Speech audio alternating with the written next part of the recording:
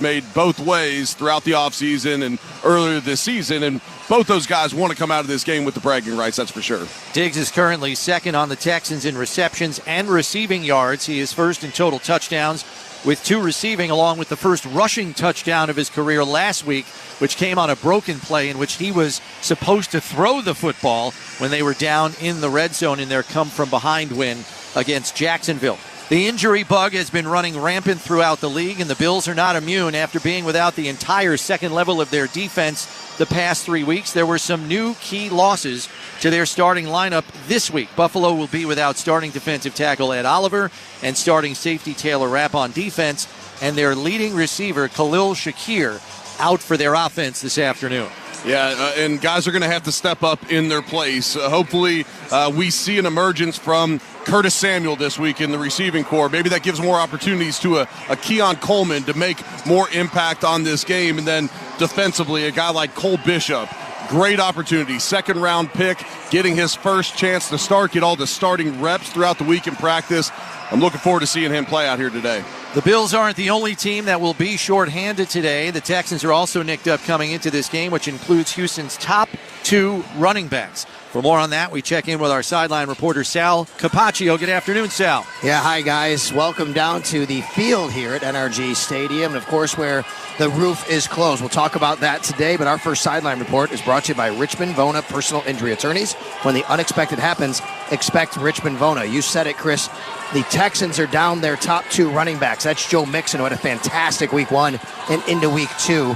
This will be the 3rd straight missed game for him. And Dameon Pierce, also dealing with a hamstring injury, practiced lightly at the end of the week. He's not going to play, so that means Cam Akers becomes their number 1 running back here, a guy that's had a couple of different Achilles injuries throughout his career. He's going to be the focal point for the Buffalo Bills on defense when the Texans hand the ball off. Yeah, J.J. Taylor also called up from the practice squad for depth at the running back position for the Texans.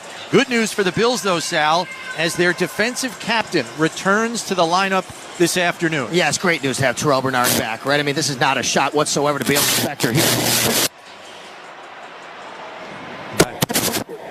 There you go. Yeah, we got you, Sal. Had a little burst there. There we go. Yeah, Balin Spector played well, obviously, in his...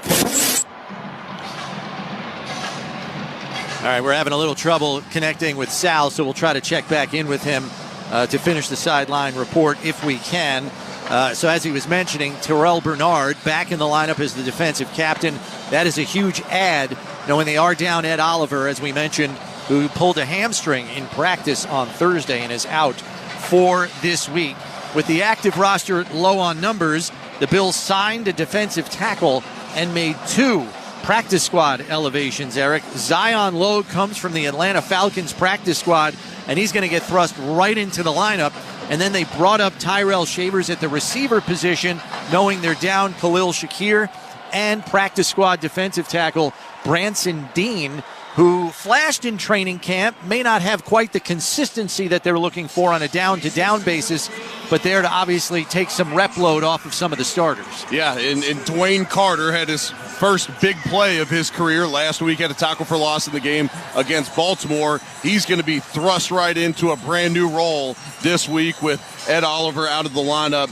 And you got to see production from Daquan Jones. He's been quiet this season, not the same level of production that we saw from him, especially prior to the injury last year. And so you're going to need those guys to step up, and Daquan Jones being one of them. Zion Logue expected to be a space eater up front, goes 6'6", 315, and was a 6th-round pick of the Falcons. He was on their practice squad. He's going to get some action here today. We will take a break, but plenty more coming up, including Eric's University of Knowledge. This is the Buffalo Bills Radio Network. The Buffalo Bills pregame show is being brought to you by Northwest Bank. For what's next, get started at northwest.com. By the Barnes Firm. Car crash? For help, call 1-800-8-million. By Skyworks Equipment Rental. Building America from the ground up. By Upstate Honda Dealers. For great deals on the entire Honda lineup, visit your Upstate Honda dealer today. By Miller Lite.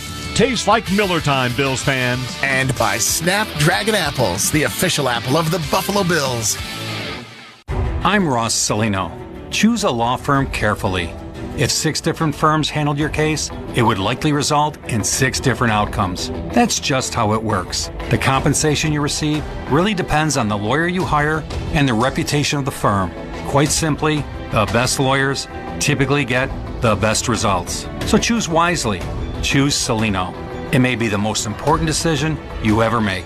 Car crash? Call Celino. Delaware Avenue, Buffalo.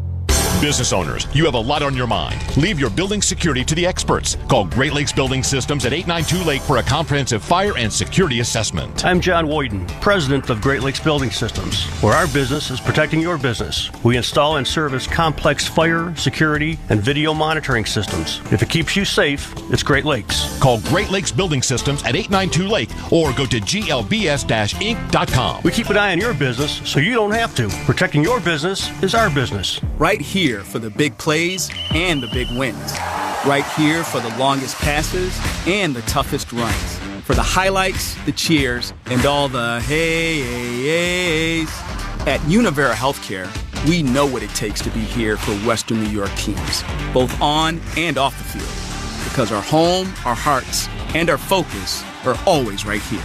And not to mention, our favorite team is too. Learn more and explore plans at theuniveradifference.com. The team at Anderson Water, Power, and Air want to ensure that you're always prepared. With our Western New York weather, you never know when the next blizzard will strike. No matter the weather, the team at Anderson is ready to help you weather the storm with 24/7 emergency service and installation of all makes and models of automatic backup generators. Visit powerbyanderson.com to ensure that your home is prepared for winter. That's powerbyanderson.com. Tap into Anderson. Freed Maxick is one of the largest locally owned public accounting firms in the Western New York region and a top 100 CPA firm in the nation. Freed Maxick has over 300 employees who enjoy a wide range of unique benefits. Freed Maxick has opportunities at all levels for in-person and remote talent. Join the Freed Maxick team and start or continue your career with a world-class firm. Visit our website at freedmaxick.com/careers to learn more and apply. Freed Maxick. Trust earned. You're listening to the Buffalo Bills Radio Network. Welcome back to Energy Stadium here in Houston, Texas. Chris Brown, Eric Wood coming to you live from the Northwest Bank broadcast booth, Northwest Bank, for What's Next. Well, Eric, this Texans offense has certainly racked up the yards, but it is points that have been the problem. They're averaging less than 20 per game, despite the fact that they rank 4th in the league in red zone touchdown efficiency. What do you think the stumbling block is here for them? Yeah, and they really have only had 4 turnovers on the season. And so outside of that first game, they've struggled to run the football this year. And so that's played an impact. But when you look at them with the 3rd best passing offense in the league, you'd expect them to put up more points on this season. And then also they're 5 of 7 on 4th down this season, so only 2 turnover on down. So it's hard to make sense of those stats in particular. They're right around middle of the pack this year on 3rd down as well. So this offense has produced yardage-wise, just not the level of points that you'd like to see from them. Yeah, you're right. 3rd down conversions, they rank 15th in the league in conversion percentage. Pass protection, a little bit of an issue. They rank 19th in sacks per play.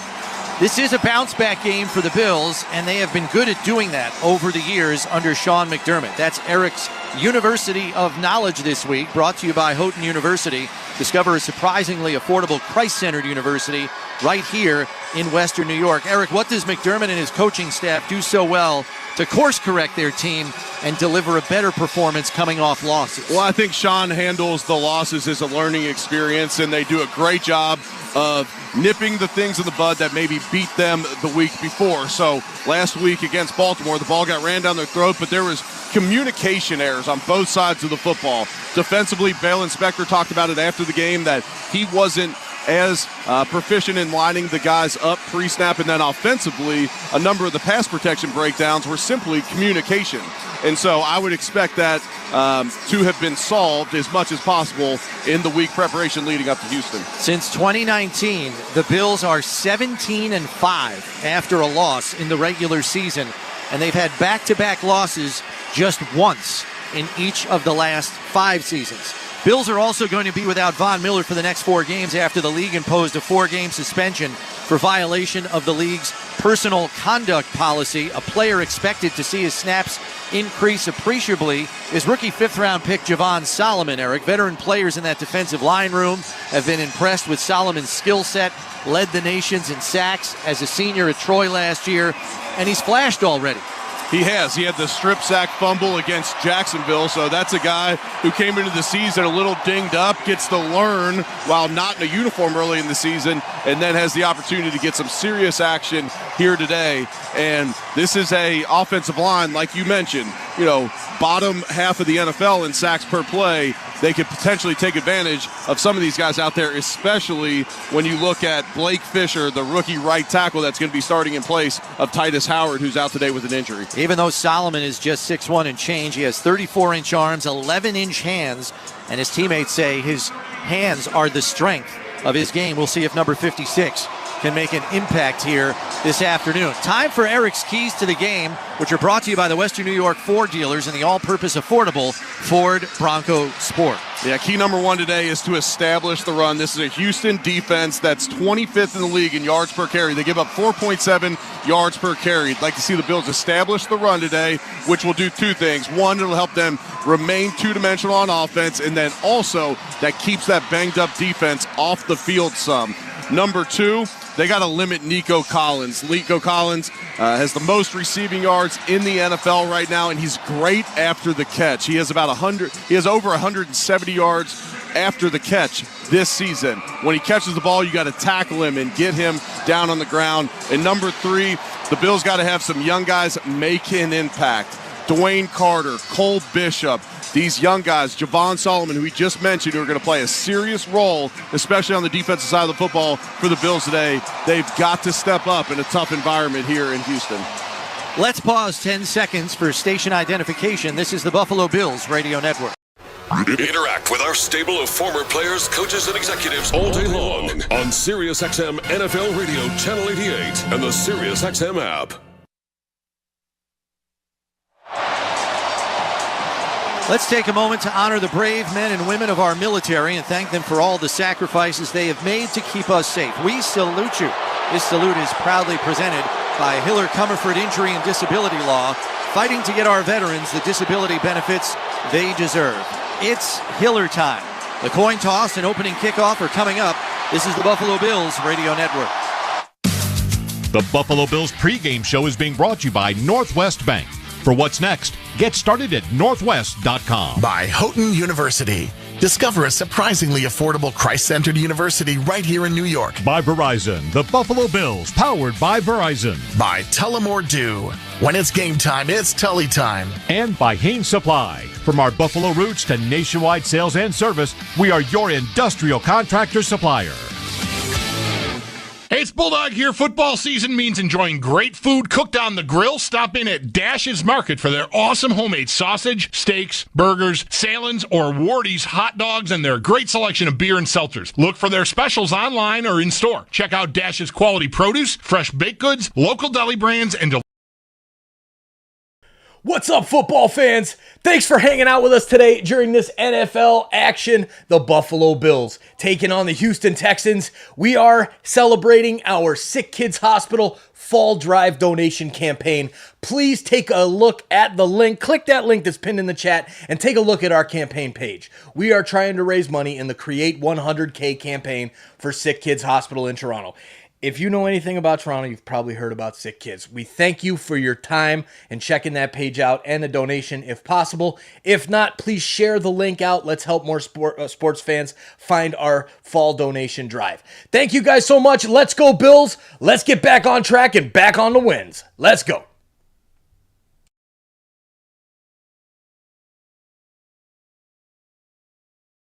With a $200 phone credit after 12 months. It's a win-win-win. Head to Walmart or visit straighttalk.com today. Switch to Straight Talk. Less dollars, more sense.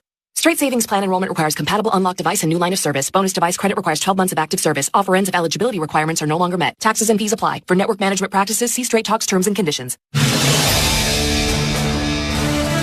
following is a presentation of Odyssey Sports. For even more coverage of your team, download the free Odyssey app and listen to your favorite stations, shows, and podcasts. Week 4 of the NFL was a week that didn't go as planned. I say it's a week that we just forget about. Okay, that week never even happened. Week 5 of the NFL season, the Buffalo Bills are still on the road, meeting up with a revamped Houston Texans team with lots of weapons, including some old friends. Can the Bills get past their defensive injuries and turn this into a victory? Let's find out. Buffalo Bills football is being brought to you by Northwest Bank. For what's next, get started at northwest.com. Now, live from NRG Stadium in Houston, Texas, here's Sal Capaccio, Eric Wood, and your voice of the Buffalo Bills, Chris Brown. All right, good afternoon once again, everybody. Welcome to NRG Stadium here in Houston as we are just about set for the opening coin toss. While we have a moment here, we do want to extend our condolences to the family and friends of Bills Hall of Famer Billy Shaw, who passed away this week on October 4th. Pro Football Hall of Fame class of 1999, Georgia Tech alum from Toccoa, Georgia, the only Hall of Famer who played his whole career in the AFL, a two-time AFL champion for the 1964-65 Bills squads. He was 85 years old. Captains coming out to midfield here. And for the Bills, it looks like it is going to be David Edwards, Reggie Gilliam, and Terrell Bernard, who is playing in his home state of Texas as a professional for the first time. And Texans sending their players out as well. Our head referee today is Clay Martin. Stephon Diggs among the captains with some friendly hugs there with C.J. Stroud. Let's go to Clay Martin for the coin toss. Good afternoon, Houston. Welcome to Week 5 of the regular season. This is our coin, heads and tails. Heads and tails. It's your call. Tails. Tails is the call. It's heads. They're going to defer. You want the ball. Which way do you want to kick? Go ahead and turn your backs, please. Houston did win the toss and will defer to the second half. Buffalo will receive. Good luck, gentlemen. So once again, the Bills lose the coin toss, and they will receive here to start this game. Today's starting lineups brought to you by Losi and Ganji, workers' compensation and personal injury attorneys, working hard for hard-working Western New Yorkers. First for the Bills offense. Nico Collins, wide receiver. Deion Dawkins, offensive tackle, Temple University. Dave Edwards, guard, Wisconsin. Connor McGovern, offensive line, Penn State. Osiris Torrance, guard, University of Florida. Spencer Brown, Northern Iowa, offensive tackle. Dalton Kincaid, tight end, Utah. Josh Allen, quarterback, Wyoming. James Cook, running back, Georgia. Keon Coleman, wide receiver. Curtis Samuel, wide receiver, The Ohio State University.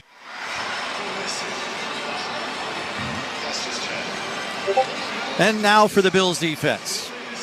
AJ Epinesa, defensive end, Iowa. Dwayne Carter, defensive tackle, Duke University. Daquan Jones, defensive tackle, Penn State.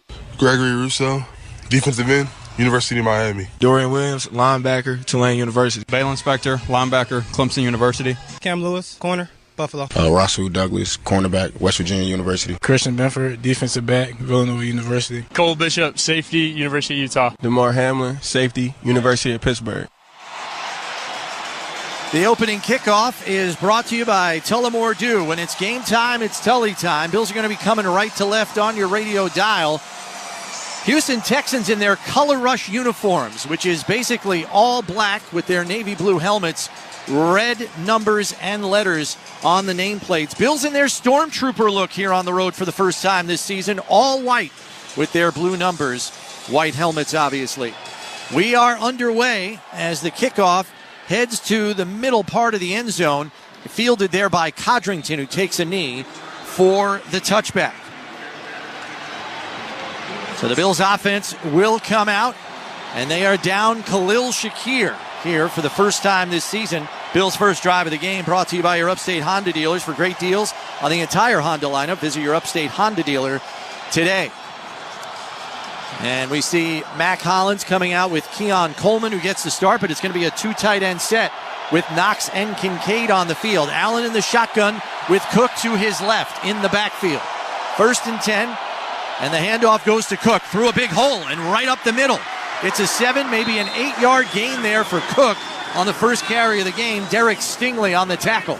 Really nice block by Kincaid at the second level. He put a Houston defender on the ground. You not able to see who it is yet, but he's going to stay on the ground after that block from Kincaid. Yeah, injured player is Jimmy Ward, their starting safety. He got walloped. As we watch on the replay, Cook came through the hole, and it was crossfire action. Kincaid hit him in the side of the head with a shoulder pad as he was blocking downfield, and he clearly got his bell rung. I wouldn't be surprised if he comes off the field and gets examined for a head injury. Yeah, he looked like he got his lower body twisted up as well. Hard to tell exactly what they're looking at right now. It looks like they're looking at his lower body, maybe his right hip or upper thigh area. The Bills start this game on the ground with a 7-yard gain. This is a Houston defense that's susceptible against the run, and the Bills are going to try them on the ground early and often. The Buffalo Bills radio broadcast is brought to you by Northwest Bank. At Northwest Bank, we're here for what's next, like the next primetime showdown. This is the Buffalo Bills radio network. Dear Bills Mafia, for the ultimate tailgate, check out Toyota trucks. Because when the grilling's done, Toyota takes adventure into overtime. Tacoma's as tough as they come. And the rugged Tundra wins big when the game's on the line. It's an all-pro lineup you'll root for every mile. Huddle up and find yours at Toyota.com today. Go Bills! Toyota, the official car, truck, and SUV of the Buffalo Bills. Toyota, let's go places. Discover a surprisingly affordable, Christ-centered university right here in New York. Houghton University offers an exceptional, unapologetically Christian education at a very competitive price. Apply for free by October 15th, and you could receive 4 years of free textbooks. Why wait? Apply today at houghton.edu/apply now. That's HOUGHTON.edu.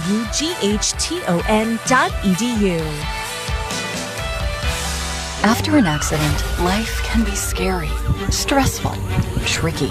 You need Richmond Bona to help. Hey Bills fans, thanks for hanging out with us today for the NFL matchup on a beautiful Sunday afternoon, depending on where you're watching from. Who knows what the weather looks like today? Here for me, it's a pretty crappy day. But thank you all for hanging out with us. Please hit that like button down below. Take a minute to exit out of the chat. Hit that thumbs up button and help us bring more football fans here into the chat so we can have some more fun chatting it up, cheering on our Bills, rooting against the Houston Texans. Let's go, Bills. Hey! Hey! Let's go, Buffalo! Come on, Bills fans, get loud. I want to see those Go Bills go in the chat. And don't forget, hit that like button. Thanks. Is Buffalo Bills football. This is the Buffalo Bills Radio Network. Jimmy Ward, the safety for the Texans, ran off the field. He's in their 10 on their sideline. So, guys, right now it's Kalen Bullock, the rookie, and Eric Murray, a safety for the Houston Texans. All right, thanks very much, Sal. Injury reports are brought to you by the Barnes Firm. Car crash for help. Call 1-800-8-MILLION. It was a 7-yard gain by Cook officially, so it's 2nd and 3 from the 37. Allen in the shotgun, 2 receivers left, 2 to the right, as Samuel retreats to the backfield. And now late motion here pre-snap. Allen back to pass, looking left, pressure coming, throws to the left sideline, intended for Mac Hollins, incomplete. As Allen was under pressure and had to get rid of the football, it'll bring up 3rd and 3. There the Bills tried to fake a swing out to Samuel with Mac Hollins starting to block and then releasing down the field. Man-to-man defense there by the Texans. They didn't fall for it. So now the Bills come up on 3rd down this season. This Bills offense has struggled. 21st in the NFL at just 35% conversions. Coming to you live from the Northwest Bank broadcast booth. Northwest Bank for what's next. 3rd and 3 here. Crowd getting into it. The 2 tight ends are wide to the right side, along with another receiver. Coleman by himself on the left. Here's the snap. Allen in the shotgun, going to step up in the pocket, has a receiver down the right sideline, and it's just out of the reach of Dalton Kincaid. Incomplete. Eric Murray in coverage, and the Bills offense will go 3 and out. Looked like Josh Allen was going to take that one with his legs against man-to-man defense. He got out of the pocket to the right, and he saw Kincaid with the defender in trail position, and looked like that sideline was looking for a flag. And Josh is going to want this one back, because he could have picked up that 1st down and kept that drive alive if he would have just simply ran up the field. Sam Martin on to punt it away. Robert Woods, the former Bill, Eric's former teammate, back to return. Here's the snap. Kick is up and away. And a driven ball to the far sideline, driving Woods all the way back and out of bounds and over the sideline at the 8-yard line.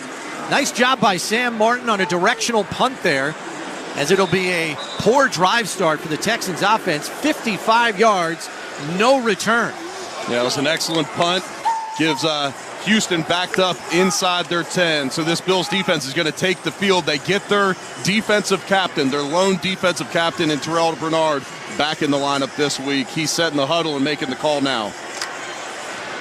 Bills are the lowest blitz rate team in the NFL at 14%, and Stroud has faced the third fewest blitzes in the league. Late motion from Tank Dell, fakes the handoff, play action. Going to dump it off underneath, and brought under tackle immediately by Dwayne Carter is Dare Ogunbowale. A very short gain. Now, actually, it's going to go for a loss of 2. It's a really nice play by Dwayne Carter. Screens have been a pain in the side of this Bills defense because of their penetrating style. Sean McDermott said this week the defensive linemen got to get better at recognizing it.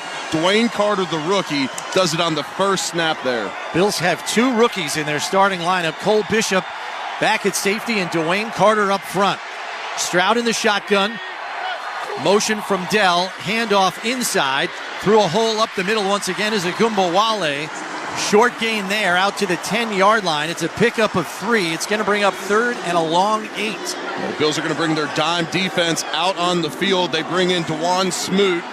He's going to play defensive tackle, and then you'll have Epinesa and Rousseau rushing off the edges. This Houston offense this year is 15th in the NFL, third down conversions. This Bills defense has struggled getting off the field, giving up 42% this year, 23rd in the league. Bills in their dime package, Cam Lewis and Terrell Bernard in the A-gap threatening blitz. As we said, Bills' lowest blitz rate team in the league at 14%. Stroud in the shotgun, play clock down to 1. Did they get it off? It's a handoff inside, and he is nailed by a slew of tacklers. Cam Lewis was there first in the A-gap, and it's going to be punt time for the Houston offense. It's a heck of a series there by this defense. Started off with a great play by Dwayne Carter, and there you have 7 defenders up at the line of scrimmage, and Houston tries to split the defense with a run. It goes nowhere. They're going to call that one a loss of 1 on the play. It's a nice job by this Bills defense, forcing a 3-and-out on the first possession for Houston. They're lucky it wasn't a delay of game there. They gave him the benefit of that half beat when the second hit 0. Tommy Townsend, the former Chief, back to punt, 5 yards deep in his end zone. Brandon Codrington set to return. Kick is up and away. It's a high hanger, and Codrington has to come up the field to run under it. Signals for a fair catch and makes a diving catch at midfield. It's a 41-yard punt, no return, but really good field position for the Buffalo Bills. They're going to be at the 49 in Houston territory when we return. This is Buffalo Bills football. Touchdown! Throughout the 2024 season, each NFL team channel on the SiriusXM app will feature the team's pre- and post-game shows before and after every game. What's given me confidence is how they've responded to adversity. Get instant reaction, live interviews, and press conference audio. Now your favorite team's broadcast includes their pre- and post-game shows all season long on the SiriusXM app. All 32 team channels are also available in vehicles equipped with SiriusXM 360L radios. Sports Grid Radio on SiriusXM has you covered this NFL season. The back-to-back Super Bowl champions look to protect their home field on Monday night in an out-of-conference matchup with Derek Carr and the Saints to wrap up Week 5 of the NFL season. The line opened with the Chiefs as an 8-point favorite and a total of 45. Make sure you tune into Sports Grid Radio to stay up to date on all the latest. The play. Hey you. Yeah, I'm talking to you. The one that's hanging out listening to the Buffalo Bills Houston Texans matchup with us and chatting it up, having a good time.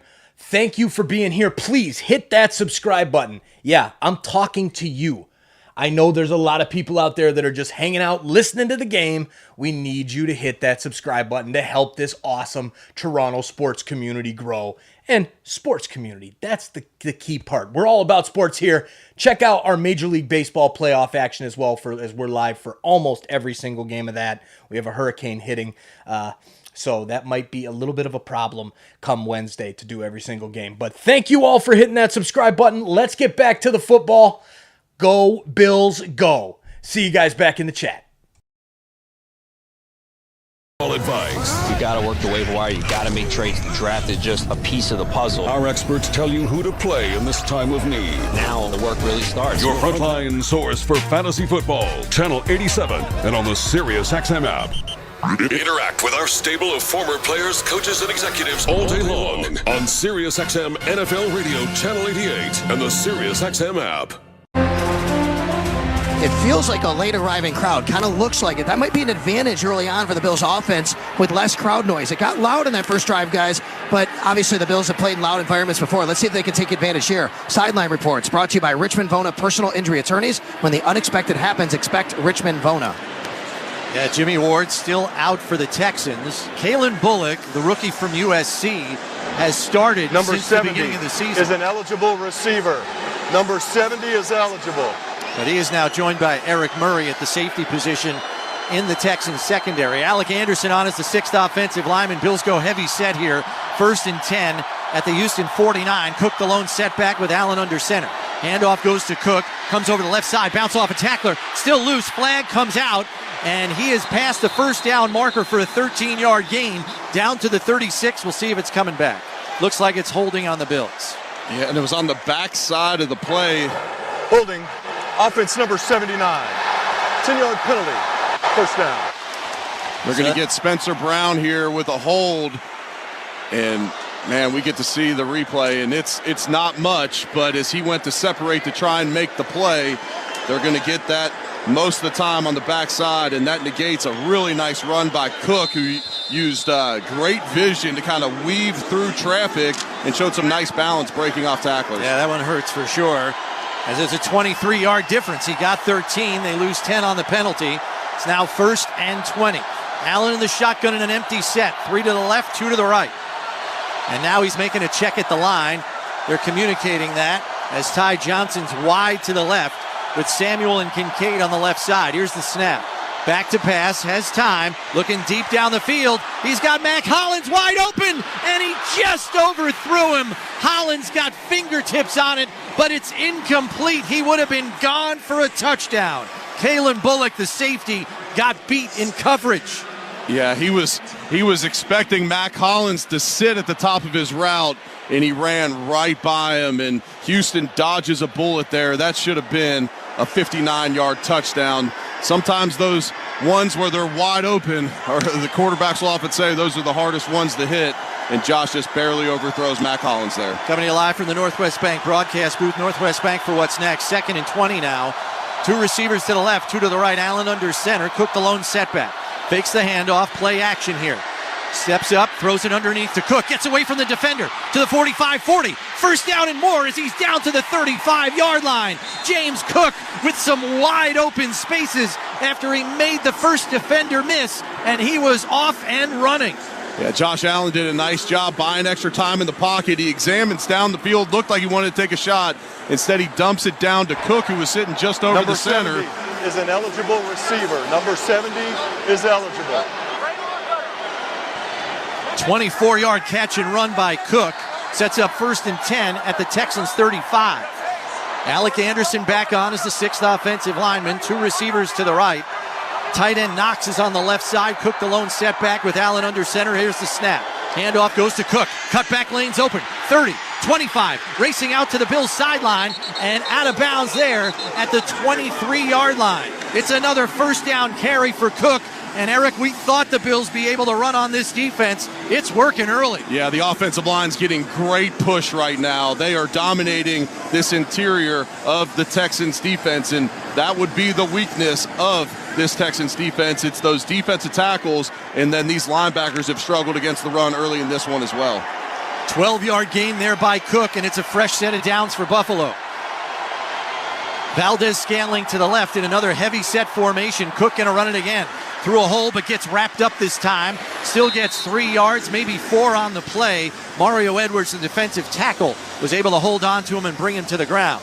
As the Bills are in the relaxed red zone, relax. We got this. This Buffalo offense has been excellent in the red zone this year. 3rd in the NFL, converting on 73% of their chances out in the red zone. 4 touchdowns. I expect this Bills offense to continue to test this Texans defense on the ground. 4-yard gain on the play brings up 2nd and 6 as we are coming up on 9:20 and counting left in this first quarter. No score. Cook on the right side of Allen in the shotgun. Here's the snap. Gives him another handoff. Cook is patient, working his way over the left side. Gets down to maybe the 16-yard line for a gain of 3 on the play. It's going to bring up 3rd and 2. Danielle Hunter on the stop.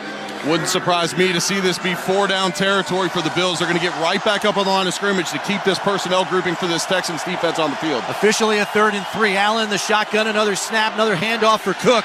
He's got the first down and more as he's down inside the 10 to the 9-yard line. 1st and goal, Buffalo.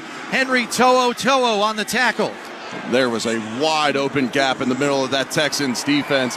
Give this interior of the offensive line credit so far early in this one. Struggled last week against the Ravens, but this interior has played extremely well to start this game. So they spot it just inside the 10-yard line. Kincaid and Valdez-Scantling on the left. Coleman and Samuel in a stack on the right. Allen in the shotgun, another handoff for Cook. Thought about cutting it back, but met a tackler right at the line of scrimmage. That was Khalil Davis, the defensive tackle, who drops him for no gain. 2nd and goal coming up here as we come up on 8 minutes left in the opening quarter. Yeah, it looked like David Edwards missed inside the Bills' left guard, left the guy right in the hole. The Bills use pre-snap motion there. They're getting a lot of man-to-man defense. You could see it with the defenders for the Texans trailing these receivers as they go in motion. Ty Johnson into the game, but he's split wide to the right. Samuel inside of him along with Kincaid, Hollins and Coleman on the left as Allen's in the shotgun. Going to make a check at the line. 6 on the play clock. Takes the snap with 2. Looks to fire out quickly. Now has to double hitch, and he's going to get sacked from the penetration as he's brought down at the 17-yard line. It's a loss of 6, maybe 7 on the play. It's going to bring up 3rd and goal. They had that play blown up.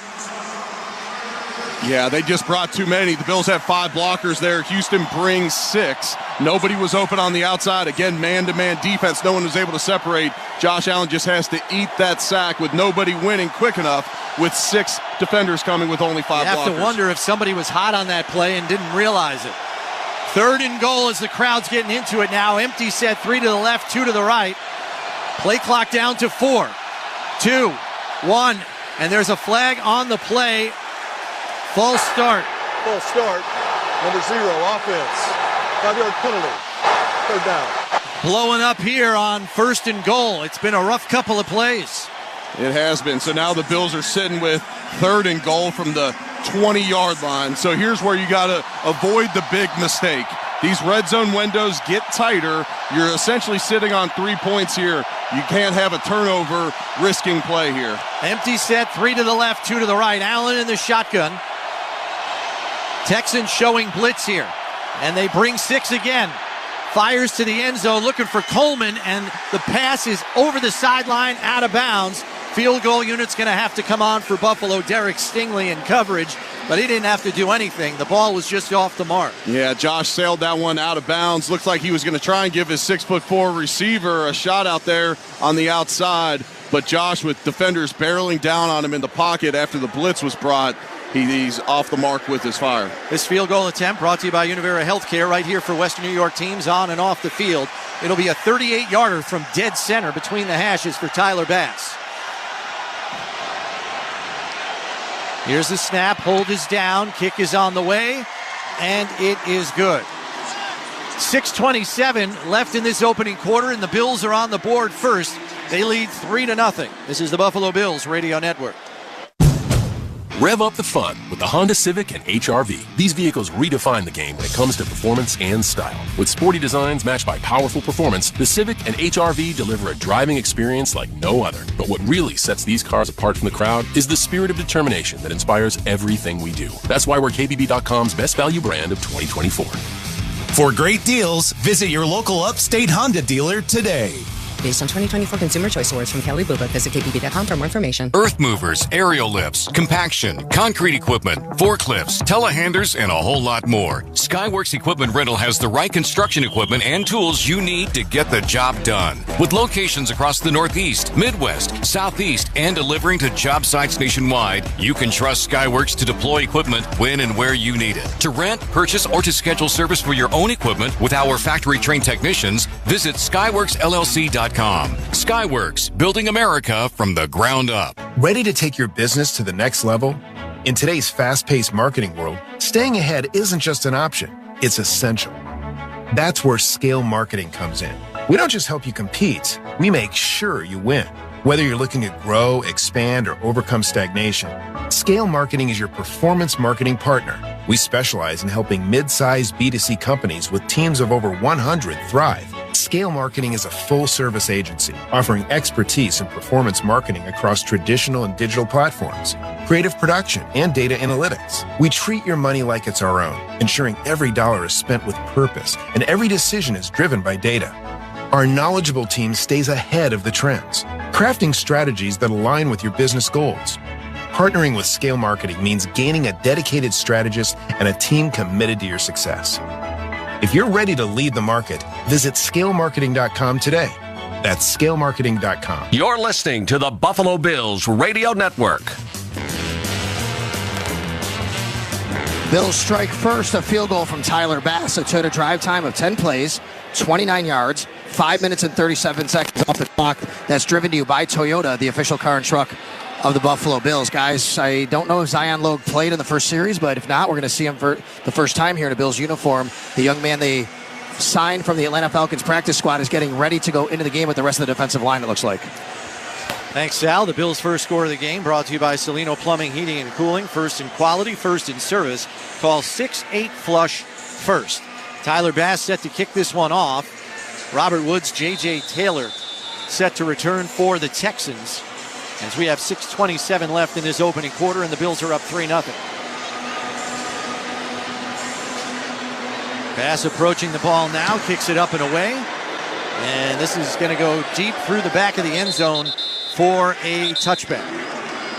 So C.J. Stroud and the offense will come out at their own 30 as the defense comes onto the field. And yes, Zion Logue, the practice squad signee from Atlanta, is going to be out here to start on 1st and 10 with DeJuan Smoot, Greg Rousseau.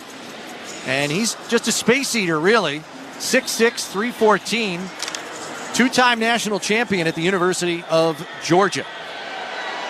1st and 10 here from the 30. I formation from the Texans as Stroud goes under center. Takes the snap, pitch to the left side.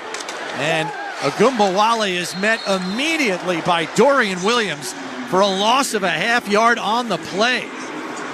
Dorian Williams, one of the most physical players for the Bills last week, led the team in tackles with 12. Cole Bishop did a nice job setting the edge, came off the edge from his safety position. He sets the edge, forces that ball to cut back earlier than the Texans wanted, right into the arms of Dorian Williams.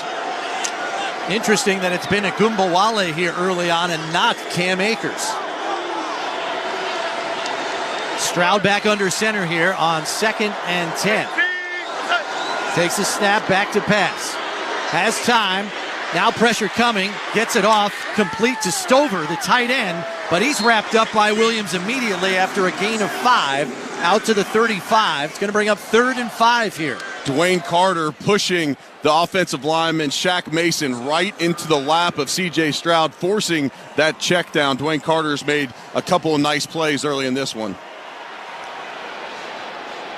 Coming up on 5:20 and counting left here in the first quarter. Bills up 3-0.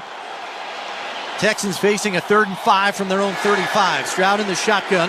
Agumbawale on his left. 2 receivers to the left, 2 to the right. Back to pass. Dumps it off as he was under pressure to Agumbawale, who's off and running and into Buffalo territory.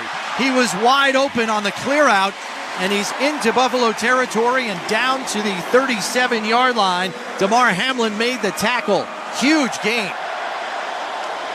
Yeah, he leaks out to the left-hand side. The Bills bring blitz, and he replaces them. Instead of going to block, I believe he fooled that Bills defense a little bit because it looked like he was going to go block at the left-hand side. Instead, he slips out of the backfield. That's an easy pitch and catch for C.J. Stroud for the first. 27 yards on the catch and run by Agumbawale as he goes under center now. Cam Akers checks into the game. I formation here. Fakes the handoff, throws back to the left side. Pass is complete to Nico Collins, and Bishop misses the tackle. Dorian Williams has to run him down, but he's got 11 yards on the play. Nico Collins, one of the best after the catch in the NFL at the receiver position. And there, Cole Bishop's got to come in with more control, understanding that Nico Collins is going to be able to make you miss. So you come in with more control and let the defenders rally to you. Go in for a big shot on him, and he misses and gives up the first down. Coming to you live from the Northwest Bank broadcast booth. Northwest Bank for what's next. 2 receivers to the left, 2 to the right. Stroud in the shotgun, and coming in motion is Collins, but the handoff goes to Akers through a hole on the left side and into the secondary, and it's another first down and another 11 yards. Lamar Hamlin on the tackle. Bills defenders just seem to get lost a little bit there on the inside handoff. Dorian Williams and Terrell Bernard both missing on that play.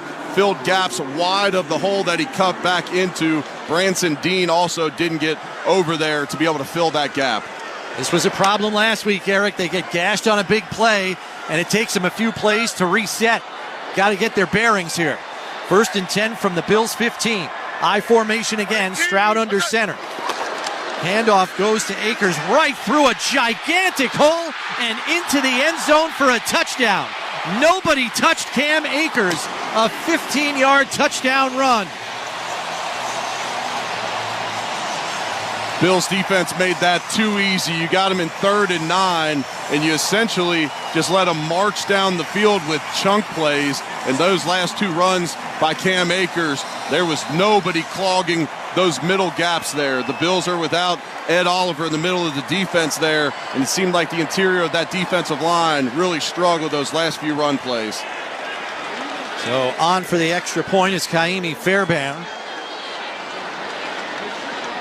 Here's the snap, hold is down, kick on the way, and it is good.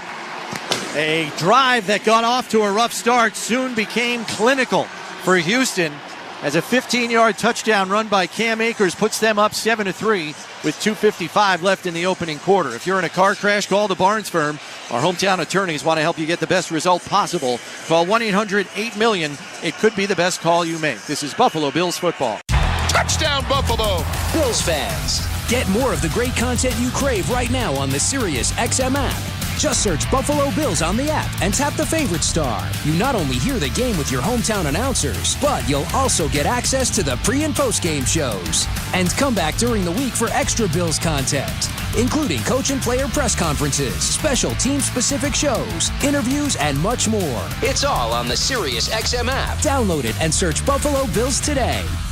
Embrace La Cultura this Hispanic Heritage Month and discover new sounds from every corner of Latin music with vibrant performances by Jos Favela, Chucho Valdés, y más. Plus, dive into an exclusive limited engagement channel curated by Latin music icon Carlos Vives.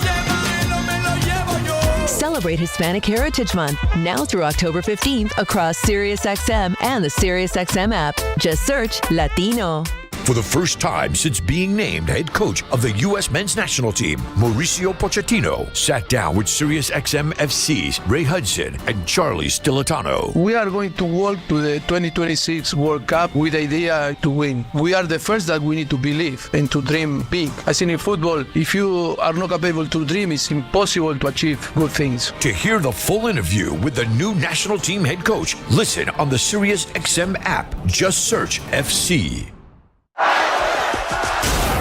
No one knows football like Howard Stern. Every time I get excited about a team, they lose. Hard-hitting analysis. It's not like me to try anything athletic. And detailed play-by-play of who scored last night. Hi, this is Travis Kelce's agent. He's going to be bigger than The Rock. I'm not kidding. Catch the Howard Stern Show. Today is Fan Appreciation Day. Live at 7 a.m. Eastern on Howard 100 and the SiriusXM app. Buffalo fans, hear what Coach McDermott and the players have to say after each game on the Bills channel. 8:03 on the SiriusXM app. Patriots have a 7-3 lead over the Miami Dolphins. And in other AFC East news, the Jets went to London and lost to the Minnesota Vikings. Aaron Rodgers threw 3 interceptions in that contest. 7-0 Ravens over the Bengals right now. That's your NFL scoreboard, delivered to you by the UPS store. Be unstoppable. All right, thanks very much, Sal. Kaimi Fairbairn set to kick this away. Ty Johnson, Brandon Codrington back to return for Buffalo. As this one's going to go 7 yards deep in the end zone. Codrington going to take a knee for the touchback. Today's Buffalo Bills radio broadcast is proudly presented by Fiegel Car and Joyce, your border attorneys. Well, go ahead, Seth. I was just going to say, Josh Allen's been off to a slow start in this one, just barely misses the long bomb to Matt Collins, and it went off his hands, but Josh just 1 for 5 to start this game, and he's also been sacked early on. 2 tight end set here, as Reggie Gilliam also has checked into the game. Tight ends and Reggie all on the left side. Cook the lone setback with Allen under center. Takes the snap, fakes the handoff, going to roll out to his right, but he's got a pass rusher in his face as Daniil Hunter was all over him, came free. Yeah, they try a play-action rollout here, and Daniil Hunter didn't bite at all in the play fake, and so as Josh Allen scrambled his right, he had to retreat and just get rid of that one. Takes a pretty nice shot at the end of it as well. So oftentimes when you run the ball effectively like the Bills did on their last drive, you'll try them with play action, but Daniil Hunter didn't bite on that one. So Allen in the shotgun here, 3 receivers to the left, 1 to the right. Cook to his left and now flips over to the right side here on 2nd and 10. Takes the handoff, going to come around the left side, has blockers in front, and fights his way out to the 34-yard line for a gain of 4. Going to bring up a 3rd and 6 here as we come up on 2.5 minutes left in the first quarter. Daniil Hunter on the tackle. Bills just 1 for 3 early on in this one on 3rd down. You had a defense get gashed for a long drive.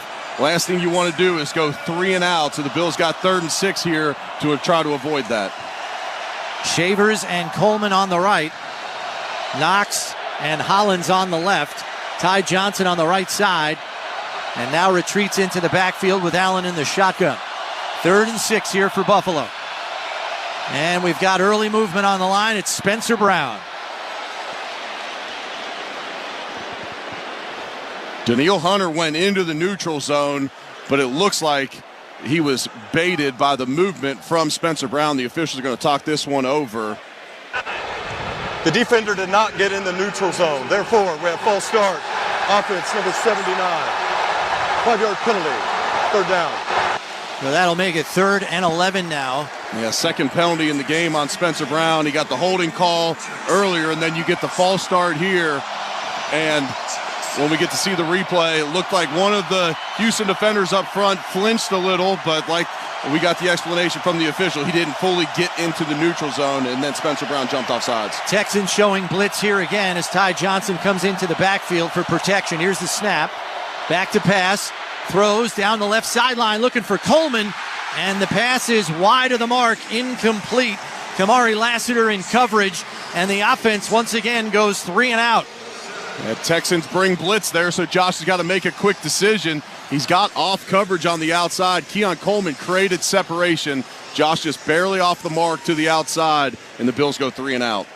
Robert Woods back to return here for Houston as Martin is on to punt this away for Buffalo.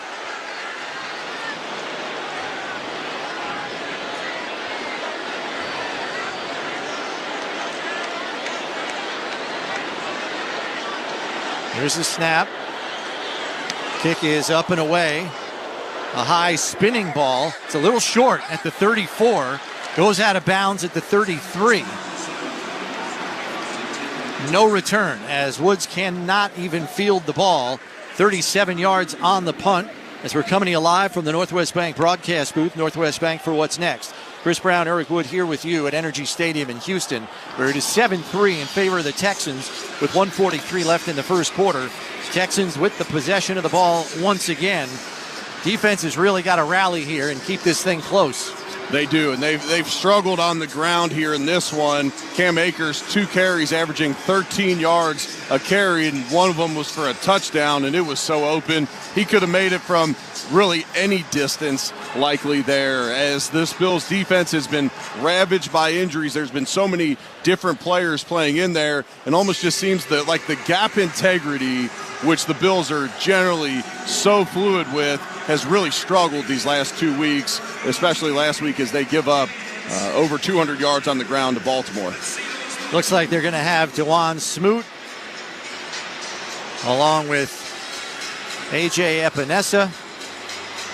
Looks like Daquan Jones and Zion Logan there here for 1st and 10.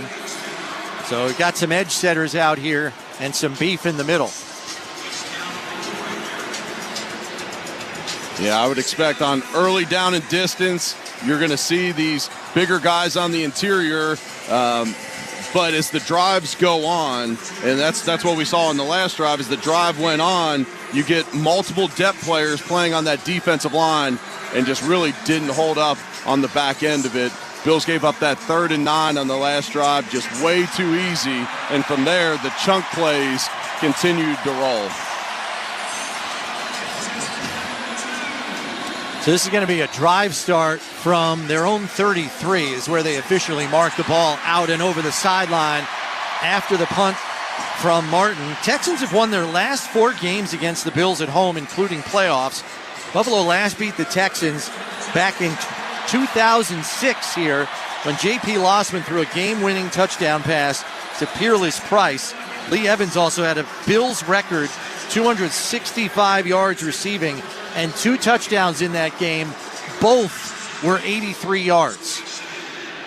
Which ironically was his jersey number. Yes.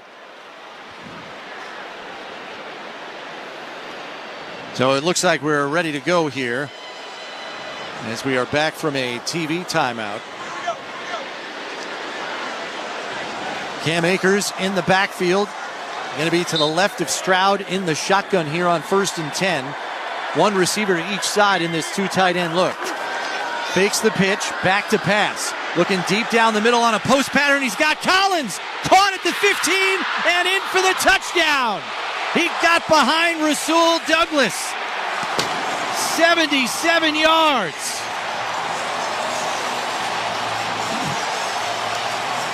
Hard play action used there. The defensive line was trying to set their gap, so nobody is even close to C.J. Stroud. He's got all day back there, and Nico Collins gets behind this Bills secondary. Rasul Douglas at the end of the play kind of pointing into the area of Cole Bishop, wondering why he wasn't playing that deep middle. Looks like the rookie had made a costly error there, gives up the long touchdown. It's actually a 67-yard touchdown reception. Fairbairn on for the extra point. Hold is down, kick is up, and it is good. Well, lightning has struck here at Energy Stadium for the Texans, and the Bills are in an 11-point hole with 1:34 left in this opening quarter. Not the start they wanted, coming off a loss at Baltimore last week. Yeah, you're exactly right. Yeah, the Bills get blown out last week at the Ravens, and then you got another tough matchup here against another AFC opponent in the Texans. And we understand the ramifications with this one. This is another team that's likely fighting for home field advantage with the Bills here.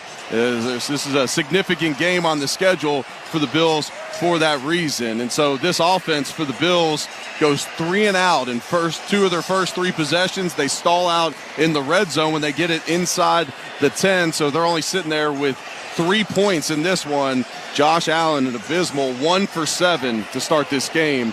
You know, you're without Khalil Shakir in this one, but to me, it's been interesting to see how Houston's taken some of Baltimore's game plan, bringing a number of blitzes and saying, look, we don't think your guys can separate on the outside from us, and so far they haven't been able to.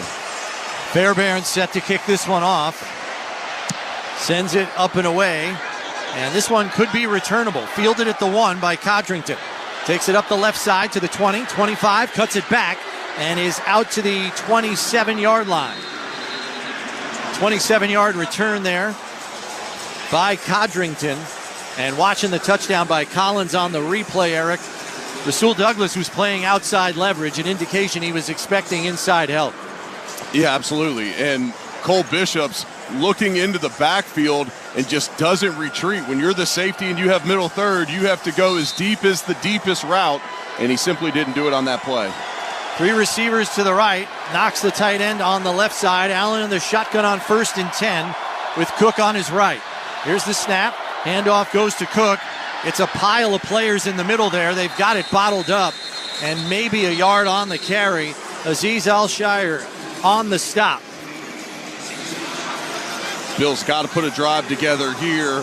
You're down 14-3, and your defense is the side of the ball that is significantly banged up. This offense is going to have to put up points and sustain drives in this one, and so far they've struggled. Got exactly a minute and counting left here in the first quarter. 3 receivers to the right, 1 to the left. Cook in a flare out to the left side as well, as Allen is making a check at the line. Play clock down to 7. Back into the shotgun he goes, play clock at 3. Here's the snap. Back to pass, has time, pumps, now has to leave the pocket, going to take off and run, and he's out to the 35 and has a first down, fumbles the ball into the field of play as he goes out of bounds. What are they going to rule here? Because the Texans are holding the football. I'm not sure. It looked like he was just going to go out of bounds. I'm not even sure how he fumbled that back into play. Yeah, he never tucked it away. He was in pursuit by Mario Edwards Jr. He's definitely out of bounds. I thought maybe it would be a personal foul for unnecessary roughness along the sideline. Yeah, he's already out of bounds when the ball comes loose. After crew discussion, the runner was out of bounds before he fumbled the basketball. The ball be placed at the 39-yard line. Wow. It is a first down. Does Clay Martin ref basketball games too, Eric? I'm not sure. I have to check at halftime. It's a football. That is the sport we're playing. But it is a first down carry by Allen. Number 70 is an eligible receiver. Number 70. That's the first time I've ever heard the fumble being called, losing the basketball by an official in an NFL game. Coming to you live from the Northwest Bank broadcast booth. Northwest Bank for what's next. It's a 10-yard carry by Allen. So 1st and 10 at the 39. 2 receivers to the left, 2 tight ends on the field along with Alec Anderson. Handoff goes to Cook, coming around the right side, and he's got nothing there, maybe a yard. And after early gashing runs by the Bills on their opening drive, Houston has plugged that up. Yeah, they've made some necessary adjustments. Guys are getting downhill fast to the line of scrimmage, getting these Bills offensive linemen off their blocks. That'll be the last play of the first quarter. So it's time to make the switch to the second quarter, brought to you by Northwest Bank. Helping you reach your goals with real-life solutions and advice. Go to Northwest.com, Northwest Bank, for what's next. This is the Buffalo Bills Radio Network.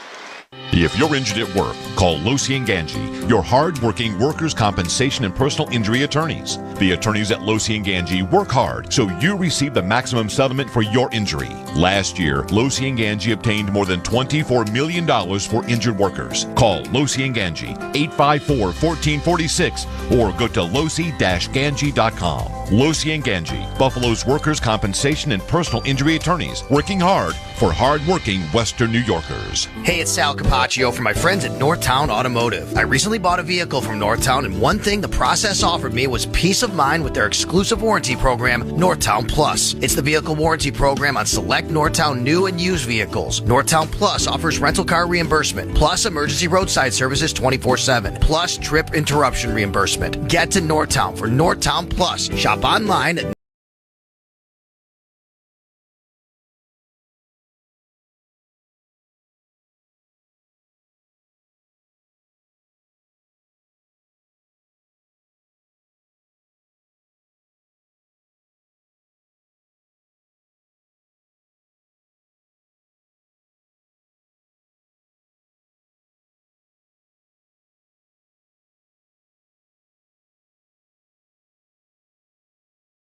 Give us a follow and share this link out to bring more football fans in here and keep growing this awesome sports community. Cheers.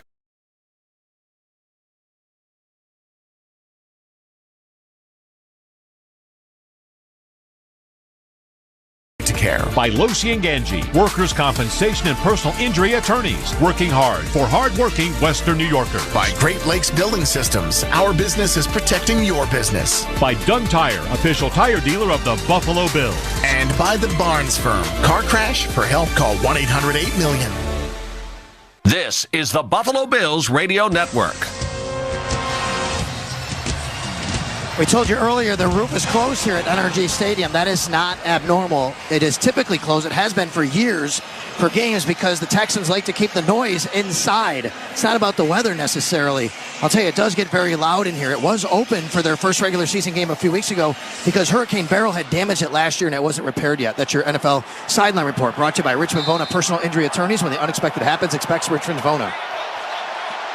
I believe Nico Collins has gone into the Houston medical tent. We'll have to get an update on that when we can. In the meantime, 2nd and 8 for Buffalo.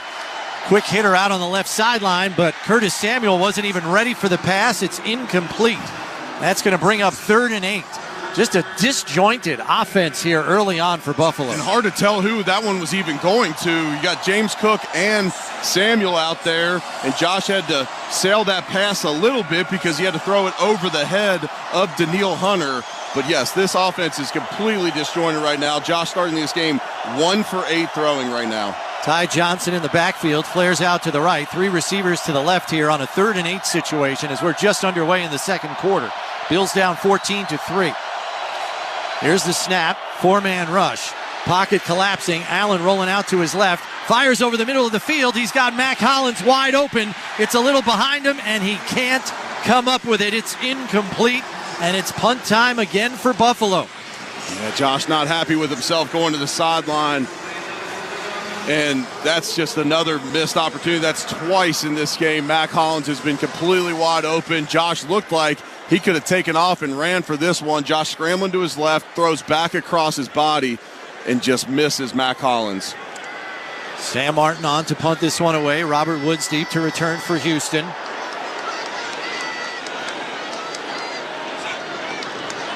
And there's movement on the line. Looks like it might be offense. Balin 54. Spector. 5-yard penalty. Balin Spector flinched before the snap. So they'll back it up 5 more yards. Boy, it is a cavalcade of errors here in the first half for Buffalo. And that's now 4 penalties on this Bills team. None so far for the Texans. They just took down the injury tent. We'll see if Nico Collins is going to come out for this next drive. So they'll try it again here. Here's the snap. Martin gets this up and away. There was penetration there. Drives Woods all the way back inside his 5 to the 4-yard line. Comes up the sideline to the 15 and out of bounds at the 18-yard line. So a 15-yard return after a 57-yard punt by Sam Martin. A couple of nice punts here so far early in this game from Sam Martin, who's had 3 on the day. This Bills defense has got to find some answers right now. The last 5 plays for the Texans have gone 67 yards, 15, 11, 11, and 28. Just simply getting gashed after starting this game with an early 3-and-out. Nico Collins is not out there with the offense from what we can see here. So we'll get an update as soon as one is available. 2 receivers to the right, 1 to the left with Stroud in the shotgun on 1st and 10 from the 19. Handoff goes to Akers, and he is swallowed up right at the line of scrimmage. Terrell Bernard on the scene there, making the tackle. That'll bring up 2nd and 10 after no gain. They did a nice job avoiding the blockers in the middle of that line, and on our CBS broadcast, we just saw Nico Collins go into the locker room. Not sure what happened, but after that long touchdown, the 67-yarder, he went immediately to the sideline and pointed at the injury tent to have them put it up. And after leaving the injury tent, he's going to go back in the locker room. 2 tight end set here in an I formation. Stroud under center. Handoff goes to Akers, and Dorian Williams wraps him up immediately at the line. Akers drags him for a couple of yards. It's going to bring up 3rd and 8. This is right where the Bills defense wants to be here. 3rd and 8. Got to get a stop. Houston 1 for 2 on 3rd down so far in this one. With Nico Collins out of the game, expect to see more work for Stephon Diggs, former Buffalo Bills receiver, now on the Texans. They also got back Tank Dell here today but he's been dinged up. 3 receivers to the left. Hutchinson by himself on the right. Stroud in the shotgun. Takes the snap. Back to pass. Looks on the left side. And it's complete to Diggs for a first down and more as he's out to the 36-yard line. Cam Lewis on the tackle. There's no one around C.J. Stroud in the pocket. You give a quarterback of his caliber too much time against zone defense, he's going to find some openings. And Rasul Douglas, he looked to lose his footing on the outside and just not enough clutter there in that zone defense. That's an easy pitch and catch from Stroud to Diggs. 1st and 10 at the 35 here. Looks like Houston's going to have to call a timeout. Some confusion breaking the huddle. This team timeout brought to you by Kaleida Health, the official healthcare provider of the Buffalo Bills. This is a 30-second timeout. Bills got to regroup here big time. 12:42 left in the half, and they're trailing 14-3. Got to get a stop on this drive, and the offense has got to get it in gear. They do. The passing game has just let the Bills down so far. Josh just 1 for 9 to start this game. He's missed to Keon Coleman on a 3rd down where Keon had separation. Matt Collins running wide open in the middle of the field. I'm not sure if Josh thought he was going to sit in the opening in the zone defense or keep running. You know, a lot of times when a quarterback's scrambling to his left, either you're going to sit in the middle of the field or you're going to start working towards him. Matt Collins actually running away to the opposite sideline from where Josh was scrambling. Yeah, sit down, catch the ball, right? Coming to you live from the Northwest Bank broadcast booth. Northwest Bank for What's Next. Chris Brown, Eric Wood with you here. 1st and 10 for the Texans. Stroud under center, fakes the handoff. Going to roll out to his right.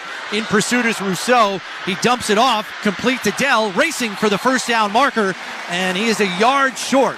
He's out to the 44, but it's going to be a 2nd and 1 here. Cam Lewis forced him over the sideline. It's a nice play by C.J. Stroud. Greg Rousseau had penetration on the play-action rollout, and he beats him with his legs to gain leverage and able to dump that one down to Dell for the 9-yard gain. So it's 2nd and 1 at the Houston 44. 1 receiver to the right, 1 to the left in this 2 tight end set. Now they go in an I formation. And it's a pitch to the left side. And good tackle from backside pursuit there by Dwayne Carter as Agumbawale loses a yard on the play. It's going to be 3rd and 2. It's a nice job by Carter again in the run game. Cole Bishop there setting the edge, forcing that ball to not be able to circle the defense. And a nice play by Carter coming down the line of scrimmage to make the play. It's been a bright spot here early, one of the few for the Buffalo defense. Bunch formation on the right here for the Texans on 3rd and 2. Tight end on the left with Agumbawale flared out that way as well. Stroud in the shotgun as the Bills are showing blitz. They bring 5, but he's got time to throw. Looking and completing it to Tank Dell for another first down deep into Buffalo territory as he's down to the 39. Cam Lewis in coverage, but he got beat on that route. Cam Lewis looking around at the end of that one. It just seems like there's confusion on the back end of this defense, which can happen when you have another new player playing on the back end of that defense in Cole Bishop. But it just seems like there's confusion in this zone defense here. And the blitz is not getting home either. 2 receivers to the right, and now the tight end Schultz joins him over there. Dell on the left by himself. Stroud in the shotgun. Quick hitter. They're going to run a screen to Diggs. Spun around and out of a tackle. First down yardage and more as Daquan Jones hustles and tackles him from behind at the 23-yard line. Let's pause 10 seconds for station identification. This is the Buffalo Bills Radio Network. Listen to groundbreaking interviews and thrilling play-by-play all season long. Touchdown! On Sirius XM NFL Radio Channel 88 and the Sirius XM app. Well, Eric, we talk about the law of diminishing returns, and maybe they've reached the breaking point here defensively with all the injury losses. Yeah, the Bills did a great job early in the season overcoming some brutal blows to this defense. But it just looks like they're outmanned at times because of the injuries. I formation, handoff goes to Akers, comes over the right side, and not much there as he's stopped. And looks like Daquan Jones was in on the stop there. Gain of 1. 2nd and 9 from the Buffalo 24 as we come up on 9:35 and counting left in the half. Bills down 14-3. Yeah, Bills got to get a stop here, keep this a 2-score game. Houston's going to receive the second half kickoff as well, so no 2-for-1 opportunity at the end of this half for the Bills. Stroud in the shotgun, and he's got a back to his left, 2 tight ends, receiver to each side. Fakes the handoff, comes with misdirection around to the left side to Tank Dell, but the Bills have it sniffed out. Christian Benford makes a huge tackle for a 5-yard loss at the 30. And that's going to bring up a 3rd and 14 here. Nice job by Benford, staying home, staying disciplined at that corner spot where he's got the outside leverage, so he's in a perfect position to stop that reverse. This Bills defense got to get off the field here on 3rd and 14. Houston 3 for 4 on 3rd down. They've made 3 of their last 3.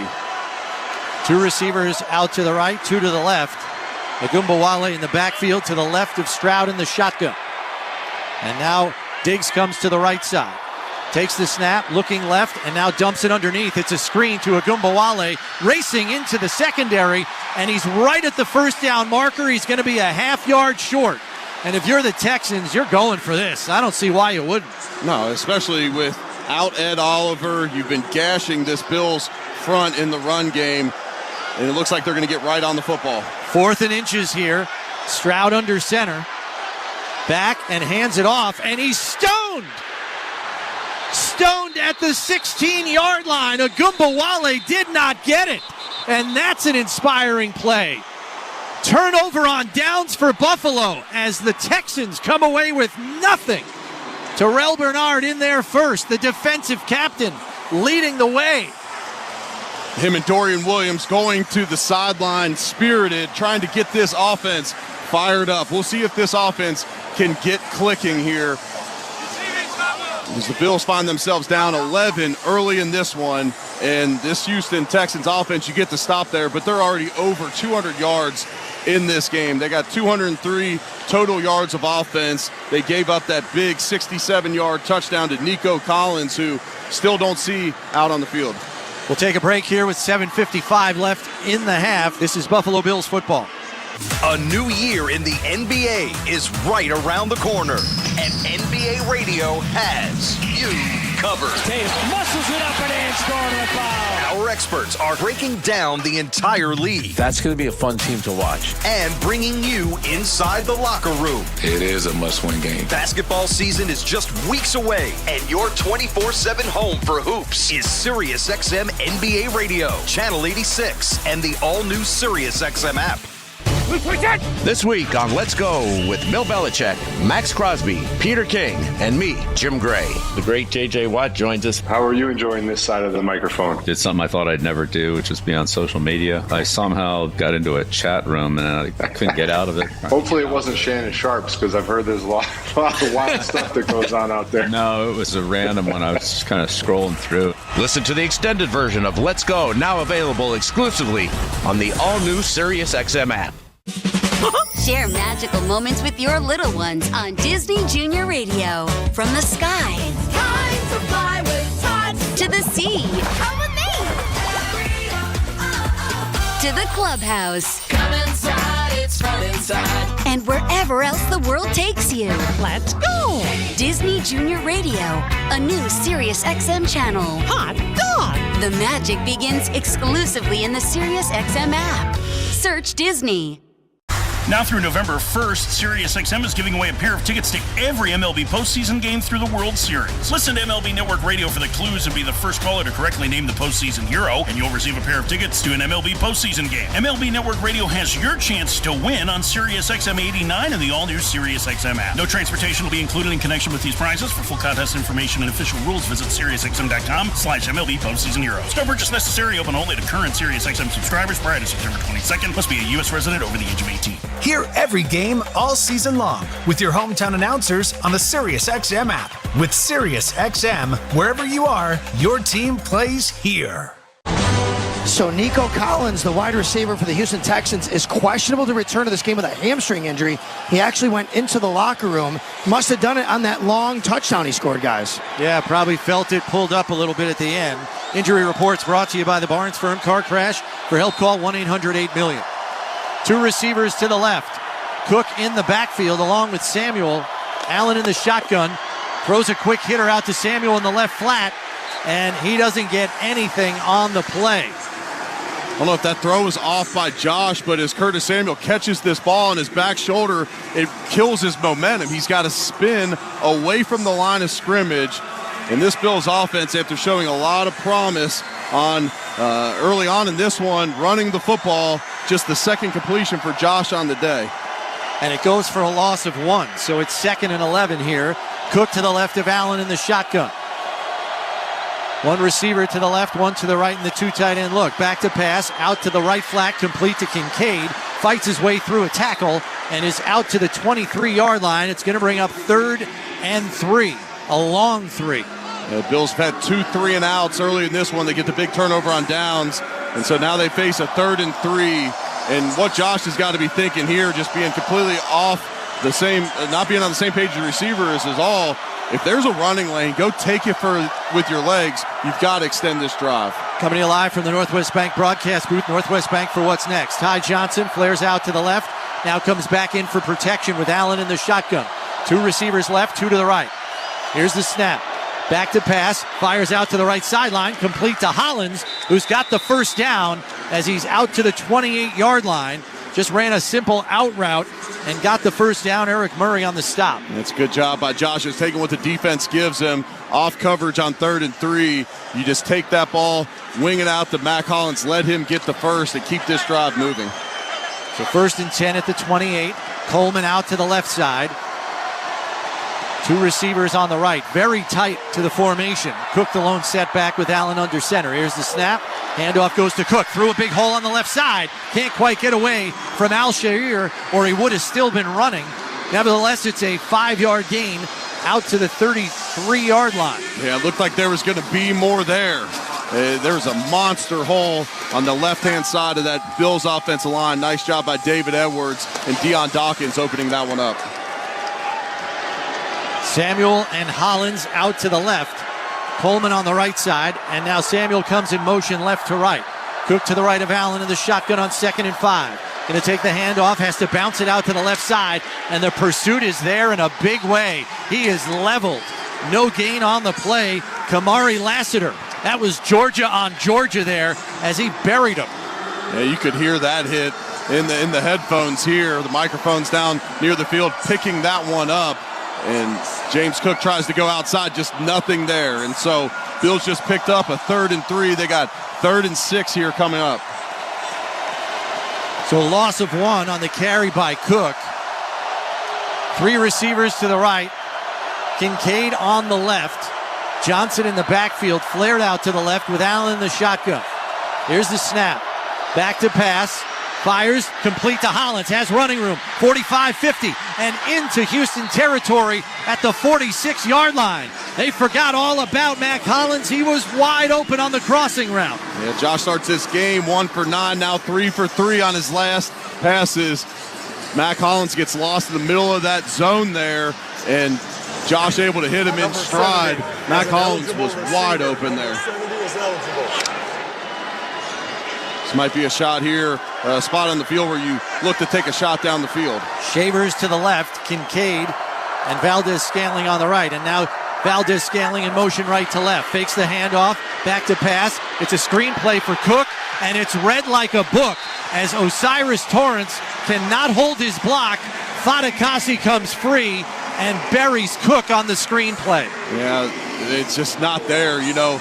They try to fake, do a hard play action screen, and it's just read by Fadakasi there. There's nothing going there. And, you know, when a guy's doing that, you're trying to drive him past the point. Cook kind of drifted on the catch, and he smacked him as soon as he caught it. Yeah, but Osiris Torrance might be your least mobile guard. Like, why is he out there in space? That's not the guy you deploy there. We're going to take a break here with 3:40 left. Bills down 14-3. This is Buffalo Bills football. Touchdown! Touchdown, Buffalo.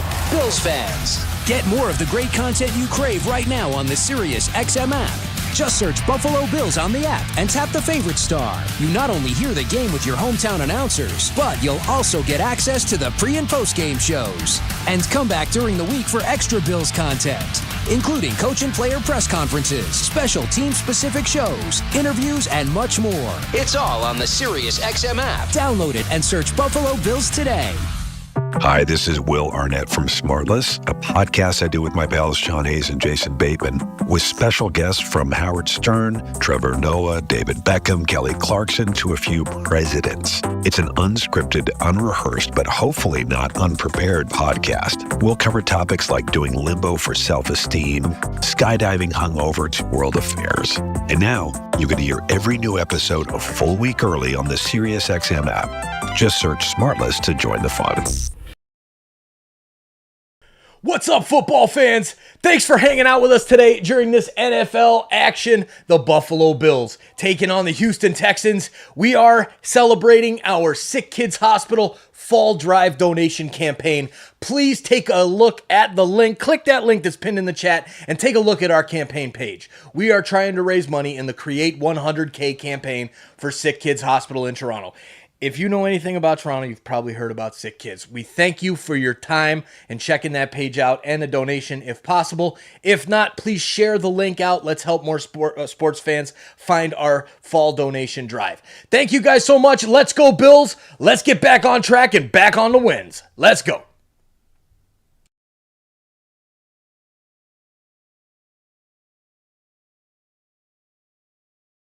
Sirius 160 XM 227 in the car and on the all-new Sirius XM app.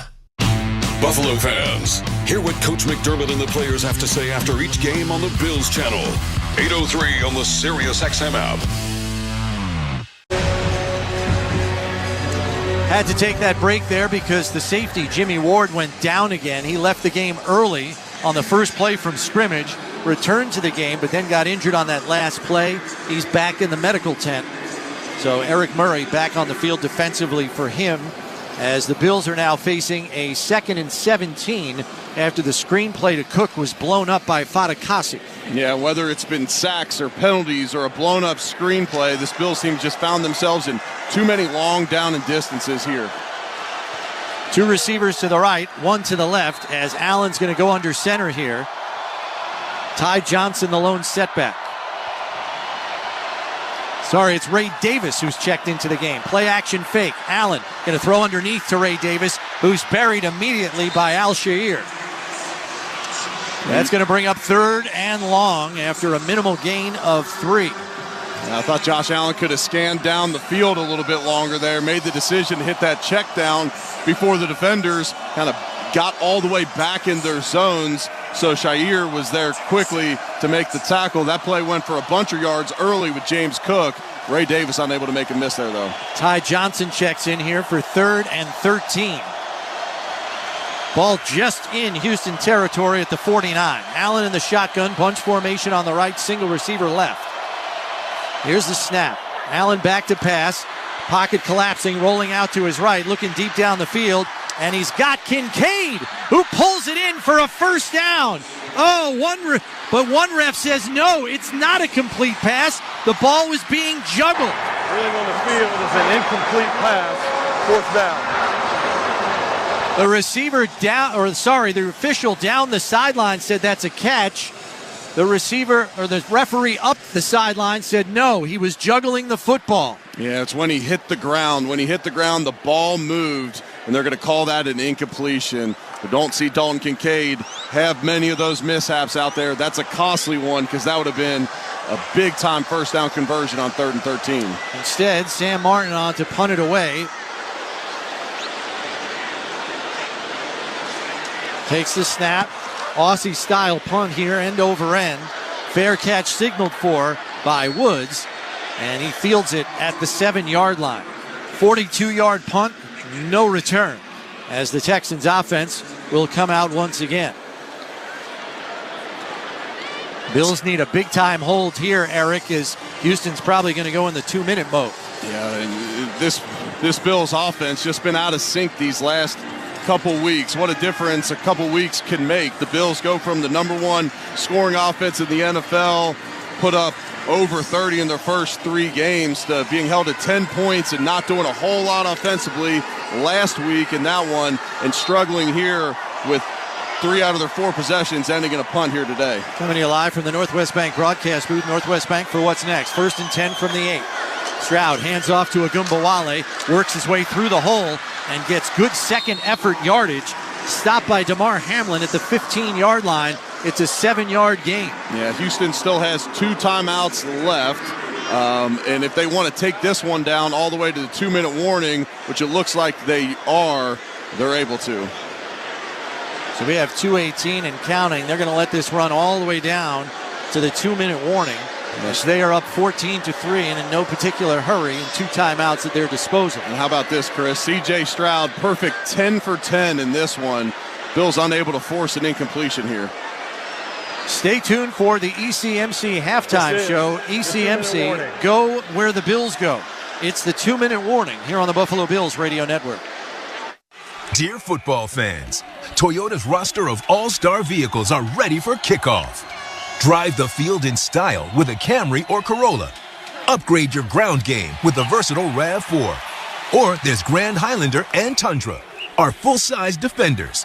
And here's an extra point. All these vehicles come with available all-wheel drive or four-wheel drive.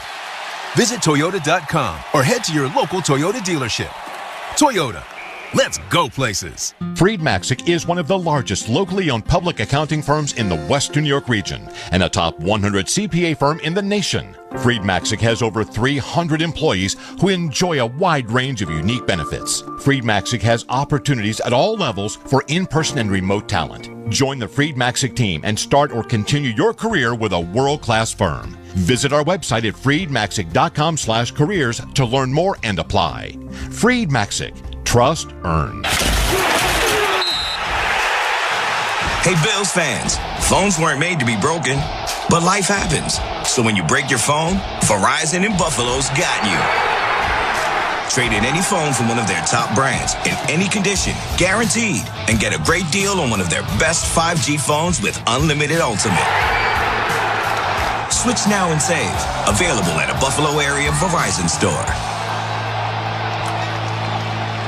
Right here for the big plays and the big wins.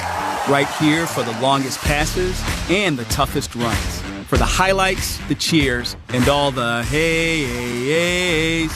At Univera Healthcare, we know what it takes to be here for Western New York teams, both on and off the field. Because our home, our hearts, and our focus are always right here. And not to mention, our favorite team is too. Learn more and explore plans at theuniveradifference.com. You're listening to the Buffalo Bills Radio Network. Checking scores around the league, the Bears have a 21-7 lead over the Panthers. Ravens lead the Bengals 14-9. It's 10-10 between the Colts and the Jags. Patriots lead the Dolphins, Patriots 7, Dolphins 3, and the Commanders lead the Cleveland Browns 10-3. That's your NFL scoreboard, delivered to you by the UPS store. Be unstoppable. 2nd and 3 situation here for the Texans, up 14-3. Here are the 2-minute warning of the first half. They have 2 timeouts to work with. And we'll see if they can put a drive together. We do remind you that the Texans will have the first possession of the second half as well, after winning the coin toss and choosing to defer. 2 receivers to the right, 1 to the left. Tight end also split out on the right side. Here's the snap. Handoff goes inside, and not for much yardage as Agumbawale is dropped by Dwayne Carter, who has been a bright spot here defensively for Buffalo in the first half. He has. There he bench presses Shaq Mason back into the backfield and then separates to make the play right at the line of scrimmage. I thought Sean McDermott may consider using a timeout there as they get the 3rd down here, but Sean's going to keep all 3 of his timeouts. 3rd and 2. 2 receivers to the right, 1 to the left, and now Diggs joins them on the right side in motion. Stroud from the shotgun back to pass. Epinesa coming, gets away, rolls to his right, gets away from another pass rusher, is hit as he throws, and it's incomplete. Epinesa came all the way back across the field and delivered a shot on Stroud, who gets up slowly but is going to walk off. Xavier Hutchinson, the intended receiver, and the punt team is on for Houston. Deep in their own territory here, Eric. They could put a drive together and get some points if the offense can string some plays together here quickly. And they're going to need to, and that was great coverage down the field to force the first incompletion of the game. That's the perfect coverage of the game, brought to you by United Healthcare Medicare Advantage. Visit UHCMedicareBuffalo.com to learn more. Townsend on to punt it away. It's a high-driven ball. Codrington is retreating back to his own 25, eludes the first tackler, comes straight up the middle, tries to spin away from another, but is ultimately dropped at the 27-yard line. It's a 60-yard punt and a 3-yard return. All right, Bills take over. They got 1 minute and 2 left, 3 timeouts. At minimum here, you want to put 3 points on the board to make this a one-score game. With 3 timeouts, you can still attack the middle of the field. And that's the beauty of keeping all 3 of these timeouts. You don't have to just necessarily work the sidelines here. And so the Bills are going to be in hurry-up offense here.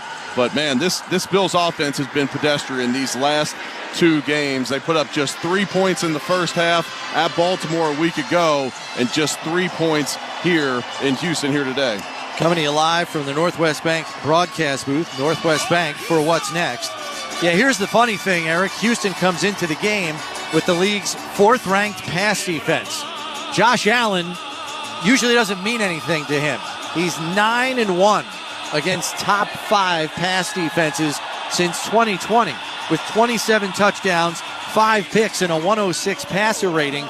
And the Bills have averaged more than 29 points a game in those contests. That is not the case today. No, it's not. They have. I mean, Josh starts this game 1 for 9, and yes, you're without your top receiver on the year and Khalil Shakir, who's out with an ankle injury.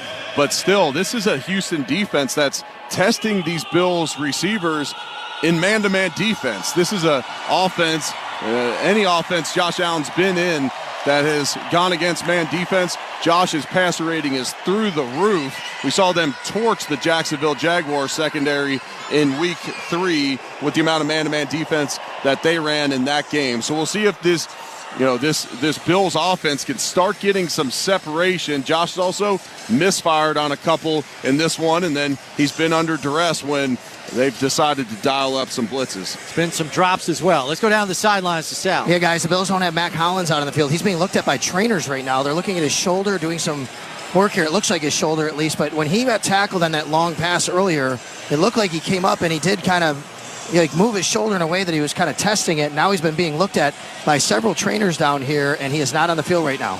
All right, thanks, Sal. Injury reports are brought to you by the Barnes Firm. Car crash for help. Call 1-800-8-MILLION. 1:02 left on the clock here in the first half. Bills down 14-3, but they've got the football at their own 28. And as Eric said, they have 3 timeouts with which to work. 2 receivers to the left, 2 to the right. Ty Johnson in the backfield to the right of Allen in the shotgun.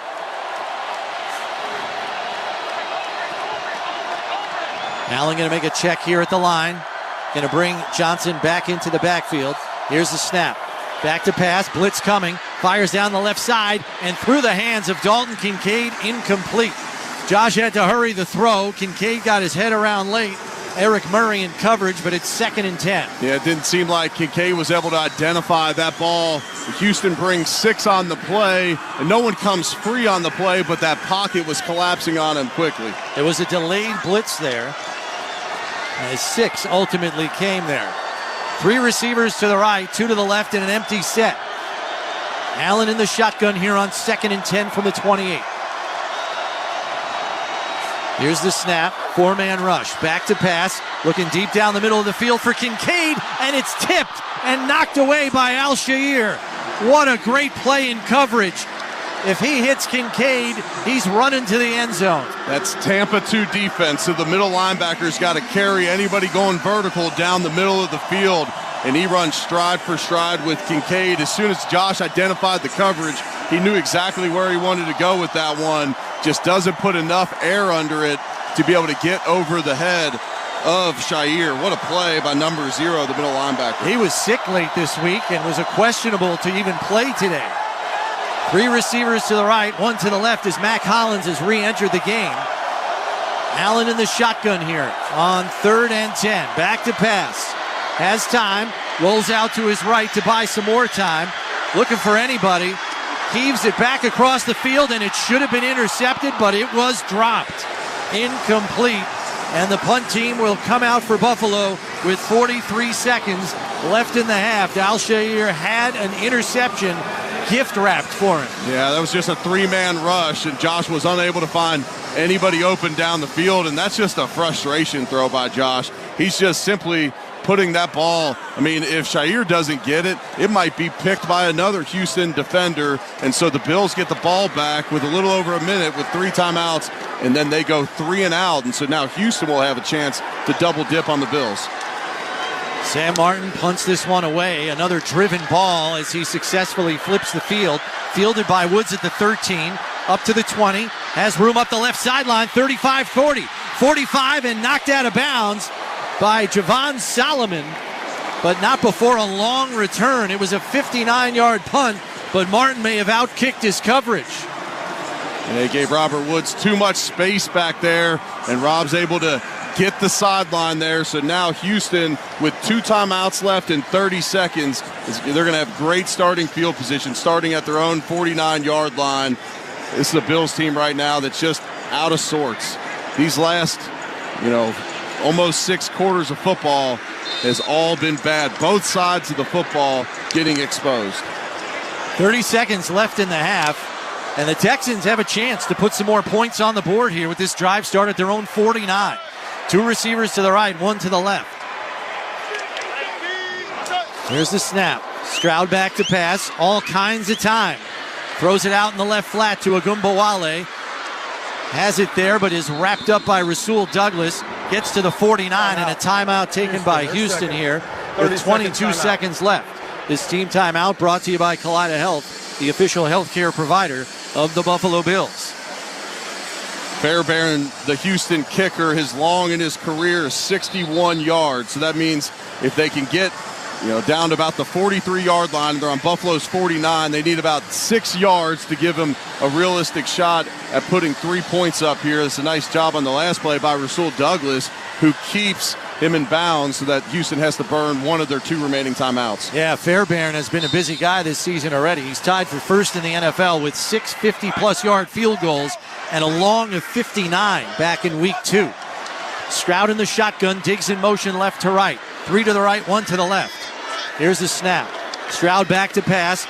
Pressure coming, has to leave the pocket. He's going to take off and run, lowers his head, and gets past the first down marker. Tackled by Bernard and Hamlin, and another timeout taken with 14 seconds left in the half. It's going to be good enough for a first down.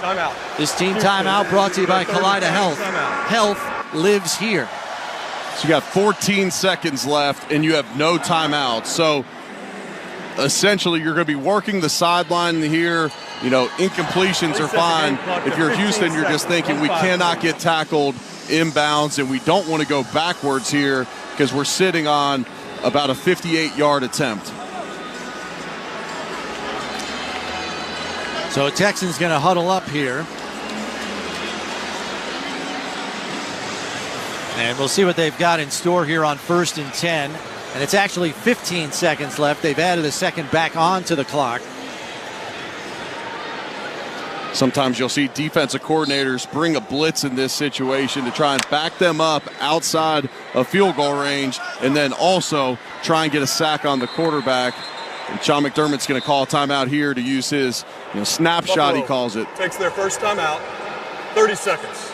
This team timeout brought to you by Kaleida Health. Oshai Children's Hospital gets kids back to being kids. We're coming to you live from the Northwest Bank broadcast booth. Northwest Bank for what's next. It's been a forgettable half for the Buffalo Bills. Maybe the best news is that it's almost over. They're down 14-3, and you almost feel like it should be worse, Eric. You do. I mean, they've gotten nothing going. Their second drive of the game, they get down to Houston's 9-yard line, and really they haven't put together a drive of any sorts since, and they've missed a couple big opportunities down the field, and just really nothing going here offensively for the Bills. And then defensively, they've given up 222 yards in the first half. 1st and 10 from the Buffalo 40. Stroud back to pass, looking to the sideline, and it's complete. And out of bounds is Tank Dell after a gain of 8 to the 32. And Houston's doing this to the Bills without maybe the best player on their team outside of C.J. Stroud, and Nico Collins not out there with a hamstring injury after he had that 67-yard touchdown.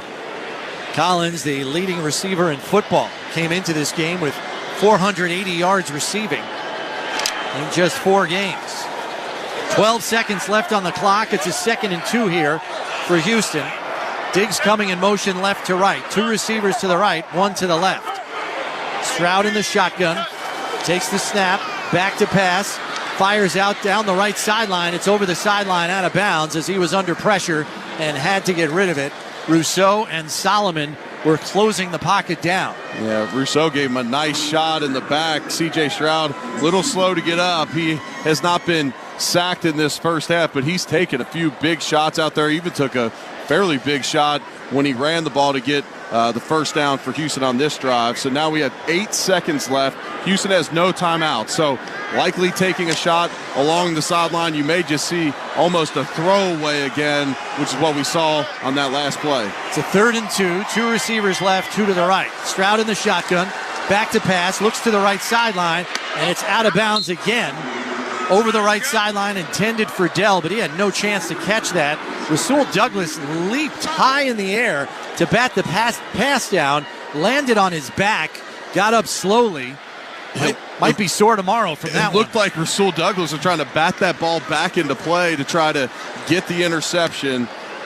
But, essentially just a throwaway there so that they don't have any remaining clock after the field goal attempt. Kaimi Fairbairn with a 50-yard attempt from the right hash. He's 6 for 7 on 50-yard attempts this season. Snap, hold down, kick on the way, plenty of distance, and it's right down Broadway. It is good. So at the gun here at halftime, they get a field goal from Kaimi Fairbairn, and it's 17-3 in favor of Houston at the break. Stay tuned for the Skyworks stats of the game, presented by Skyworks Equipment Rental. Building America from the ground up. Visit SkyworksLLC.com. This is the Buffalo Bills Radio Network. Treat your team to the most flavorful pizza on game day at Picasso's Pizza. 4 great locations in Williamsville, West Seneca, Lancaster, and Blaisdell. Picasso's. We are Buffalo Pizza since 1980. Order online at picassospizza.net. Picasso's Pizza on game day. Treat your team to the most flavorful pizza on game day at Picasso's Pizza. 4 great locations in Williamsville, West Seneca, Lancaster, and Blaisdell. Picasso's. We are Buffalo Pizza since 1980. Order online at picassospizza.net. Picasso's Pizza on game day. At Northwest Bank, we're here for what's next. The next one to go off to college someday, thanks to smart college savings plans. The next place to fill with love. Hey, you. Yeah, I'm talking to you. The one that's hanging out listening to the Buffalo Bills Houston Texans matchup with us and chatting it up, having a good time. Thank you for being here. Please hit that subscribe button. Yeah, I'm talking to you. I know there's a lot of people out there that are just hanging out, listening to the game.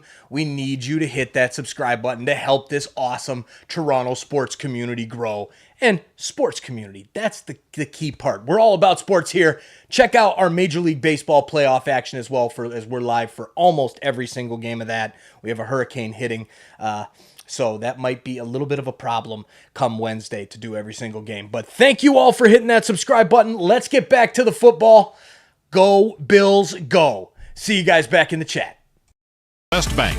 For what's next, get started at northwest.com. By Hiller Comerford Injury and Disability Law. Fighting to get our veterans the disability benefits they deserve. It's Hiller time. By Skyworks Equipment Rental. Building America from the ground up. By Upstate Honda Dealers. For great deals on the entire Honda lineup, visit your Upstate Honda dealer today. And by Miller Lite. Tastes like Miller time, Bills fans. This is the Buffalo Bills Radio Network. Welcome to the ECMC Halftime Show on the Buffalo Bills Radio Network. ECMC Go, where the Bills go. I'm your host, Nate Geary, live from our Amherst studios. The Bills trail the Houston Texans 17-3 at the half. Let's check in with our Sal Capaccio, who joins me now from NRG Stadium. Sal, let's start on offense, where their struggles from a week ago appear to have followed them into this game. In your mind, who's the guy, other than 17, that has to step up in the second half if they want to turn this around? It's probably Joe Brady, to be honest with you. He's got to figure out a way to scheme something up because they're not getting separation from their receivers. I mean, we could talk all day about any one of them stepping up, but Joe Brady might have to come up with something to figure this out because it's just not going well right now for the offense. They're blitzing Josh, put him under pressure because the receivers can't beat their one-on-ones and win their one-on-ones to allow Josh to be able to negate that blitz. And Sale, on the defensive side of the ball, the team and the unit that never gets torched deep, Sale, gets torched deep early in this game. It looked like Cole Bishop was at fault just based on the broadcast angle, Sale. Rasul Douglas looking back, wondering where his over-the-top help was. Yeah, that was not the first time that something like that happened. Cam Lewis was looking back where some help was earlier in the game before that even happened, I believe it was, maybe right after. Either way, there's some communication issues going on. This is what happens when you have different people, new people, substitutes coming in. It's not an excuse, but it can happen, and right now the Texans are taking advantage of it. It just was an ugly half all around. Let me ask you this, though, Sal, because we got to find a bright spot from this first half, and if I'm pointing to one player, Dwayne Carter, the rookie out of Duke, had his best half of football thus far this season. He's getting asked to be in a big spot, taking over for Oliver, but I can't rave enough about the young man. Yeah, no doubt about it. Dwayne Carter looked really good in that first half. He made a great play on the first play of the game, and then he followed up with a couple of nice plays a little bit later, but everything's kind of going wrong for the Bills otherwise, and they need to really buckle up to get a very nice stop, a good stop on the first drive of the second half, and then he scores some points, obviously. All right, Sal, hear you during the second half there. All right, thanks. When we return, I've got your first half highlights, the Skyworks stats of the game, and a check of the out-of-town scoreboard delivered to you by the UPS store. Be unstoppable. I'm Nick Geary. You're listening to the ECMC Halftime Show right here on the Buffalo Bills Radio Network. Paid actors represent actual clients. My attorneys at the Barnes firm settled my job accident case for 65 times more than insurance said they'd pay. Glad I called. After a car rear-ended me, my attorneys at the Barnes firm got me $800,000. Hi, I'm Rich Barnes. Is your case worth more than the insurance company says? Call the Barnes firm now. You might be surprised. I called. My case was worth $600,000. What's your case worth? Call our Buffalo office now and find out. Past results don't predict future outcomes. 451 Grinder, 500 Pearl. Hey, it's Bulldog here. Football season means enjoying great food cooked on the grill. Stop in at Dash's Market for their awesome homemade sausage, steaks, burgers, salons, or Wardy's hot dogs, and their great selection of beer and seltzers. Look for their specials online or in store. Check out Dash's quality produce, fresh baked goods, local deli brands, and delicious foods from Marketside Cafe. Visit Dash's on Klein in Williamsville, Maine in Clarence, Colvin in Kenmore, and Hurdle Avenue in North Buffalo. Shop the family of farmer foods. Dash's Market, serving Western New York for over 100 years. Dunn Tire has grown into a pillar of this community, serving generations of families. We build our success on three core principles: quality products, expert service, and honest relationships. People come to us because they know we'll take care of them. Dunn Tire has been serving this community for over half a century. We're more than just tires. We offer a wide range of automotive services and accessories, and we're a one-stop shop for all of our customers' needs. Dunn Tire. We're ready to serve you for another 50 years. Are you in need of a top-notch construction and industrial supplier? Look no further than Haynes Supply Inc. right here in Buffalo. Whether it's made-to-order lifting slings, pro-quality tools, or personal protective equipment to keep your team safe, we've got you covered. Haynes Supply stocks the top brands and manufacturers you need to keep your jobs running smoothly. Haynes Supply is your go-to for all your rigging, tooling, and safety needs. Haynes Supply. From our Buffalo roots to nationwide sales and service, we are your industrial contractor supplier. You're listening to the Buffalo Bills Radio Network. Welcome back to the ECMC Halftime Show on the Buffalo Bills Radio Network. ECMC Go, where the Bills go. I'm your host, Nate Geary. The Texans lead the Bills 17-3 at the half. Time now for some first half highlights. A pair of 3-and-outs by both offenses to start the game before the Bills got the scoring started, getting out to a 3-0 lead, but the Texans fired back with 2 straight scoring drives. The Texans were en route to their 3rd straight before the Bills defense finally makes a stop on 4th and short to get the ball back to Josh Allen in the offense. 4th and inches here. Stroud under center. Back and hands it off, and he's stoned. stoned at the 16-yard line. Agumbawale did not get it, and that's an inspiring play. On the ensuing drive, the Bills finally got some things working with an Allen to Mac Hollins connection, converting 2 third downs, including this one, for 21 yards. Back to pass. Fires, complete to Hollins, has running room, 45-50, and into Houston territory at the 46-yard line. They forgot all about Mac Hollins. He was wide open on the crossing route. Nothing doing for the Bills in the rest of that drive. They would punt. Sam Martin, 5 punts in the first half. Time now for the Skyworks stats of the game. Skyworks Equipment Rental, building America from the ground up. Visit SkyworksLLC.com. An ugly first half for Josh Allen numbers-wise. 6 of 18, 56 yards, no touchdowns, no interceptions. He was sacked once and has a quarterback rating of 42.8. James Cook leading the way, the lone bright spot on the offense, 11 carries for 43 yards. Mac Hollins leading the way receiving with 2 for 27 in that first half. And time now for a quick check of the out-of-town scoreboard, delivered to you by the UPS Store. Be unstoppable. And around the league, starting in Chicago, where the Bears have a 27-7 halftime lead over the Carolina Panthers. The Ravens, they trail the Bengals at the half, 17-14. The Dolphins, wow, is it bad there in Miami. And the Patriots have a 7-3 halftime lead. The Commanders, 24-3 over the Browns. That one heading towards half as well. Another struggling performance from Browns quarterback Deshaun Watson. And the Jaguars, they've got a lead at the second half, just started in Jacksonville. They're up 13-10 over the Joe Flacco Indianapolis Colts. Second half action continues next from the Northwest Bank broadcast booth with Chris Brown, Eric Wood, and Sal Capaccio. That's after a quick timeout. I'm Nate Geary. This is Buffalo Bills football. Touchdown! Throughout the 2024 season, each NFL team channel on the SiriusXM app will feature the team's pre- and post-game shows before and after every game. What's given me confidence is how they've responded to adversity. Get instant reaction, live interviews, and press conference audio. Now your favorite team's broadcast includes their pre- and post-game shows all season long on the SiriusXM app. All 32 team channels are also available. Cheers, Insiders. Thank you for hanging out with us for this Week 5 matchup. The Bills travel to Houston to take on the Texans. Let's see who's going to go 4-1. Both teams come into this one at 3-1. Please take a moment to share this link and bring more fans here into the chat. It is so important. Hitting that like button is huge, but sharing this out is even bigger. If you're on Twitter or Instagram, check us out on @TSInsider. Give us a follow and share this link out to bring more football fans in here and keep growing this awesome sports community. Cheers again, Insiders. Enjoy the Sunday afternoon, and let's go Bills.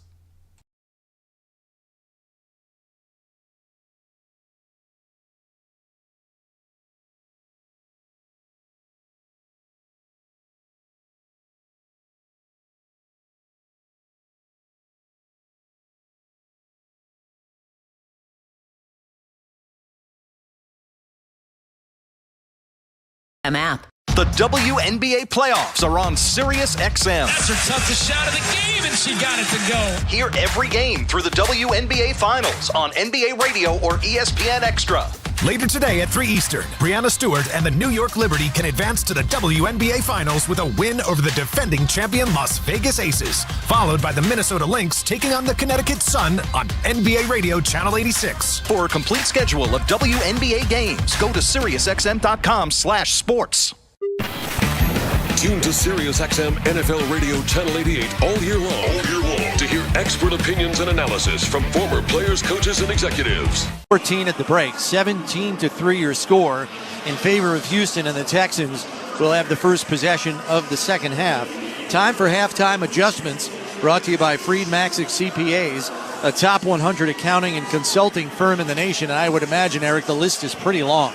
It could be. I'm just going to go with 2, but yeah, we could give a number of adjustments here. Offensively, the Bills got to create some separation at receiver. They only have 56 yards through the air so far in this one. You throw for 112 yards. That's what you're on pace for. That's not cutting it against the Houston Texans. You're not going to get a win doing that. And then defensively, you're likely going to need to force a turnover. You're here in Houston down 17-3. You're down 14 points at the half. You're likely going to have to force a turnover here, whether that's forcing a fumble or whether that's getting an interception off C.J. Stroud. you're going to have to likely have some type of difference-making play from the defense to get this team back in the game. How much can Joe Brady help to scheme guys open to maybe assist in that separation effort? Yeah, I think they're getting more man-to-man defense than we expected. It used to be no one would run man-to-man defense against Josh because he could beat you with his legs because all the defenders are chasing the receivers, and then it made it easier for him to find reads. Well, they're just simply betting that you can't get open, and we're going to bring 5 and 6 guys to keep Josh in the pocket, and that's worked so far in this one. But you can create some rub routes on the outside. That's the best way of attacking man-to-man defense. So the Texans have 4 total giveaways on the season. That's basically won a game thus far. They've also been outscored 50-34 in the second half. Trying to provide some bright, hopeful happenings here in the second half for the Bills as they trail, as we said, by 14 points, 17-3 at the break. Tyler Bass teeing the ball up to get us underway here in the second half as we're coming to you live from the Northwest Bank broadcast booth. Northwest Bank for What's Next. Deep to return here for Houston, Robert Woods and J.J. Taylor. And the ball has somehow fallen off the tee in an indoor stadium with no wind. Yeah, just didn't set that one down correctly. Bass going to set it back up. And we will get ready for second half kickoff. Here's Bass on the approach, kicks it up and away. And this one is going to go 9 yards deep in the end zone. Woods catches it and takes a touchback. All rights to this broadcast are reserved, and any rebroadcast, recording, retransmission, or other use of this broadcast without the express written consent of the Buffalo Bills is prohibited. C.J. Stroud started this game a perfect 10 for 10. Now he's 12 for 15, but really just one incompletion forced by this Bills defense. He had 2 throwaways at the end of the first half to simply kill the clock. 1st and 10 at the 30. In motion is Akers out of the backfield to the right side. Stroud in the shotgun, 2 to the right, 1 to the left. Takes the snap, looking to his left, and it's complete to Diggs. And he's all the way out to the 49-yard line. Cam Lewis in coverage. He did make the tackle, got some help from Bishop. It's a pickup of 18 on the play. It was an obvious pass situation. The Bills bring 5. A.J. Epinesa actually comes unblocked on the play, but C.J. Stroud able to beat him with the football, with Diggs creating quick separation. So 1st and 10 at the 48. 2 tight ends set on the left side here. Diggs on the left as well. And now Schultz in the backfield in the I formation. Fakes the handoff, looks over the middle. Now throws in the right flat to Schultz, the tight end. He's wrapped up around the ankles by Cam Lewis and gets some help from Dorian Williams. There's an injured Bills player on the field, though, as Christian Benford is getting up slowly. And now a late flag. And the only thing I can think of here is maybe coming in and leading with your head at the end of this one. Yeah, like a targeting kind of thing. Unnecessary roughness on Dorian Williams, potentially, who came in and gave a big shot to Dalton Schultz at the end of it.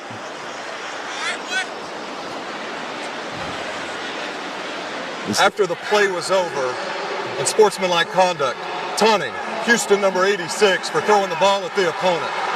The down does count, 15 yards from the dead ball spot. It's second down.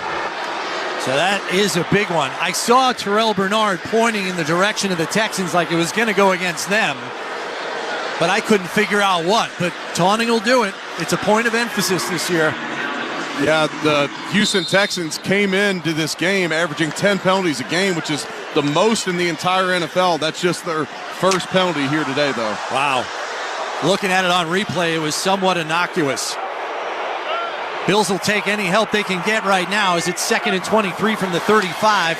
Quick screen out on the left side to Hutchinson. Has blockers in front. Gets away from another missed tackle by Bishop. And he's out to the 47-yard line. Got about half of the yardage back there on that play as it's 3rd and 11. Cole Bishop misses another tackle in space right now. He's just struggling out there. We should mention that Nico Collins still not in the lineup for the Texans. He went out in the first half with a hamstring injury, was questionable to return. He has not done so to this point.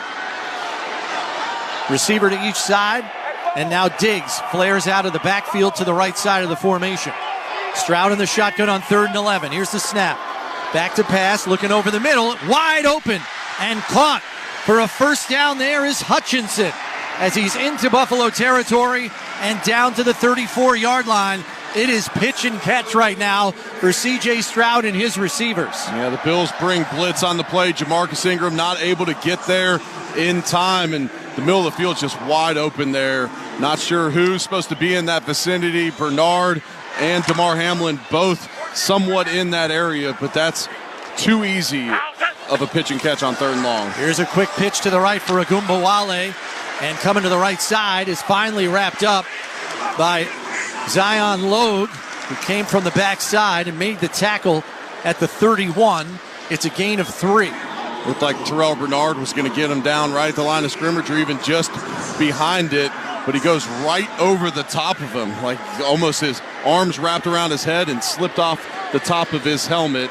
The Bills, Texans right now already in field goal range to make this a 3-score game.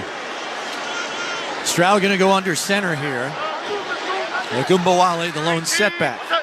Here's the snap, handoff to Agumbawale. Jump cut, comes to the left, and is wrapped up there by Bishop as he gets down to the 29-yard line.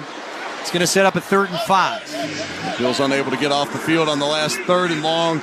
Houston 4 for 8 in this game on 3rd down. This Bills defense right in this area of the field did come up with a huge turnover on downs on a 4th and about a half-yard stop in the first half. 11:35 and counting in this 3rd quarter. Houston up 17-3 and threatening again. It's a 3rd and 5 from the Buffalo 29. 3 receivers to the right, 2 to the left, and an empty set. Stroud in the shotgun, play clock down to 4. Here's the snap. Looking, pocket collapsing, and through the hands of the tight end Schultz as Greg Rousseau got a good shot on C.J. Stroud, who is slow to get up. And the field goal unit will come on here for Houston. Houston was in an empty set, so an obvious pass situation there for the Texans, and that defensive line all came through where they all caused penetration on that one. Nice hold there by the defense. Going to be a 47-yard attempt here for Fairbairn from dead center in between the hashes.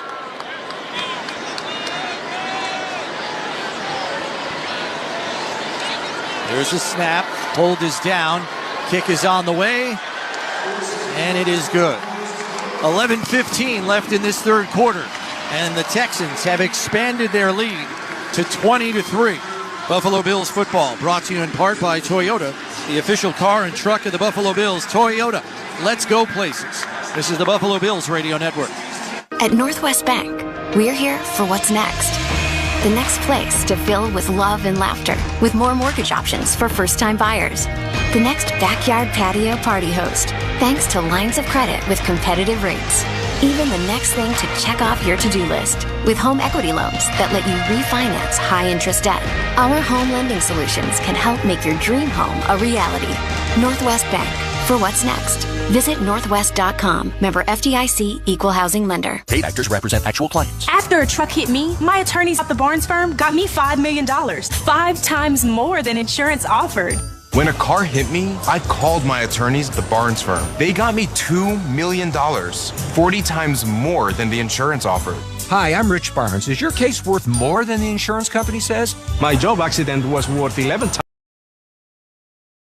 What's up, football fans? Thanks for hanging out with us today during this NFL action. The Buffalo Bills taking on the Houston Texans. We are celebrating our Sick Kids Hospital Fall Drive donation campaign.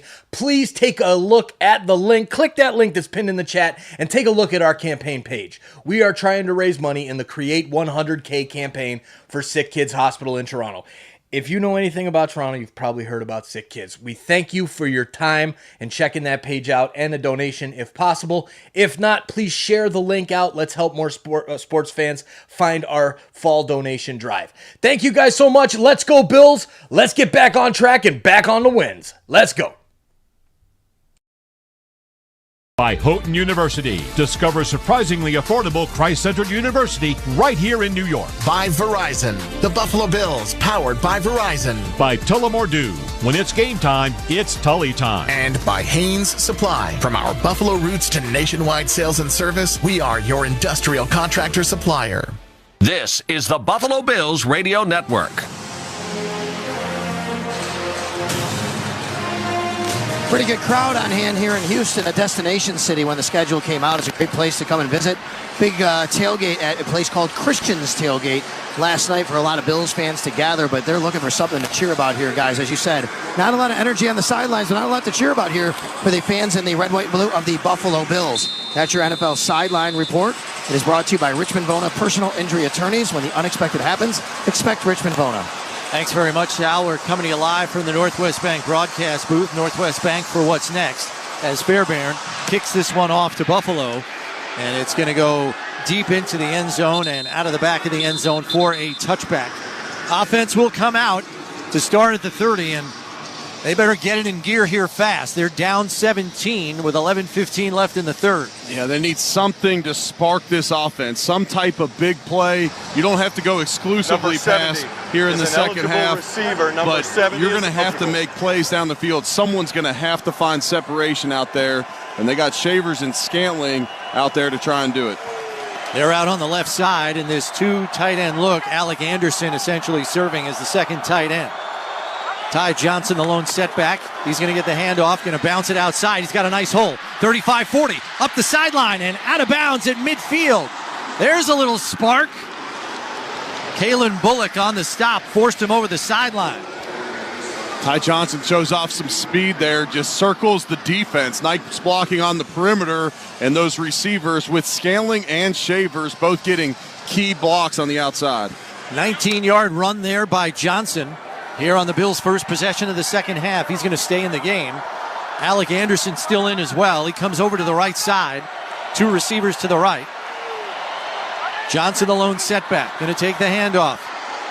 Look to bounce it again, but he's wrapped up nicely there by Al-Shair, who shot the gap and made the tackle. Yeah, Bills run exact same play with exact same motion to the right side this time. Last play they ran it to the left. That's easy for Houston to identify there, and Shair just shoots the gap outside of Spencer Brown to bring Ty Johnson down for a loss. Goes for a loss of 2, brings up 2nd and 12. Coming up on 10 minutes left in the third. Bills trailing big, 20-3. Got to put a drive together here as James Cook checks in to the right of Allen in the shotgun. 2 receivers left, 2 to the right. Play clock down to 2. Johnson, the lone setback, going to take the handoff. Look to bounce it again, but he's wrapped up nicely there by Al-Shair, who shot the gap and made the tackle. And the Bills run exact same play with exact same motion to the right side this time. Last play they ran it to the left. That's easy for Houston to identify there, and Shair just shoots the gap outside of Spencer Brown to bring Ty Johnson down for a loss. Goes for a loss of 2, brings up 2nd and 12. Coming up on 10 minutes left in the third. Bills trailing big, 20-3. Got to put a drive together here as James Cook checks in to the right of Allen in the shotgun. 2 receivers left, 2 to the right. Play clock down to 2. Here's the snap. Back to pass. Has time. Looking over the middle. Now going to leave the pocket. Take off and run and slide. And is hit as he slides. And there go the flags. Roughing the passer is going to be charged to Jalen Petrie, the safety and nickel corner. Going to tack on 15 after that one. Yeah, it's a little aggressive. Josh Allen slides feet first. They go really aggressive at him. Personal foul, unnecessary roughness. Defense number 5. 15 yards will be added to the end of the run. An automatic first down. Alec Anderson checking back in for Buffalo as the 6th offensive lineman. Houston fans didn't like this call at all. It looked like Petrie, he definitely hits Josh Allen in the head. And that's going to get called all day in the NFL as they continue to protect these quarterbacks. So now the Bills have the ball in the Texans' 31-yard line. They've got to capitalize for 6 on this drive. Bills go with a heavy formation, a receiver to each side. Cook the lone setback. Hollins tight on the right side of the formation. Back to pass, looking for a quick slant to Coleman, and he never looked for it. There is more miscommunication in Buffalo's passing game. They had Coleman isolated on the left side. It's supposed to be a quick slant. He never looked for the football. Incomplete. Yes, it literally hits him in the side of the head. I mean, that's about as embarrassing as it gets for this offense, is they just continue to try to find anything. That's an old-school RPO where you're under center, so that's a run called, but you have a corner with outside leverage on the outside. You put the slant on the backside of it. Brett Favre made those famous back in the day. Three receivers to the left, one to the right here on 2nd and 10. Allen in the shotgun. Takes the snap, back to pass. Looking right, now back to his left. Over the middle, wide open is Kincaid. Gets away from the tackler, down to the 10, and is upended at the 7, down to the 5-yard line. The Bills are in the Relax red zone. Relax, we got this. Josh Allen standing tall, goes through his full progressions and gets all the way back to Kincaid, who is running across that second level of the defense, right behind the linebackers. Josh splits both the backers for Houston with this ball, and Kincaid makes a nice run after the catch. Comes up a little sore as he leaves the field. Knox is in for him. One receiver to the left, two to the right, tight to the formation again. Cook the lone setback. Gets the handoff, up the middle, fighting to the goal line, and he's in! James Cook with a 5-yard touchdown run, and the Bills are finally in the end zone. Nice run right up the middle there. Great push by the offensive line, and as Cook got stood up about the 2-yard line, the push came from behind. It was Osiris Torrance and David Edwards and Spencer Brown giving him an extra shove into the end zone to pick up 6. Bills are lined up for the Catholic Health extra point. Catholic Health, the right way to care.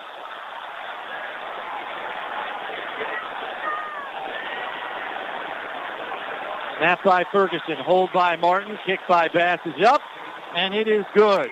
8:48 left in this third quarter, and the Bills have cut the lead to 10. It's 20-10 in favor of Houston. This is Buffalo Bills football.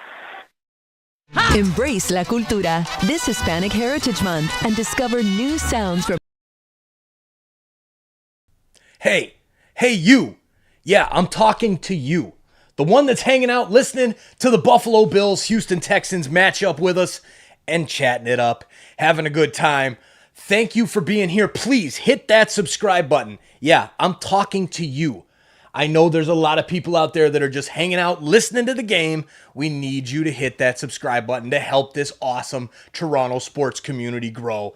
And sports community, that's the key part. We're all about sports here. Check out our Major League Baseball playoff action as well, as we're live for almost every single game of that. We have a hurricane hitting, so that might be a little bit of a problem come Wednesday to do every single game. But thank you all for hitting that subscribe button. Let's get back to the football. Go Bills, go. See you guys back in the chat.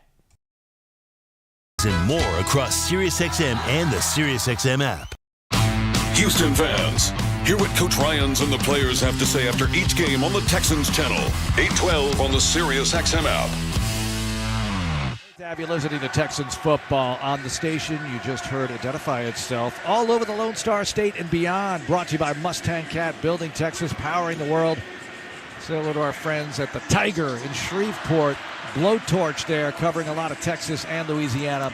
20-10, the Texans have a double-digit lead, about to get the rock back as soon as they clear the Whataburger burger race out of the end zone. All that stuff, the buns, the tomato, the cheese. Just talked about it in terms of, how much time was left on the clock and getting to the finish line in this one. It's NFL football. A lot football. of time to play. Yep. You got to play 60, as they say. Every day, huh? Yeah, every day. And the Texans need to do that. They need to answer. Bass to kick off. Fires it. It's in the end zone, about 5 yards deep, and the Texans will gladly take the donation of starting this drive at their 30-yard line. As they've been operating, of course, no Mixon, no Pierce. Akers in the game. Has a touchdown run in this contest. 15 yards first quarter. Been a bit quiet since. 5 carries, 29 yards. No Titus Howard. No Nico Collins. Yep. Nico left in the first half with a hamstring injury. And Johnny's got an update next opportunity. Here's C.J. Stroud shotgun. First down from the Houston 30-yard line. Stroud fakes the give, throws the screen left side. Tank Dell looking for some blocking, and he can't get much, just a 2-yard pickup there. He's tripped up on the play. So Cam Lewis makes it. Let's go down to the field and check in with John Harris. Unfortunately, we won't see Nico the rest of the day. He's out with that hamstring. We also will not see British Brooks dealing with a knee. And Jimmy Ward is also out on defense dealing with that groin. Boy, that's a lot of players. Yep. When you incorporate guys that were already out coming into this game, that list just grew. Stroud under center, one back Akers. Dell motioning around the backfield, ends up on the right side. CJ hands off to Akers through a little hole and slithers forward to the 38-yard line, making it 3rd and 2 as Williams makes the tackle. Nice little run there by Cam. Man, these spots are driving me nuts, Mark. Oh, my gosh. Wow. He marks him at the 37. I thought he was a yard shy, and now he's a full 3. 3rd down and 3. Good thing you have one of the best quarterbacks in the world operating the Houston offense. 7:40 to go, 3rd quarter, 20-10. Texans trying not to go 3 and out here. 3rd down and 3, and now we've got a flag. False start. Offense, number 33. 5-yard penalty. It's 3rd down. All right, Dare gets ticketed here, and that's the first pre-snap of the day. Back to the 32-yard line. Texans re-huddle. I'm going to catch somebody on a catch and run here. Get right up the field. Hutchinson right side, Diggs and Dell to the left, along with Schultz. One back Dare, CJ in the gun on 3rd and 8 for the Houston 32-yard line. Bills showing pressure. CJ gets the snap. CJ looking. CJ firing incomplete. Too low for Schultz. There were men in the area. CJ had to rush it, and the Texans go 3 and out. Man, after the Bills cut it to 10, they'll get the ball back. He had Dare open in the flat right away, and he's going to walk to the first down marker if he could just get the ball in his hands. I think he knows it now. Tommy Townsend needs a good one. Codrington back deep.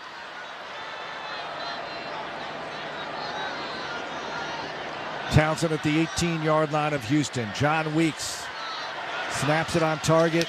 Tommy delivers. And this is going to go well short to the left side. Not a good punt by Townsend, it appears. Let's see where they spot it. Still walking. They're going to mark it. Let's see where they mark it. Looks like it'll go inside the 35-yard line and 35. Yeah. 35-yard line spot. Bills have the ball. Texans have a 10-point lead. 7:06 to go. 3rd quarter. 20-10 Houston. This is Texans Radio. This is Coke Zero Sugar. Could I be the best Coke ever? Try and taste with your ears. Hear those bubbles? Imagine them tingling on your tongue. Fizzy deliciousness. Listen to that cascading liquid. A mouth-watering waterfall. Irresistibly tasty. Zero sugar. Crisp, refreshing, and ice cold. Is Coke Zero Sugar the best Coke ever? Try and decide. Behind every door at Houston Methodist, you know what to expect. Expertise. Whether it's life-saving brain surgery, your 3D mammogram that catches breast cancer sooner, or orthopedic specialists helping you feel stronger than ever. With hundreds of doors across Houston, you can get expert care everywhere. That's the difference between practicing. Hey Bills fans, thanks for hanging out with us today for the NFL matchup on a beautiful Sunday afternoon. Depending on where you're watching from, who knows what the weather looks like. Today, here for me, it's a pretty crappy day. But thank you all for hanging out with us. Please hit that like button down below. Take a minute to exit out of the chat. Hit that thumbs up button and help us bring more football fans here into the chat, so we can have some more fun chatting it up, cheering on our Bills, rooting against the Houston Texans. Let's go, Bills. Hey! Hey! Let's go, Buffalo! Come on, Bills fans, get loud. I want to see those Go Bills go in the chat. And don't forget, hit that like button. Thanks! Force a turnover. Visit HoustonTexans.com/BWW-promo for details. In Chicago, hey, they are scoring points and about to go 3-2. They hold on against the Panthers. It's 30-7. The Bears lead the Panthers. Cincinnati, they've taken a 24-14 lead over Baltimore. The Jaguars have made it double digits. They lead the Colts 20-10. Patriots 10, Dolphins 6, and the Commanders right now having their way at home against the Browns. It's 24-6 in that one. Here, getting more tension by the minute. Texans leading 20-10, 7:06 to go in the third, and the Bills have the ball at their 35-yard line after a Houston 3-and-out. Josh Allen hands off to Cook. Petrie guns for him, can't get him. Cook 40, right side, 45 out of bounds at the 46-yard line. It's a first down with an 11-yard run by James Cook, who's working on a solid afternoon. Started off great, got stuffed for a while. Now he has 59 yards on 13 carries, 4.5 per pop. Yeah, Stingley, the defender, escorting him out of bounds. That's who made the play, but not until Cook had already picked up a first down. Cook in the backfield. Allen under center. First down, Bills at their 46. Four-man front. Cook up the middle, and the swarm defense gets in there. Petrie's wild, just jumping over the top. 2-yard pickup. Eric Murray getting a big piece of that tackle, and it's second down and 8. Yeah, the Texans did a nice job there of getting penetration. Eric Murray, as you mentioned, in there. Weaver helping out. They mark the ball at the 48-yard line of the Bills.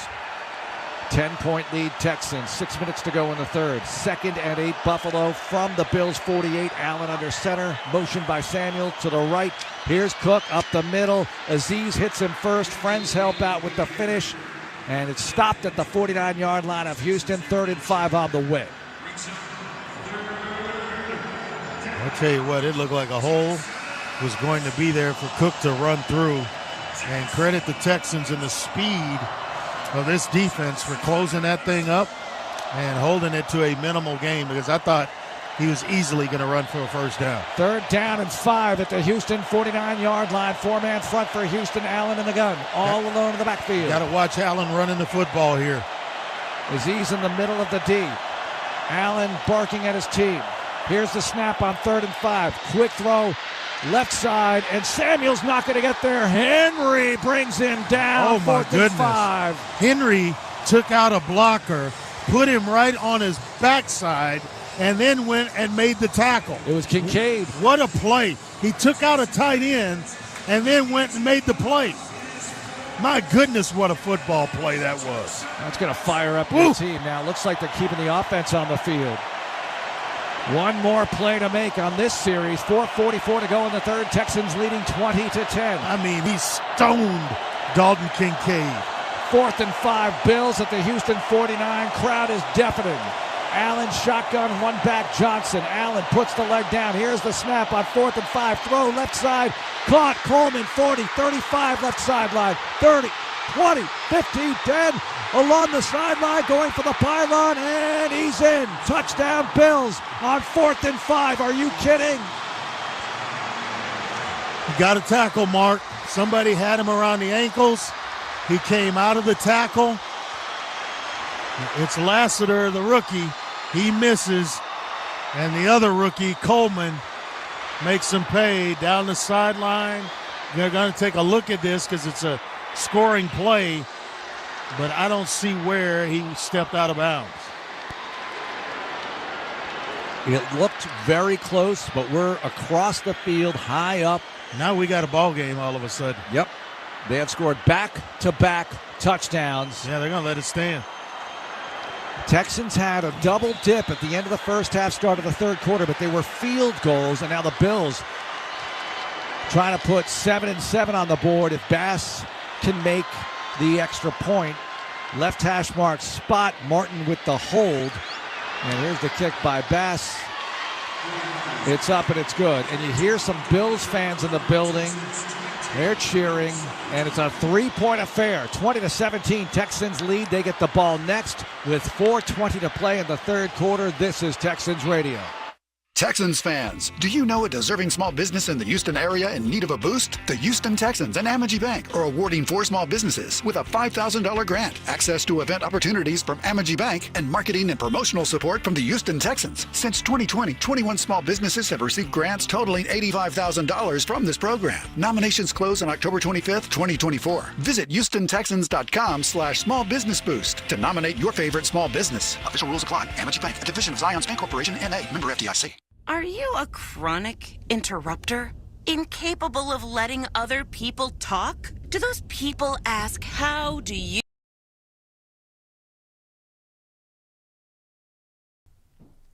Cheers, Insiders. Thank you for hanging out with us for this Week 5 matchup. The Bills travel to Houston to take on the Texans. Let's see who's going to go 4-1. Both teams come into this one at 3-1.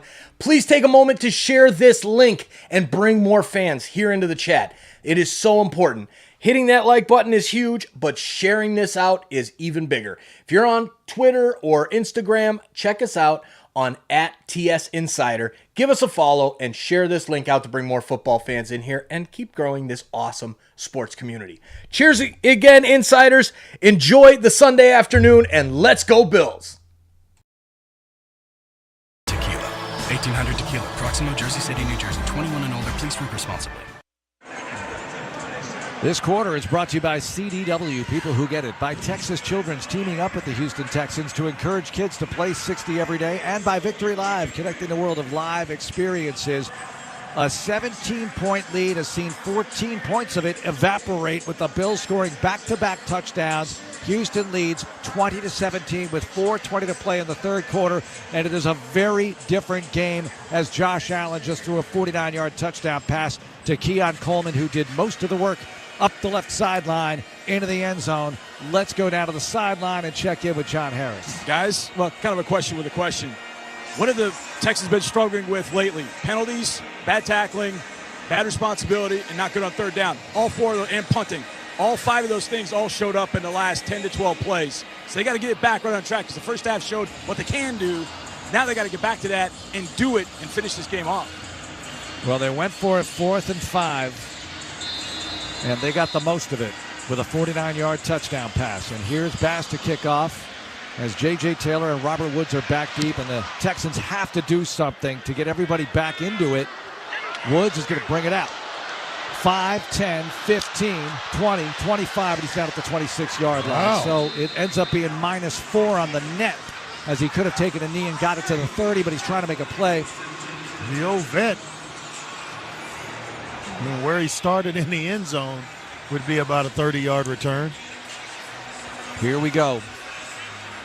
Man, Texans went 3 and out there last time, Dre. Got to find a way to move the ball with some consistency, Mark, and then find touchdowns on the back end of it as opposed to field goals.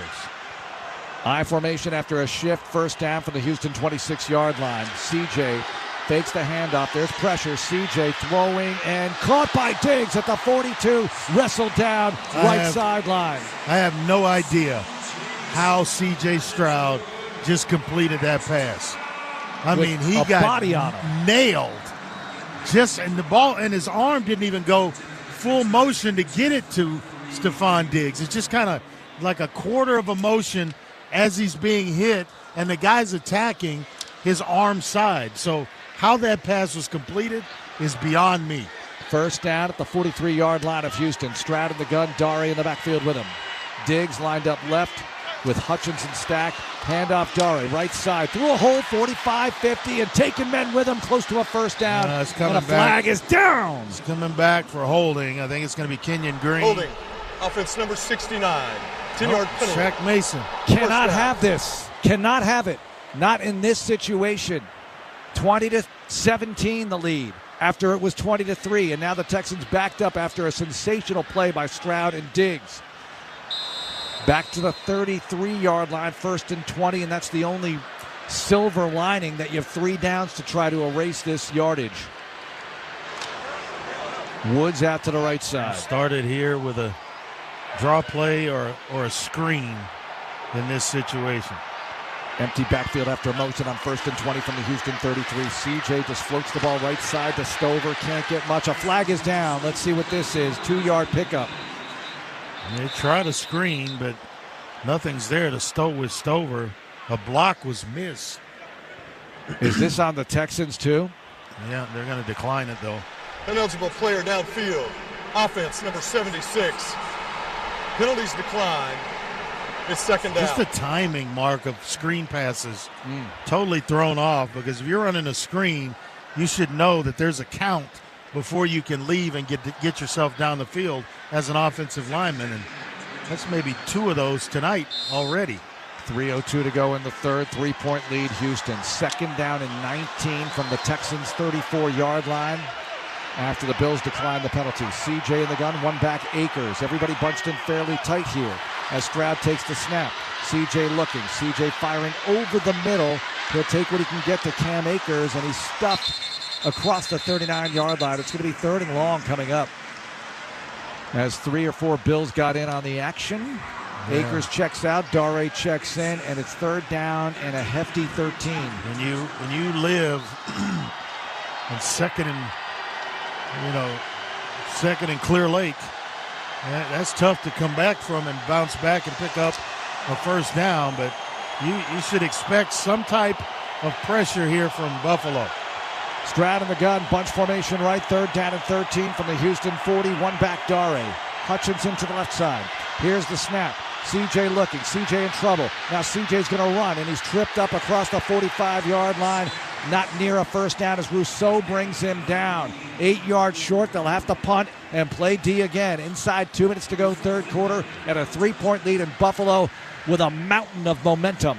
Well, I'm looking at CJ finish close to the 50-yard line, 48 or so, and they're marking the ball back around the 45, 44-yard line. Let's think where they're spotting the football has been ridiculous today. He didn't slide on his butt. He slid face first or head first. Tommy Townsend punts it away. Codrington tracking to his left. He's not going to touch it. It takes a Texans roll, now a sideways roll. Kind of a knuckleball bounce, 13-yard line. So the Bills pinned, but they have a lot of momentum. Back-to-back touchdowns. Texans able to move the ball other than the pass to Diggs on that drive. And they lead by 3 with 1:14 to go in the third. Stats brought to you by Kroger. Sign up for Kroger Boost today. CJ on the day. The numbers look pretty. Yeah. 20 of 25, 264 yards and a touchdown. Akers, 6 carries, 34 yards and a score. On the other side of things, Josh Allen heating up 9 for 22 with 131 yards and a TD. A flag is down, by the way. 2 of them. Yep. On the Texans' side of the field, but it's near where the ball is spotted at the 14-yard line, and the official's coming over to D'Amico to talk with him.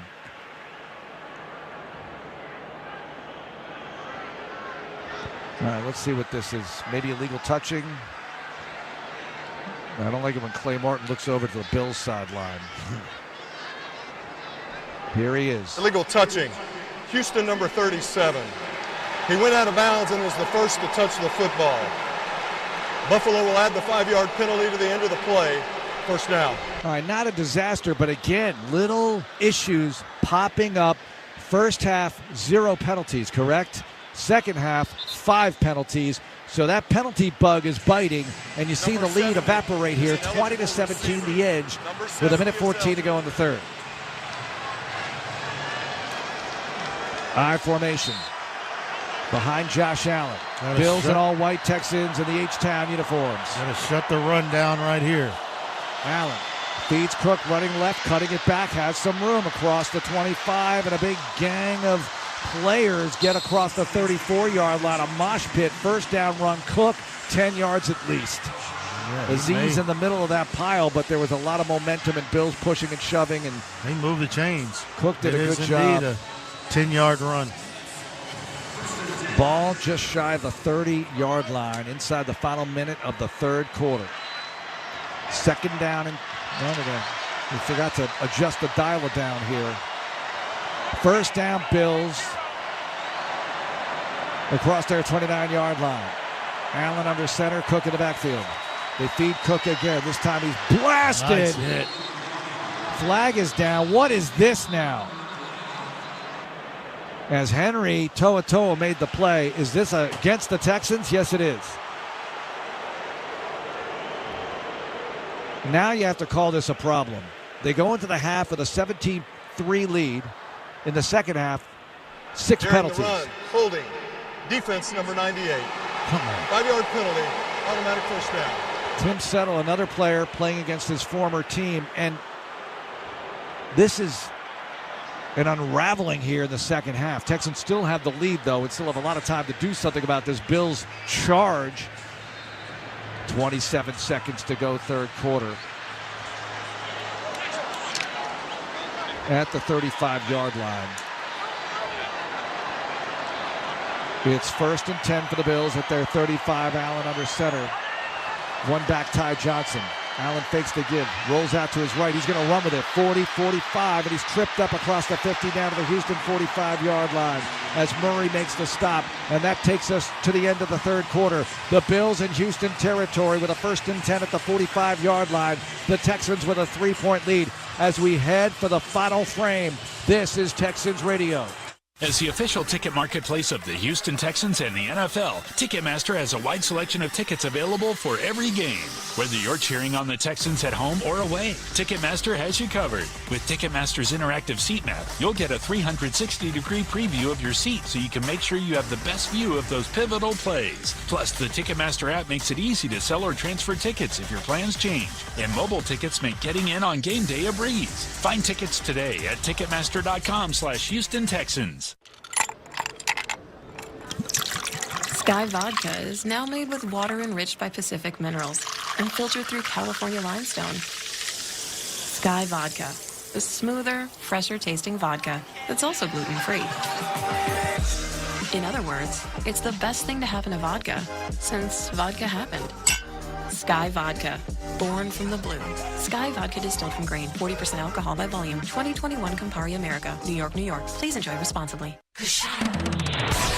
Hey, Texans fans, you're invited to Louisiana's largest casino resort, Coshada. Coshada Casino Resort has the largest and most spacious gaming floor in the Lake Charles area, with thousands of the newest slots, over 55 table games, live bingo, and off-track betting, plus 3 beautiful hotels, delicious Cajun.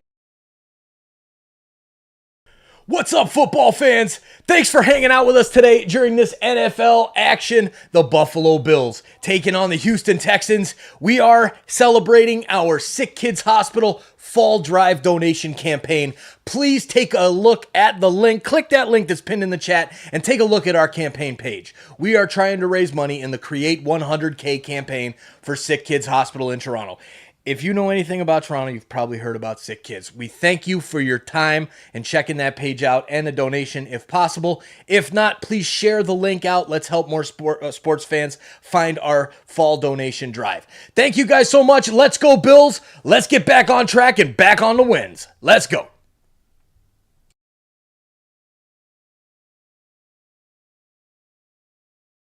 Again with the ball at the Houston 46-yard line, 1st and 10 as we open the fourth quarter. Buffalo has 128 rushing yards on the afternoon, and we have a full quarter to go. While we have a moment, let's go down to the field and check in with John Harris. Johnny. Guys, I'm worried about the fatigue level. You got Daniil and Will having to play a lot of plays because you've only got Weaver and I forgot why am I spacing. Aziz. Yeah, Aziz has on been the sick. edge. Yeah, out on the edge. You've had guys that have had to play a lot of plays. Aziz is out there sick, so you got to get off the field to get those guys a little bit of rest, and the offense has got to maintain control of the ball. 1st and 10 Bills at the Houston 46. One back Cook, Allen under center, 2 receivers to the left side. Double tight end set. Here's Cook over right guard, dives, plunges for a 2-yard pickup.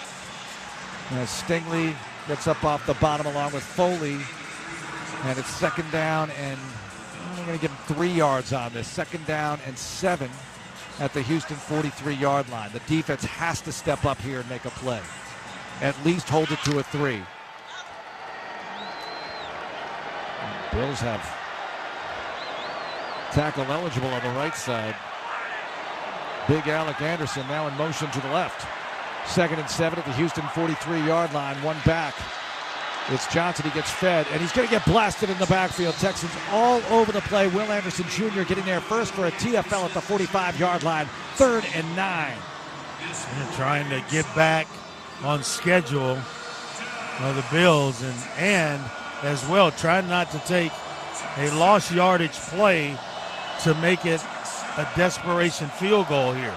So I got to believe where they are. If they don't pick up anything, they may go for it on 4th down. Again. Yeah. 3rd and 9 at the Houston 45. Allen shotgun. One back Johnson, 3 receivers wide side left. Short side right. They've got a man. Allen. Quick throw right side and incomplete. Nice break up by Stingley on the intended target, Marquez Valdez-Scantling. They're going to go ahead and run punt. Yep.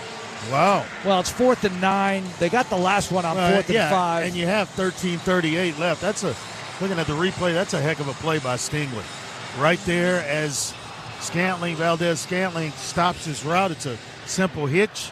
And what's he do? He goes for the hands and knocks that thing away. Here's Sam Martin back at his 41-yard line trying the short game with Robert Woods back deep. Punting toward the north end zone. Lets it rip very high. Woods calls for the fair catch and makes it at the 12-yard line. And the Texans have the ball with 13:30 to go in the 4th and a 20-17 lead. We'll find out what they do with it next. This is Texans Radio. This is Coke Zero Sugar. Could I be the best Coke ever? Try and taste with your ears. Hear those bubbles? Imagine them tingling on your tongue. Fizzy deliciousness. Listen to that cascading liquid. A mouth-watering waterfall. Irresistibly tasty. Zero sugar. Crisp, refreshing, and ice cold. Is Coke Zero Sugar the best Coke ever? Try and decide. The Houston Texans and Chevron have teamed up with the Boys and Girls Club of Greater Houston. And the Hey you. Yeah, I'm talking to you. The one that's hanging out listening to the Buffalo Bills Houston Texans matchup with us and chatting it up, having a good time. Thank you for being here. Please hit that subscribe button. Yeah, I'm talking to you. I know there's a lot of people out there that are just hanging out, listening to the game. We need you to hit that subscribe button to help this awesome Toronto sports community grow. And sports community, that's the key part. We're all about sports here. Check out our Major League Baseball playoff action as well, as we're live for almost every single game of that. We have a hurricane hitting, so that might be a little bit of a problem come Wednesday to do every single game. But thank you all for hitting that subscribe button. Let's get back to the football. Go Bills, go. See you guys back in the chat. Of the MLB postseason unfold with the hometown announcers on SiriusXM and the all-new SiriusXM app. Shohei Ohtani, walk-off grand slam. Talk about the postseason on MLB Network Radio, Channel 89. Every NFL game is on SiriusXM. Today at 4:25 p.m. Eastern, the Green Bay Packers battle the Los Angeles Rams. Catch the Packers on Sirius 106 XM 381 or the Rams on Sirius 82 XM 229. Also at 4:25 p.m. Eastern, the Giants take on the Seahawks. Listen to the Giants on Sirius 161 XM 380 or the Seahawks on Sirius 160 XM 227 in the car and on the all-new Sirius XM app. Get a little home cooking right on your phone. Your hometown announcers are always on the SiriusXM app. SiriusXM Sports. Wherever you are, your team plays here. Not playing in this game is defensive end Jerry Hughes, who of course spent many years in Buffalo. Guys, really good player for the Bills. Earlier this week, Deion Dawkins said he bought Jerry Hughes' house. He was waiting to tell him all about it and all the changes he made. Didn't get a chance to tell him that. Here, that's a sideline report brought to you by Richmond Vona Personal Injury Attorneys. When the unexpected happens, expect Richmond Vona. Yeah, Jerry Hughes had a hip injury and was placed on injured reserve this week. 1st and 10 for Houston with 13:30 left, up 3. Handoff goes to Cam Akers, who is tripped up after a gain of 2. Dorian Williams on the tackle. It's a really nice play, playing downhill by Dorian Williams, shoots the backside gap and shows some nice closing speed to, even though he went behind the play, to still make it for just a gain of 1. He was the leading tackler last week, and he is slowly moving up the list this week. 2nd and 9 after the gain of 1 by Akers. 2 receivers to the left, 2 to the right, including Schultz, the tight end. There's the snap to Stroud, back to pass, pressure coming. Rousseau has him, gets the pass off, and is it incomplete? Yes, it is. Incomplete. Dorian Williams in coverage. Greg Rousseau with the quarterback hit. Stroud slow to get up out there, and they haven't brought him down for many sacks. I believe just maybe one on the game, but he's been taking some big-time shots here, especially here in the second half. Actually, 0 sacks in the game. Buffalo's given up just one in the game. Yeah, Rousseau won on an inside move. Akers, the lone setback to the left of Stroud in the shotgun on 3rd and 9. 3 receivers right, 1 to the left. Here's the snap. Back to pass. Steps up in the pocket, looks deep, and complete to the tight end Schultz at the 30-yard line. Another 3rd and long is converted by Houston. Christian Benford made the tackle. That's good quarterback play there. C.J. Stroud, fresh off of taking a big-time shot in the pocket, throws it where only his 6'5" tight end can get it, right over the head of Jamarcus on the outside. Jamarcus Ingram. Yeah. So a fresh set of downs here for Houston with 12 minutes left and counting. 1st and 10 from their own 31. Stroud in the shotgun. Going to hand it off to Agumbawale. Comes over the right side and gets about 4 on the play. It'll set up 2nd and 6. Zion Logue on the tackle. Got 11:52 left in this one and counting. Both teams still with 3 timeouts. What looked like it was going to be a runaway win for Houston today. The Bills have climbed back in this one to make it a game. Got to slow down this drive by the Texans now, though, as we come up on 11:35 left and counting. Bills trailing 20-17. 2nd and 6 for Houston at their own 35. Bunch formation on the right, 1 receiver to the left. Robert Woods in motion. The handoff, trying to bounce it outside is Agumbawale, but wrapping him up is Rasul Douglas, who got him on the edge and wouldn't let go of his leg. Looked like that ball might have come loose as well, but he's able to fall on it. And so now the Bills force another 3rd and long, 3rd and 7 coming up for this Houston offense. This Bills defense got to get off the field here so far in the game. Houston 5 for 12 on 3rd down.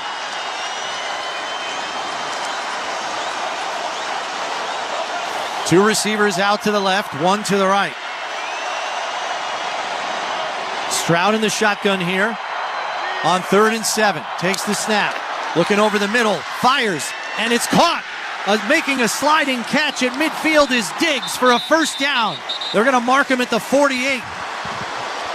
And there's a late flag that came in. It looks like this one's going to be roughing the passer on Javon Solomon, so this is going to go another 15 yards. And so where the Bills have them back-to-back 3rd and longs, now it looks like Houston's going to be at the Bills' 33-yard line. Houston's yet to kind of go down the field, unsure who this penalty is going to be on. There's no foul on the play for roughing the passer as the contact was above the knee. The contact was above the knee. We're coming to you live from the Northwest Bank broadcast booth. Northwest Bank for what's next. So Javon Solomon dodges a bullet there. Yeah, you don't often see, kind of got him right on the hip. You don't often see those roughing the passer flags picked up in the NFL. It's a nice job by them getting together, getting the correct call, because when we got to see the replay, it would have been terrible if they gave Javon Solomon a personal foul for that one. Clay Martin, the head referee, actually came to Bills training camp. And his crew was there for that week in the summer. Cam Akers. C.J. Stroud right at 300 yards passing now. Cam Akers to the left of Stroud in the shotgun. Fakes the handoff, fakes the pitch, back to pass under pressure.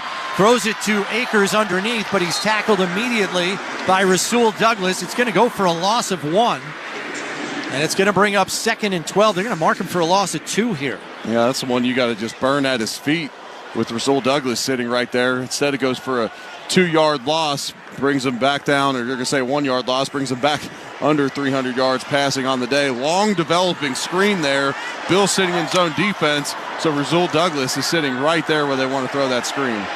2 receivers to the left, 1 to the right. Akers the lone setback. Fakes the handoff, looking over the middle, gets pressure from Rousseau, but gets away, and he's going to tuck it and run. 50, 45, gets away from another tackle, and has a 1st down and steps out of bounds at the 36-yard line. Now, 2 guys had a shot at him, and he wriggled away from both. Rousseau had him in the pocket, couldn't get him down. Dorian Williams had him in open space and couldn't tackle him either. Yeah, that's C.J. Stroud doesn't often use his legs. He's got plenty of mobility, but a lot of times when he scrambles, he's looking to make a play down the field. And there with Rousseau getting his arms on him in the pocket, just unable to bring him down for the sack. It's a 14-yard scramble by Stroud on 2nd and 12 to move the sticks. 9 minutes left in counting. I formation. Handoff goes to Akers. Comes over the right side, stopped by Terrell Bernard, and Bernard gets help. Gets a yard on the carry, maybe 2. Dorian Williams was there to help his fellow linebacker. 8 minutes and 40 seconds left in counting here. Houston putting together a pretty nice drive here. 9th play of the drive coming up. Yeah, it's been a clock eater for sure as Daria Gumbawale checks in to the Texans backfield. 2nd and 7 coming up here from the Buffalo 33. 2 receivers left, 1 to the right.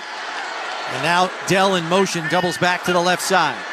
Fakes the handoff. Stroud looking deep over the middle, and it's picked off by Terrell Bernard at the 19-yard line. Terrell Bernard read C.J. Stroud like a book, and the Bills have the football. Welcome back to the lineup, Terrell Bernard. That is what this defense has been missing, is the big-time playmakers. They go to Diggs there. Bernard reads it, comes up with the interception. And welcome back to Texas, the Texas native with the biggest defensive play of the game. Buffalo has the football, down 3 with 8 minutes left. This is Buffalo Bills football. Touchdown! Throughout the 2024 season, each NFL team channel on the SiriusXM app will feature the team's pre- and post-game shows before and after every game. What's given me confidence is how they've responded to adversity. Get instant reaction, live interviews, and press conference audio. Now your favorite team's broadcast includes their pre- and post-game shows all season long on the SiriusXM app. All 32 team channels are also available in vehicles equipped with SiriusXM 360L radios. Embrace la cultura this Hispanic Heritage Month and discover new sounds from every corner of Latin music with vibrant performances by Jos Favela, Chucho Valdés, y más. Plus, dive into an exclusive limited engagement channel curated by Latin music icon Carlos Vives. Celebrate Hispanic Heritage Month now through October.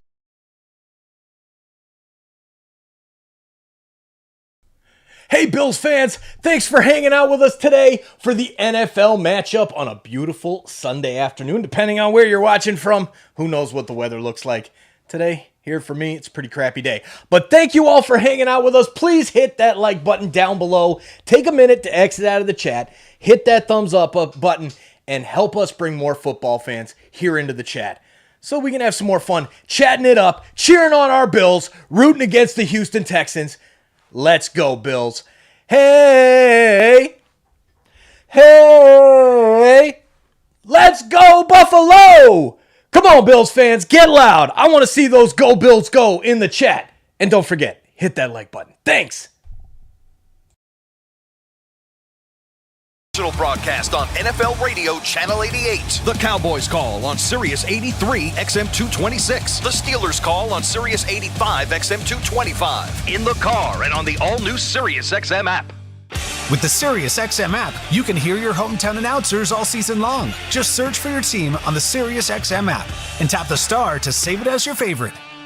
At Energy Stadium in Houston, Texas, about 45 minutes away is an eligible receiver from where Terrell Bernard grew up in LaPorte, Texas, right on the coast.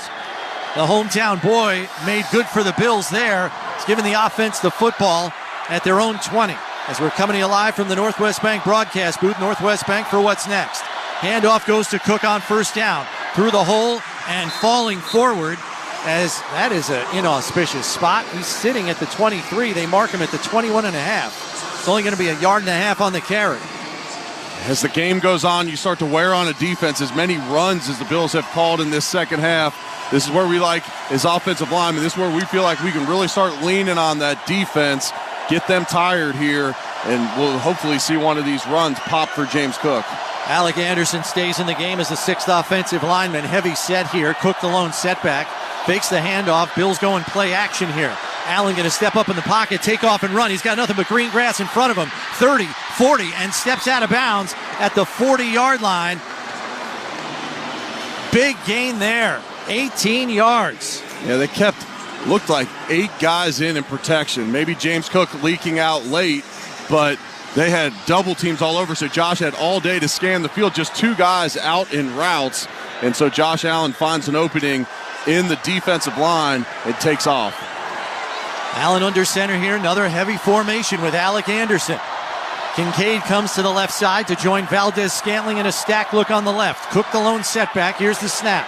Handoff goes to Cook, thought about bouncing it outside, cuts it up inside, and Al-Shaair, who's been his mortal enemy here in the run game today, makes the tackle after a gain of 1.5. Yeah, that's Shaair's 8th tackle on the game, and it feels like, you're right, in the run game, that's the guy at the second level that they're having trouble getting to where if they can get him blocked and get Cook to the safeties, then a big run's going to pop.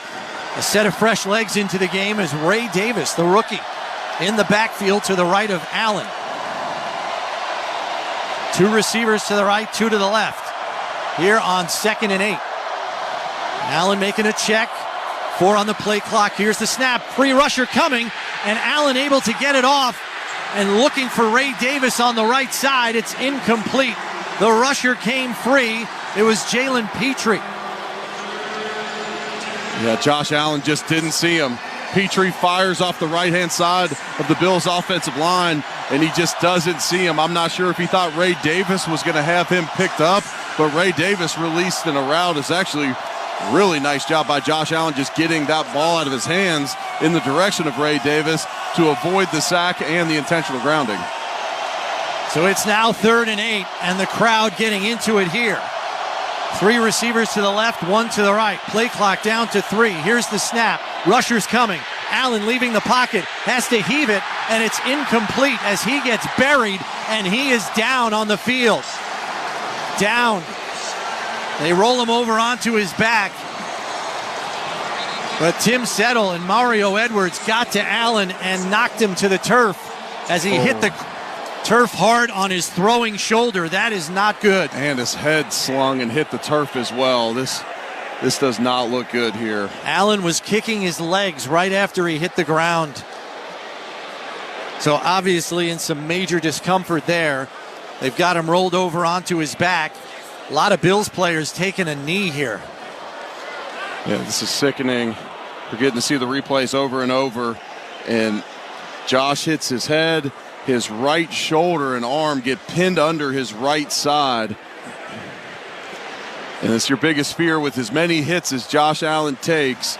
It's always your fear. Josh is on his feet now, walking to the sideline, heading towards the area of the bench. We'll see if they put the injury tent up, hopefully just shaken up on the play. But that looked like it was a big shot. He's walking to the other end of the bench. Head athletic trainer Nate Bresky's right next to him. And he's like, no, I'm good. I'm not going in the medical tent. So the punt team on for Buffalo as hopefully Josh Allen dodged a bullet there on a hard hit. There was a jailbreak on 3rd down. There's the snap. Sam Martin punts it away. It's a deep driven ball and fielded at the 3-yard line. Wrapped up and then tackled by Mack Hollins. The first guy on the scene was Jamarcus Ingram, and Mack Hollins cleaned up Robert Woods after the 41-yard punt and dropped him at the 3-yard line. 51-yard punt, excuse me.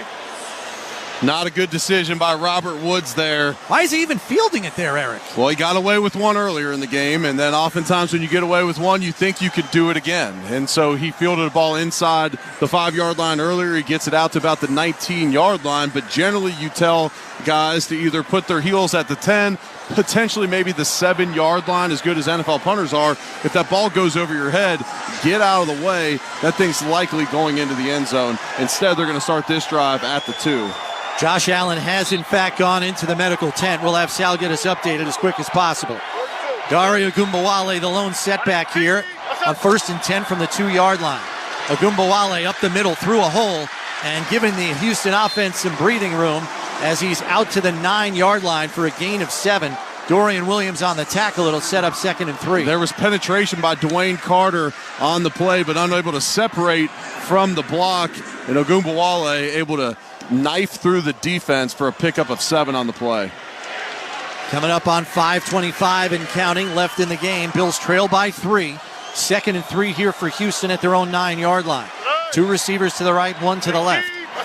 Here's the snap. Another handoff going to Ogunbowale, working over the left side. He's got the first down as he's out to the 14, tackled by Dorian Williams.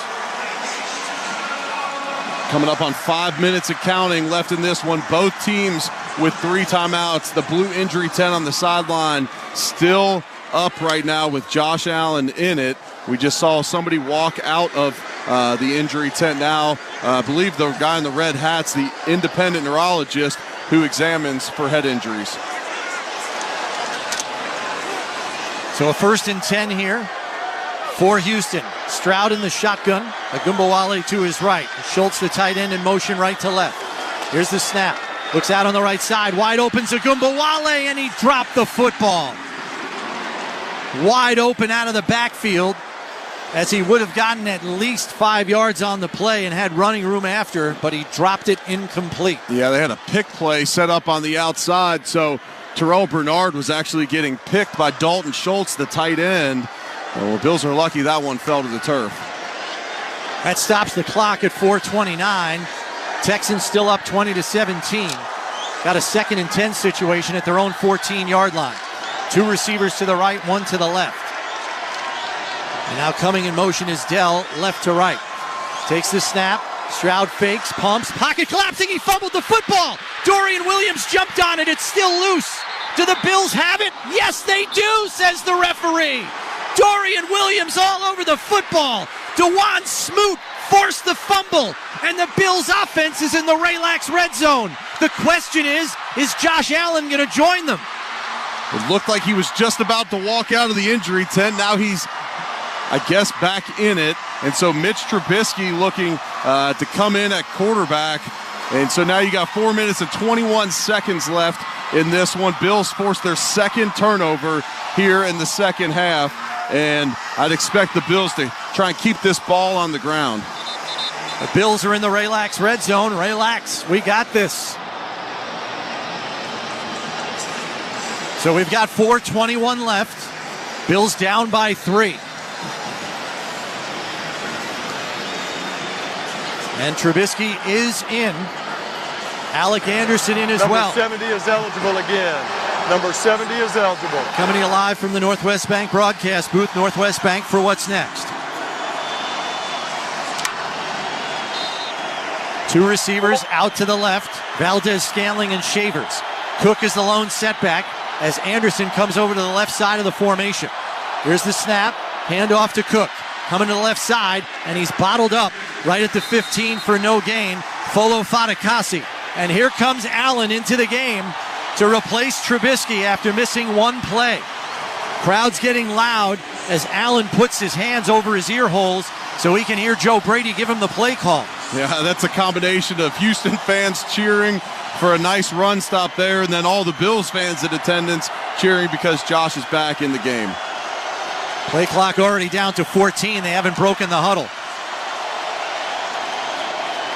9 on the play clock. 8, 7. They're still not lined up right. 5, 4, 3. Play clock down to 2, 1. Here's the snap. They get it off. Back to pass. Looking down the left sideline for Cook. And he pulls it in along the left sideline. But they say he did not get 2 feet in bounds. Oh, a hell of a grab by James Cook. But he couldn't get the toes down. Yeah, the wheel route out of the backfield. He got a back shoulder throw. James Cook makes a nice catch. And this one may get reviewed. It looked like he got foot, then elbow down. We'll see if Sean McDermott throws the red flag to challenge this play. I think the elbow's out of bounds. I think the elbow hits the sideline. So it's now 3rd and 10. Ball on the 15 with 3:30 left. Bills down 20-17. Big play here, and they're going to call timeouts. The play clock was down to 4. Yeah, they took all that time to see if they wanted to challenge that one. Takes their first time out of the half. 30 seconds. This team timeout is brought to you by Kaleida Health. Oshai Children's Hospital is for our community's moms, kids, and babies. Yeah, if you're going to call a timeout in that situation, just throw the red flag down. Maybe you get lucky, but you're going to burn a timeout anyways. Just throw the flag down on the field. Yep. So Allen misses all of one play and comes back into the game. So obviously he was medically cleared by the independent neurological consultant. Let's go down to the sidelines to Sal. Yeah, guys, when he was talking with trainers, he was kind of pointing to his chest and he was breathing. Then they brought him in to get evaluated. Also, Sean McDermott did pull out the red challenge flag and then he tucked it back in his pocket. All right, thanks, Sal, for that. As we're coming to you live from the Northwest Bank broadcast booth. Northwest Bank for what's next. Biggest third down of the game for the Bills, down 3 with 3:30 left. It's 3rd and 10 from the Houston 15. Empty set, 2 to the left, 3 to the right. Allen in the shotgun here. Play clock down to 10. Here's the snap. 4-man rush. Leaves the pocket, going to roll to his right. Looking for anybody. Heaves it to the end zone, and it's incomplete, intended for Curtis Samuel, but thrown out of bounds, and the field goal unit will come on. Bills offense unable to get it in the end zone after the forced fumble by the defense. The defense forces back-to-back turnovers, and the Bills are going to try to put 3 on the board to capitalize on it. On that play, Shair was in a quarterback spy, so as soon as Josh went to escape the pocket, he was in heavy pursuit of him. This 33-yard field goal attempt brought to you by Univera Healthcare, right here for Western New York teams on and off the field. From the left hash, snap by Ferguson, hold by Martin, kick by Bass is up, and it is good. And with 3:18 left, the Bills have come all the way back from a 20-3 deficit to tie the score here at 20. It hasn't been pretty, but the Bills have been resourceful enough, and the defense has really clamped down here in the second half, Eric. They have. Give the defense credit. They've forced a 3-and-out, another punt. They've given up just 3 points here in the second half, and they forced back-to-back turnovers. We said at halftime for the adjustments, this defense is likely going to have to force at least 1 turnover here in the second half to bring the Bills back into this one. But yeah, when you sit here at 20-20, the Bills are able to win this game here today. You're going to feel like they stole one because they got outplayed for so much of a significant amount of time in this game. Let's go down the sidelines to Sal. Yeah, guys, it's a Toyota drive time that didn't go anywhere. No yards, but 4 plays, 1:03 off the clock. That is driven to you by Toyota, the official car and truck of the Buffalo Bills. Just to be official, Josh Allen was evaluated for a head injury down here. All right, thanks for that. Injury reports brought to you by the Barnes Firm. Car crash for help? Call 1-800-8-million. Pass on approach, kicks this up and away. And it's going to go out of the back of the end zone for a touchback. So out comes the Houston offense after back-to-back possessions in which they turned the ball over. Fortunately for them, it's only 3 points against. Yeah, that's a nice hold there by Houston's defense. You have the first play of the drive, the Mitch Trubisky handoff, which was pretty telegraphed with the backup quarterback in the game, and then a nice pass breakup on the play to Cook. 3 receivers to the left, or to the right, 1 to the left. Handoff goes to Akers on 1st and 10 around the left side. Wrapped up immediately there by Greg Rousseau. But a gain of 4 on the play. It'll bring up 2nd and 6 as we come up on 3 minutes left in this one. And the Bills have to start thinking about their timeouts here. Yeah, it's interesting here. The Bills still with 2 timeouts. Houston with 3. And while you have them backed up here, you're not as worried about it. If they're able to cross midfield, get into field goal range, you really got to start thinking about using them. It's also the 2-minute warning that will stop the clock as well. Stroud in the shotgun here. Diggs comes in motion left to right. 3 to the right, 1 to the left. Here's the snap. Stroud back to pass. Looks to dump it off underneath, and he overshot Akers, incomplete. Had some pressure coming his way, put too much loft on the pass, and overshot his intended receiver. Let's pause 10 seconds for station identification. This is the Buffalo Bills Radio Network. Listen to groundbreaking interviews and thrilling play-by-play all season long. Touchdown! On Sirius XM NFL Radio Channel 88 and the Sirius XM app. That dull roar you hear are Bills fans trying to get up on 3rd and 6 here with 2:33 left. Stroud in the shotgun, 3 to the right in a bunch formation, 1 to the left. Ogunbowale in the backfield. Stroud back to pass, pocket collapsing, gets the pass off, complete to the tight end for a first down. It's Schultz, tackled by Rasul Douglas on the play, but it's a 16-yard gain to the 49. It's a big play. They got one-on-one coverage, and you got Rasul Douglas on Dalton Schultz, and Dalton Schultz runs away from him on the crossing route, and that pocket was barreling down on C.J. Stroud again, unable to get to him in time to prevent the first down. This is the 2-minute warning. Dunn Tire is looking forward to serving you for another 50 years. Dunn Tire, the official tire dealer of the Buffalo Bills. It's the 2-minute warning, and we are tied here on the Buffalo Bills Radio Network. Are you in need of a top-notch construction and industrial supplier? Look no further than Haynes Supply Inc. right here in Buffalo. Whether it's made-to-order lifting slings, pro-quality tools, or personal protective equipment to keep your team safe, we've got you covered. Hey you. Yeah, I'm talking to you. The one that's hanging out listening to the Buffalo Bills Houston Texans matchup with us and chatting it up, having a good time. Thank you for being here. Please hit that subscribe button. Yeah, I'm talking to you. I know there's a lot of people out there that are just hanging out listening to the game. We need you to hit that subscribe button to help this awesome Toronto sports community grow. And sports community, that's the key part. We're all about sports here. Check out our Major League Baseball playoff action as well, as we're live for almost every single game of that. We have a hurricane hitting, so that might be a little bit of a problem come Wednesday to do every single game. But thank you all for hitting that subscribe button. Let's get back to the football. Go Bills, go. See you guys back in the chat.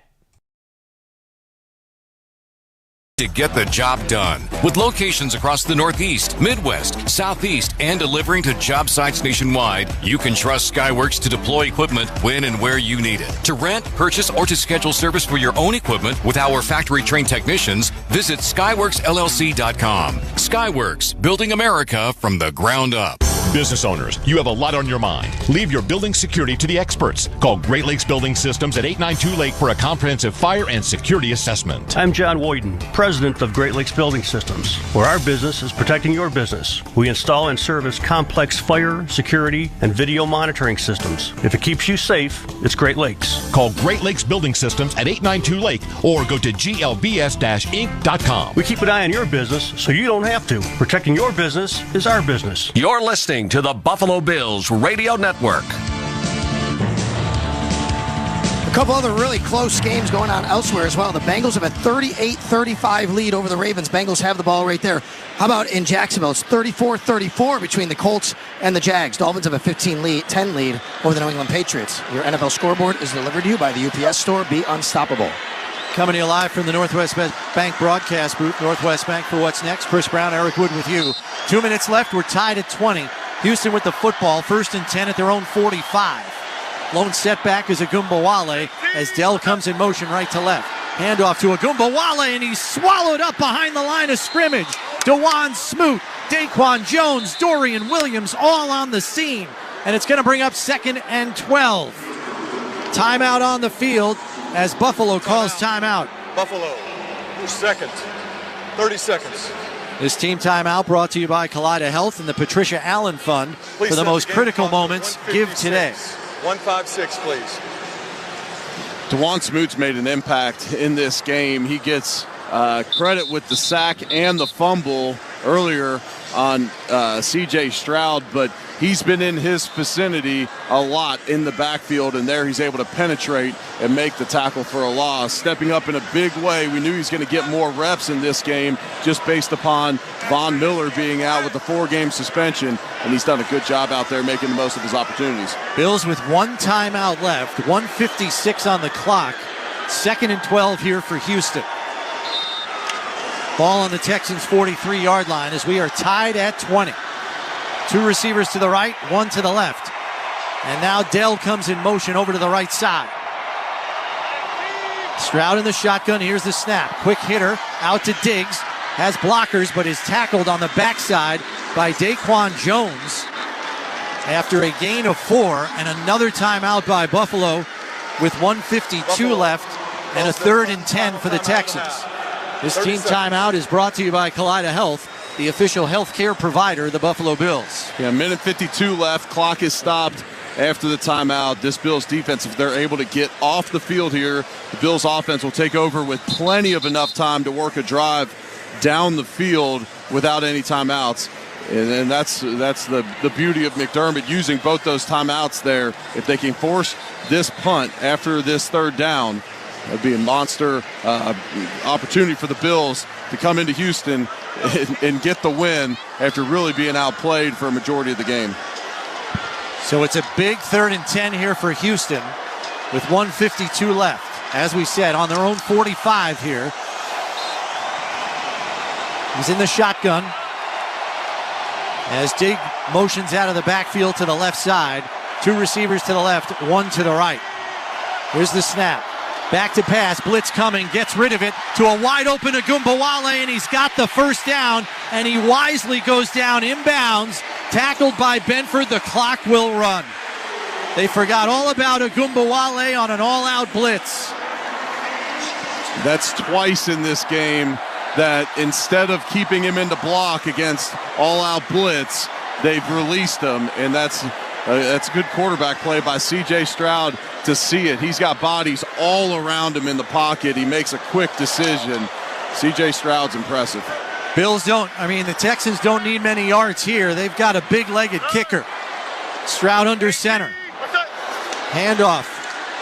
Goes to Agumbawale straight ahead and down to the 42-yard line. They're happy to just run clock here and kick a game-winning field goal. Yeah, Bills can't stop the clock again, so you're going to be bringing defenders, likely trying to penetrate.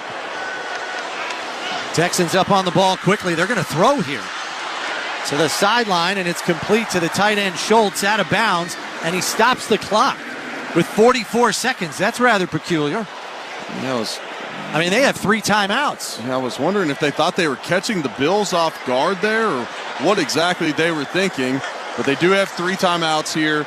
And so now as it sits right now, it'd be a 57-yard attempt if they don't gain any yards here on 3rd down. It's a 3rd and 5. 2 receivers to the left, 2 to the right. Agumbawale exits the backfield. He's going to go wide to the left as well. Stroud in the shotgun here, 3 on the play clock. Here's the snap. Back to pass, throws it out to the right side and just airmailed it over the sideline out of bounds. So 41 seconds left, and this is going to be a long field goal attempt for Fairbairn. They certainly didn't do their kicker any favors and curiously stopped the clock. The refs are huddling as well, and there's going to be a flag. Is it going to be intentional grounding? Wow. He didn't throw it near anyone. It made it back to the line of scrimmage. Yeah, but it looked like it was a miscommunication on the outside. C.J. Stroud is pleading with the referee, saying, I had a guy in the area. Intentional grounding. Oh! Offense number 7. Wow! The quarterback was in the pocket under duress, threw the ball to an area with no eligible receiver. It's a 10-yard penalty. It's a loss of down. It's 4th down. And we will now talk to both coaches about the 10-second runoff implications. That is going to take the Texans way back. We're looking at a 67-yard field goal attempt for Fairbairn. They may still try it, but you got to remember, you miss that field goal, you're giving the Bills possession, and you're half of the field with 41 seconds left. Yeah, you can't do that. You got to punt this football away in this situation. Buffalo has declined the 10-second runoff option. The play will start on the snap. So Brandon Codrington comes out as the punt team is now on for the Texans. Boy, they butchered the end of this football game. Wow. Absolutely butchered it as the door is open a crack for the Bills to try to win this thing in regulation. Tommy Townsend on to punt this one away. Here's the snap. Townsend punts a high end-over-end kick. Codrington leaves, and it bounces backwards right at the 3-yard line.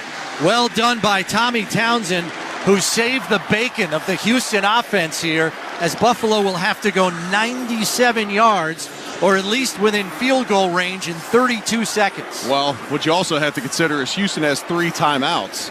And so I think the Bills inside their own 5-yard line are likely just going to try and run this football. But if they run it 3 times and don't get a first down, now you're punting from your own end zone, and you could potentially be giving up field position to get right back into field goal range. Yeah, you got to attack here.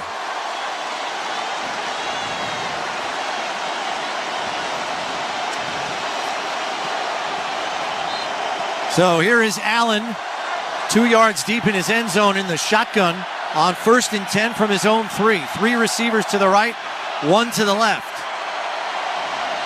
Here's the snap. Back to pass. Throws down to the left side to Coleman. And how that isn't pass interference, there's the flag. Kamari Lassiter in coverage. It's incomplete.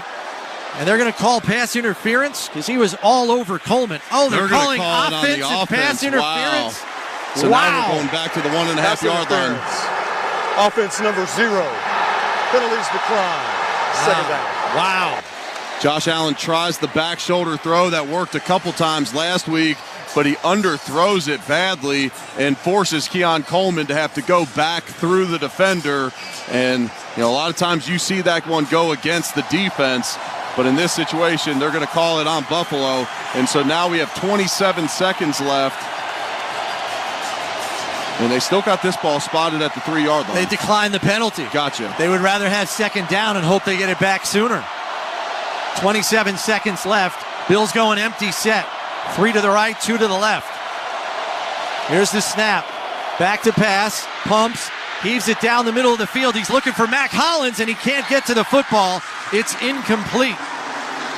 Eric Murray in coverage. So now you got 3rd and 10 coming up from your 3-yard line. Critical play here because you got 21 seconds left and the clock stopped. If you punt this ball out of your own end zone here, you're likely going to give them a chance at a field goal to win this thing. What do we think about some kind of bootleg to the right side? Let Josh try to run by time, throw if necessary, tuck and run, stay in bounds. Yeah, I like that. 2 receivers to the left, 2 to the right. Ty Johnson, the setback to the right of Allen, the shotgun. Here's the snap. He's back to pass. Pumps, throws as he's hit, and it's incomplete. Intended for Curtis Samuel over the middle. It was short of the mark because Allen was getting hit as he threw the football. The pass rush has come alive for the Texans here in the second half. Yeah, Deion Dawkins gave up the penetration to his inside. Will Anderson hits Josh Allen just as he's throwing, and he had a wide open receiver across the field. That's likely a first down and gets the Bills into overtime. Instead, Sam Martin's got his heels pinned up against the back end line of the end zone. Coming to you live from the Northwest Bank broadcast booth. Northwest Bank for what's next. 16 seconds left. Martin takes the snap, kicks it high and away, and it's only going to go to the 41, and Robert Woods has room to run out to the 50, and he gets right back to the 48-yard line with 7 seconds left. And they are right back where they were when they lost the football. And it's a bad set of downs for the Bills offense there. They got 7 seconds left, and so they got their offense on the field right now, and they don't have to attack an edge because they still have their 3 timeouts. I would expect, if I'm this Buffalo defense, I would really expect some type of quick slant route to the middle of the field, someone trying to get down on the ground, probably around the 35-yard line, and then you'll have the Texans bang a quick timeout. So they go 2 receivers to the left, 2 to the right with 7 seconds remaining in a tie ball game at 20. Texans don't need much here for their big-legged kicker, Kaimi Fairbairn. Stroud in the shotgun. Back to pass, looking to his right, thinks about running, throws it underneath, and it's complete. Down to the 41-yard line by Agumbawale with 2 seconds left, and they call timeout. Interesting defensive formation there for the Bills. They didn't have any defensive tackles on the field. They had their 2 wide defensive ends, and even they were dropping. So this team timeout is brought to you by Kaleida Health. Health lives here. So this will be the end of the game. It's going to be may not be the end of the game. If he doesn't hit it, we're going to overtime. It's a 59-yard field goal attempt by Kaimi Fairbairn, which would match his season long of 59 this season. Did it back in Chicago in week 2. This is going to be from dead center as it's between the hashes, right on the H for Houston logo. Here's the snap. Hold is down. Kick is long enough, and it is good. At the gun, Kaimi Fairbairn wins it for the Houston Texans with a 59-yard game-winning field goal. 23-20 is your final score as the Bills fall to 3-2 on the season. They were down 20-3, came all the way back to tie the score, but their offense could not do anything in the waning minutes with great field position and with poor field position, could not even kill the clock to force overtime. Yeah, just a disappointing day offensively here for the Bills. And you go 3 for 14 on third down in that game. And they played with fire early on and got burnt. They bring themselves all the way back in this one. They win the turnover margin by 2. And they also force a turnover on downs. And they're unable to come out of Houston with a victory. Give C.J. Stroud credit. He played excellent here today. He had the 1 interception and the fumble. So he had the 2 turnovers, but he throws for 331 yards today, made some big-time throws while the pass rush was barreling down on him in the pocket. And give Houston credit. They made enough plays at the end, and when we thought they made a critical error at the end, they ended up coming up with a big 3-and-out, and just not a whole lot you could do to keep them out of field goal range. And then Fairbairn bangs the 59-yarder with about 10 yards of clearance, probably. Yeah, he would have hit it from 65 without a problem. What can we say about the Bills' passing game, Eric? It was downright anemic today. Josh Allen finishes 9 for 30 for 131 yards and a touchdown. 49 of those 131 yards came on the Keon Coleman catch and run. What's up, football fans? Thanks for hanging out with us today during this NFL action. The Buffalo Bills taking on the Houston Texans. We are celebrating our Sick Kids Hospital Fall Drive donation campaign. Please take a look at the link. Click that link that's pinned in the chat and take a look at our campaign page. We are trying to raise money in the Create 100K campaign for Sick Kids Hospital in Toronto. If you know anything about Toronto, you've probably heard about Sick Kids. We thank you for your time and checking that page out and a donation if possible. If not, please share the link out. Let's help more sports fans find our fall donation drive. Thank you guys so much. Let's go, Bills. Let's get back on track and back on the wins. Let's go. To 4-1 on the season. They instead fall to 3-2. Obviously, the Dolphins and Patriots are playing each other, but the Jets dropped a decision to the Vikings over in London, and they've got them next week. Yep, and now you got a division game. You got Monday Night Football coming up in New York. It's going to be another tough atmosphere for this Bills team to go into, but I'll tell you what, the Bills showed some heart today. They showed some heart being able to claw back in this one, but the way that they've started games this year, and you look at 3 of the 5 games, you dig a fast hole against the Cardinals. Obviously, these last 2 games, you only put up 3 points in the first half of both of the last 2 games when you have an injury-depleted defense. When one side of the ball is banged up, generally the healthier side of the ball has got to be the one to step up if you're going to win games like this, and that did not happen these last 2 weeks. The game next week becomes rather large in importance as far as the division race is concerned. Jets come in 2-3, Bills come in 3-2. I don't need to give people the math to understand how important a victory will be. Because if you don't win that game, now you're deadlocked with the Jets at 3-3, and they've got the head-to-head tiebreaker. Yeah, you're right. And so, it becomes a big game. Bills got to hopefully get a little bit healthier on the defensive side of the football, potentially get Taylor Rapp back out there. Taron Johnson was trending in a good direction this week, unable to play today. He's likely back in the lineup next week. and then we'll have to see on Ed Oliver's injured hamstring. So your final, once again, 23-20 in favor of the Texans as they get a game-winning 59-yard field goal from Kaimi Fairbairn. I want to thank our crew here on site and back in our Amherst, New York studios. Our spotters, Jeff Matthews, on-site engineering, Todd Large, game day production, Todd Brody, program scheduling, Mary Jane Smith, senior network board op, Michael Moran. Your network engineer is Derek Abbey, chief engineer, Tom Matty, director of engineering, Al Moranka, director of sports sales, Jill Kowalski, program director, Alan Davis, the man who is never lying a hull, Tim Wenger, network game day producer, Tanner Saunders and TJ Luckman, and your executive producer is Greg Harvey. The next time we join you will be on Monday Night Football, October 14th, when the Bills close out this 3-game road trip, hopefully with a victory, as they've begun it 0-2 to fall to 3-2 on the season, where they face the New York Jets at MetLife Stadium in their second division game of the season. For Eric Wood and all of us here on the Bills Radio Network, your final once again, 23-20 in favor of Houston here at Energy Stadium in Houston, Texas. This is the Buffalo Bills Radio Network.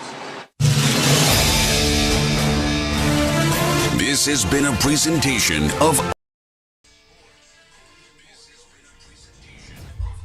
What's up, football fans, Bills fans? That was heartbreaking. That was painful. That hurt. But that's what happens when you don't play the full game. The Bills didn't show up in the first half. That was clear. The Texans did. When you let a team jump out to a 20-0 lead or 20-3 or whatever the hell it was, that's what happens, right? So, hey, it is what it is. Big shout out to the Super Chats last night during the hockey game last night, the Leafs game. So thank you for that. We are live over on Toronto Sports Insider, just in a different stream for the Mets and the Mets and who else? Mets and the Phillies. That's right, Mets and the Phillies. So go check that out. I will let the post game run, as always, for probably about a half an hour or so. And then I will put the stream ending up for a few minutes and send you over to the Mets-Phillies game. Please go hit the like button over there and share out the link to Toronto Sports Insider. All right, guys, I got to head and figure out, get the computers all set up for the Raptors game tonight. We'll see you guys in the chat for the baseball game. Hopefully, Monday night, the Bills get it done against the Jets. That's turned into a must-win football game, ladies and gentlemen. But we'll be live right here on Toronto Sports Insider, and we'll see you guys then. Thank you all for hanging out with us. Calm today. Requires 2 lines of service, age validation, and credit approval, subject to system and area limits, taxes, and other fees apply. Some people just know they could save hundreds on car insurance by checking Allstate first. Like, to check that your seats aren't in the visitor section first, before buying tickets. I'm so excited for this game. I can't believe you got us tickets. Me too. Wait, are we on the wrong side? Yeah, checking first is smart. So check Allstate first for a quote that could save you hundreds. This is going to be a long game. You're in good hands with Allstate. Savings vary. Subject to terms, conditions, and availability. Allstate Fire and Casualty Insurance Company and Affiliates, Northbrook, Illinois. Ready! Buffalo Bills game day on the Buffalo Bills Radio Network. All right, here we go. We gotta have a drive. 23 left. 1, 2, 3. It's time for the post-game show with Shope and the Bulldog. Hi, everybody. The Bills fall to Houston 23-20. The thing that you learn from watching this league, this team for many years, or maybe even more so hosting these shows, is how you sit here for 3 hours and ultimately come to realize that nothing you've watched for 3 hours really mattered. I mean, it was Houston's game and your text threads are blowing up with how everything is terrible. And then it almost felt like the Bills game. Intentional grounding. Bulldog, what did you think would happen after Houston punted, 32 seconds left, 2020, Bills take over at their 3? I was still very worried about them giving the ball back to Houston. You were. I was. I mean, good for you. Their offense was putrid today. I mean, they just don't have anything going. And the plays they ran there from the end zone showed it. I mean, you're just chucking up a deep a prayer to Keon Coleman, a prayer to Mac Hollins. I mean, it's very tough. They got exactly what they deserved today. The whole when it started to feel like you said, I agree. I think it did start to feel like the Bills game. I mean, they forced back-to-back turnovers, or thereabouts anyway, and the second of them coming deep in Houston territory, and they're like, okay, maybe they're going to escape here with a win that really I wouldn't say they deserved. And instead, they stalled there again, managed to tie the game. But yeah, I was nervous. I didn't want them to turtle there. I think you should still try to win the game. But I wasn't optimistic that it would work, and frankly was maybe at least mildly surprised after the penalty on first down that they didn't just run it. And try to just try to kick it away and hope that they ate enough clock so that Houston wouldn't be able to get him at the end. So the penalty was declined, right? Right. The Coleman penalty? Yeah, which makes sense. They're at the 3-yard line, so, why back them up a yard and a half and give them another down? Was it good math? I mean, Houston's gambit when they had the intentional grounding and they were ultimately proved correct was that they could make a 60-yard field goal. And so I want to figure out just sort of, it's not intuitive because we're not used to 60-yard field goals being good math. Right. But Houston wanted that, and the second time around, they get it. And if the Bills take over at their 3 with Josh Allen, the play to Coleman to me made sense. And Coleman might have even been thinking, like, I can be physical here, draw a penalty, why not? Mm-hmm. And at that point, they're 2 plays away from the same thing, 2 good plays away from the same thing. So I don't want to blame them for being aggressive there, but it's also right that if they run it 3 times and force Houston into those timeouts, and who knows if Houston is even sharp enough to use them right away. I don't know. But they probably should. I mean, they should. Yeah. They probably do. And then when you punt that, you don't give them, I think where it ends up is you don't give them that one extra play that ultimately might not have even mattered. They get 5 yards on that play before the field goal. Chris Brown's it was good from 65. Well, it was 59. So I don't know if they needed the 5 yards. Yeah, I don't know either. I'm not. I want to make sure I'm clear. I support them trying to move the ball and win the game in regulation, even backed up at their 3-yard line. I think both things can be true. I think you need Josh Allen's your quarterback. Go make a play. Maybe you get the penalty on them. Or something on the Coleman play. So you try, but I was not optimistic about it working because I just don't think they don't have it on offense right now. They certainly didn't have it today. They didn't have it last week. They are lost at sea on offense right now. 9 completions for Allen in a game that went to the wire. I mean, he did against a team that I don't think is that good defensively. Yeah, I was going to just sort of quip that he did miss 1 play. Sorry. But still, 9 for 30? I mean, everybody starves is the new Bills offense. 23-20 Texans. We'll hear from Sean McDermott at the podium. It's brought to you by, when it happens, Northtown Kia, Western New York's #1 Kia dealer. Shop at northtownkia.com. Mike Shope and the Bulldog here. We'll get your calls in as well. 716-803-0550. Let's get you quickly now, as we started in this direction, the Skyworks stats of the game. Skyworks equipment rental, building America from the ground up. 9 for 30. 131. What even 131 is that? What did Manuel do in Houston in the J.J. Watt game? I mean, was it 9 for 30? At least there wasn't a pick 6 to J.J. Watt in this one. But yeah, very brutal. Just brutal. Cook leads the way, running the ball, 20 for 82 and a score. Josh Allen scrambled 4 times for 54 yards. I shouldn't say scramble. A couple of those might have been designed runs. Keon Coleman with a beautiful catch and run, 1 for 49 on the day. Let's go to Josh Allen. What went wrong in the first half to fall behind? If you look at it, I mean, we missed by a little bit. Had Mac open early, overthrew him, and then right before the half, too, Dalton running down the seam had a chance and an opportunity there. We were off slightly tonight. That's something I got to clean up, and I'm proud of how we responded in the second half. Got got on our horses and gave ourselves a chance to win a football game. Josh, can you explain the end of the game? You guys were backed up. You chose to throw it 3 times there without trying to run some clock there. Yeah, being aggressive. Coach is going to trust us to go out there and do that. Obviously, would love to convert there, and hindsight's 20/20, but yeah. Josh, what makes you confident that you have enough playmakers on the outside to get the job done? Well, it starts with making better decisions on my part, and I know didn't complete the ball at a high rate tonight. Put the ball in harm's way, especially early in that first half. But I trust our guys. I know you guys are going to be wild this week, but love my guys, and we're going to keep working. And, this isn't a defining moment in our season. It's a chance to learn and grow from this, and that's what we're going to do. Josh, it seemed this week you didn't take what the defense was giving you. The running backs in the flat seemed to be open a lot. Was there a reason why it didn't go to drop your check down to the guys in the flat?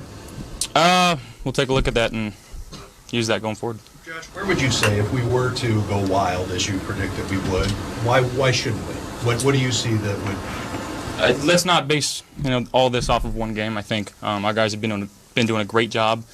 Early on in the season, finding ways to get open. Joe's been calling it well. And ultimately, it comes down to me executing at a high level, and just didn't do that enough tonight. Do you think there was a reason guys weren't able to get open today? Did anything stand out to you? Again, I think ball placement at times, I could give them better chances to go make plays. That's kind of what it comes down to. I gotta be better. So much has been made about the Stephon Diggs storyline this week. Did you feel the weight of that at all going into this game or out there? No, I think I'm not on social media. I don't see any of that.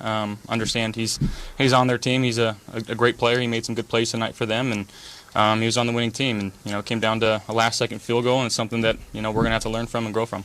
Josh, so at the end of the game, I know that you said you guys were being aggressive, but at the same time, should it have been maybe more, I don't want to say conservative, but higher percentage throws? You took 3 basically deep shots. Those are not as high percentages, maybe just something underneath. Yeah, again, hindsight 20/20. We can go back and run it 3 times, and who knows what the result is going to be. But that's how it played out. You've had games in the past where you've had a couple games where things didn't go well, a couple losses in a row.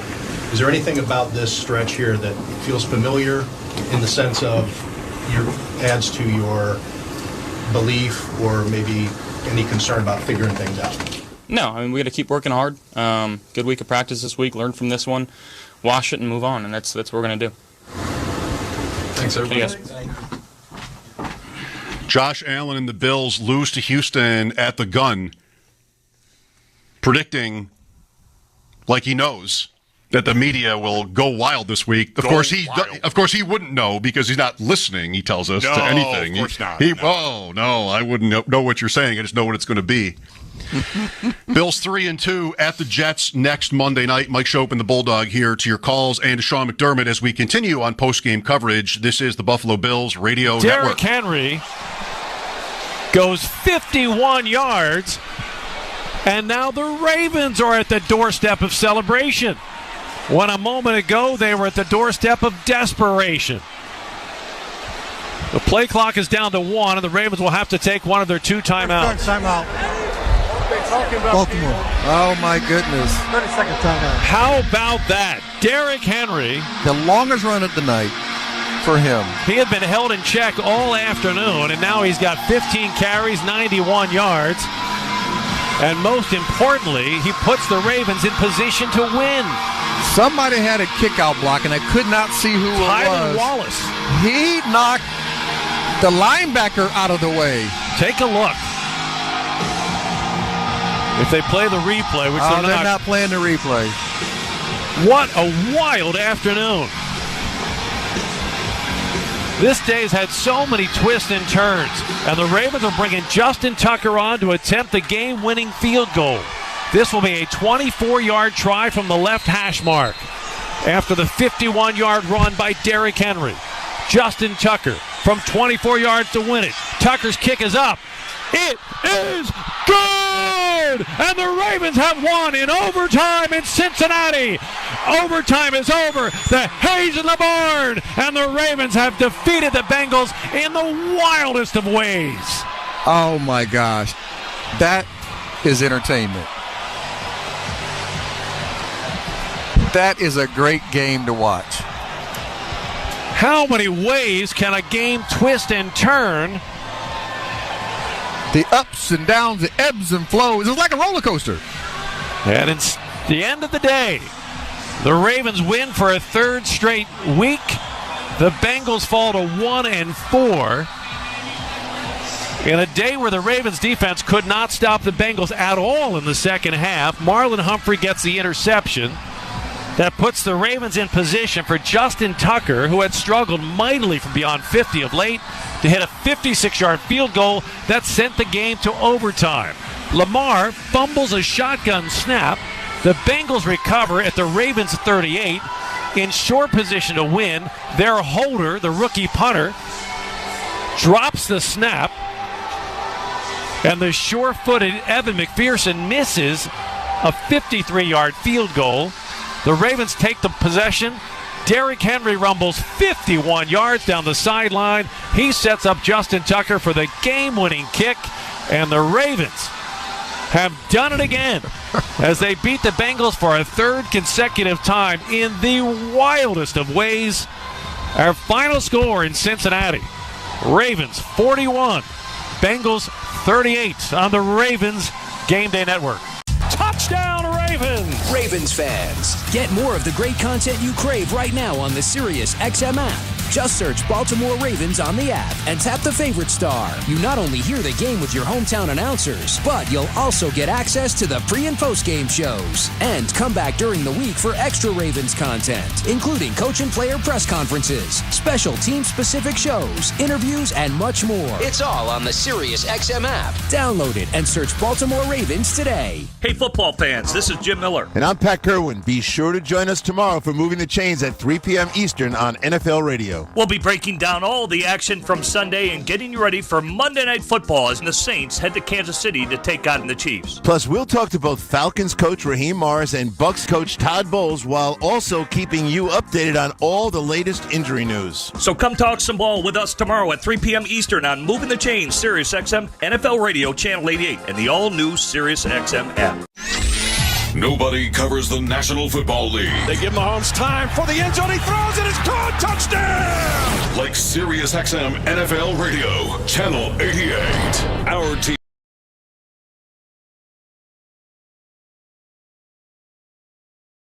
Hey you. Yeah, I'm talking to you. The one that's hanging out listening to the Buffalo Bills Houston Texans matchup with us and chatting it up, having a good time. Thank you for being here. Please hit that subscribe button. Yeah, I'm talking to you. I know there's a lot of people out there that are just hanging out, listening to the game. We need you to hit that subscribe button to help this awesome Toronto sports community grow. And sports community, that's the key part. We're all about sports here. Check out our Major League Baseball playoff action as well, as we're live for almost every single game of that. We have a hurricane hitting, so that might be a little bit of a problem come Wednesday to do every single game. But thank you all for hitting that subscribe button. Let's get back to the football. Go Bills, go. See you guys back in the chat. Terrell Bernard read C.J. Stroud like a book, and the Bills have the football. Chris Brown on the call. Terrell Bernard back from injury with a big interception, and that was a great play. Bulldog, you're a super big Bernard guy. I'm a big Bernard guy, yeah, and like he paid dividends there. That was I thought they did a very good job on the telecast of breaking that down and showing you what Bernard did there, and tough one for Stroud because he doesn't realize Bernard is about to turn around, but he does, and then obviously he's right in the lane there. Really. Elite level play by Bernard there. I mean, Houston has got to feel like they really got away with one. They had the lead early, of course, but that's with 8:06 left, and they're driving, and they're up 3. Then there's the Stroud fumble with 4:21 left, setting the Bills up in field goal range. That's all the Bills get. And then you have the intentional grounding penalty. I mean, you got to appreciate the officials on that. Because that's not one that's like obviously going to be called. Maybe there are lots of plays you can even think of where that wasn't called, but the Bills get that break and then they punt. So that's 3 times with 8 and change left to the end where they kind of blow it and they still win. I mean, that's if you look at it from the Bills standpoint, which we would, I mean, that makes it tougher. Like, I don't know if it was really ever their day, but they were given a couple of opportunities to take Houston out. And who knows what eventually this will mean in the standings. I mean, the division is still sort of shaping up fine for the Bills with the Jets losing again and Miami struggles. It's a one-game lead. And the Bills are at the Jets next Monday night. But these conference losses, the Ravens last week, the Texans here, could end up being, huge. Yeah, tiebreaker time here, I mean, seedings and all of that. So, especially if, the division is going to be there, I think, for the Bills. But, they could win the division with 10 wins, and then you're probably going to really need tiebreaker help to help your seeding, and you're down already here to a couple of teams that you would expect to be in the race with ultimately. So I got interrupted there by Josh, which is fine. It didn't finish the stats, and I just want to squeeze these numbers in. Obviously, they're going to be stark. Allen only completed the 9 passes. We did get to that part. 1 catch on 5 targets for Coleman, 2 on 6 targets for Dalton Kincaid, 2 on 6 targets for Mac Hollins, 0 catches on 3 targets for Marquez Valdez-Scantling, 1 catch on 4 targets, 0 yards for Curtis Samuel. I mean, this receiving core, we spent all week. Is this by definition me ramping up to go wild? They're in real trouble out there. I mean, they are in real trouble out there. What the worst thing about it? This is what they wanted. Yeah, it's not an accident. This is what they didn't want that kind of efficiency, but this was their bet. Yep. Kincaid. I mean, since day one, get him down the field. Once today, there was an attempt, and a linebacker's like, fine, I'll stay with him and knock the ball away. Yep. And he's a wide receiver, really. Like, this weapon and all the different stayed with him enough to make the play. Kincaid was pretty open. He was open. Allen just underthrew it and allowed the linebacker to make the play. Okay, fine. Any tight end that's given, like, sort of elite status or whatever you want to call what Kincaid has been, sort of how he's been anointed, is supposed to be able – you want the linebacker one-on-one. Yeah. Right. And, missed the throw, but I don't know what was behind Kincaid on that play. Still, I can't blame the Bills for doing that. It's just, I don't think the Texans cared. Anyway, this is a good player. Made that play. He dropped the interception on the next play. 803-0550, Mike Shope and the Bulldog postgame coverage. We will jump to Sean McDermott whenever he's ready to address the media. We have no idea when that will be. Sometimes it's like a long time.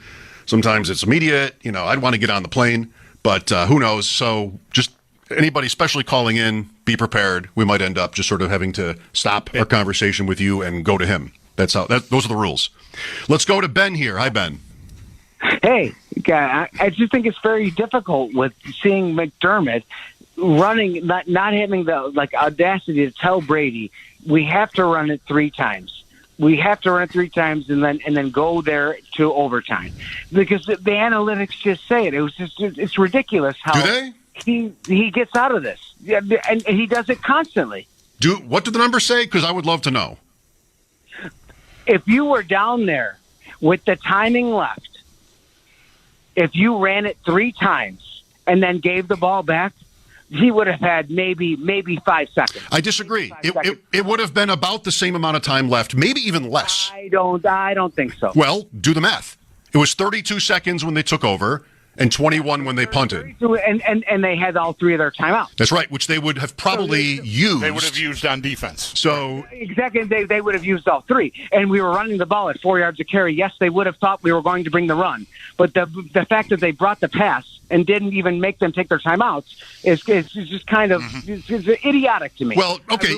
I would have run it 3 more times with Cook. Of course, you're entitled to your opinion. Just don't use the math to defend it, because the math doesn't really support it. Houston probably, what would teams do? You want the Bills to run? Great. If they get a first down, you're fine, but that's not a given. And if they don't, you have about as much time left as you had this way. I think. What you wouldn't have is maybe the timeouts. If Houston used all three of them, which you could have forced them to do if you did run it 3 times. Look, I respect wanting to be conservative there, but for me, like, I've clobbered McDermott in other scenarios, last year in Philadelphia specifically, for being conservative and not giving Allen a chance to go win the game. And so I know, like, the optics look bad, and certainly the way it turned out, it looks like a terrible decision. But I've got Josh Allen as my quarterback, and there's time left. I'm going to try to move the ball. They could have easily gotten a flag on Houston instead of on Coleman, and now you're at the 35 or wherever that foul happened, and you're kind of in business. I think it's the 20. Oh, wasn't that far up? Yeah. So I think you need 2 more good plays after that, you're not getting beat in regulation if you make 1 play. Right. One of these passing plays, which I think that's the right point. I don't think the math really says this was terrible. It certainly doesn't insist upon it. What the problem is that against a team that is really just trying not to get killed by a 98-yard touchdown or a huge negative play against them, Houston's got to be pretty conservative there, defensively, scheme-wise, and the Bills couldn't a screen pass, they couldn't figure out one way, especially after, I think, the Coleman play, Bulldog, where it's 2nd down, and now you can be a little bit less go for the throat, if that's even it, right? Like, let's just get out of here. Right. And the offense, the play calling, the quarterback, the receivers put together could not execute. I mean, it looked bad. That 3rd down pass, what's even happening there? Over the middle, that I think is the complaint. And that is sort of at the root of, at least for me, my issue with this whole thing is, do you have what it takes to win?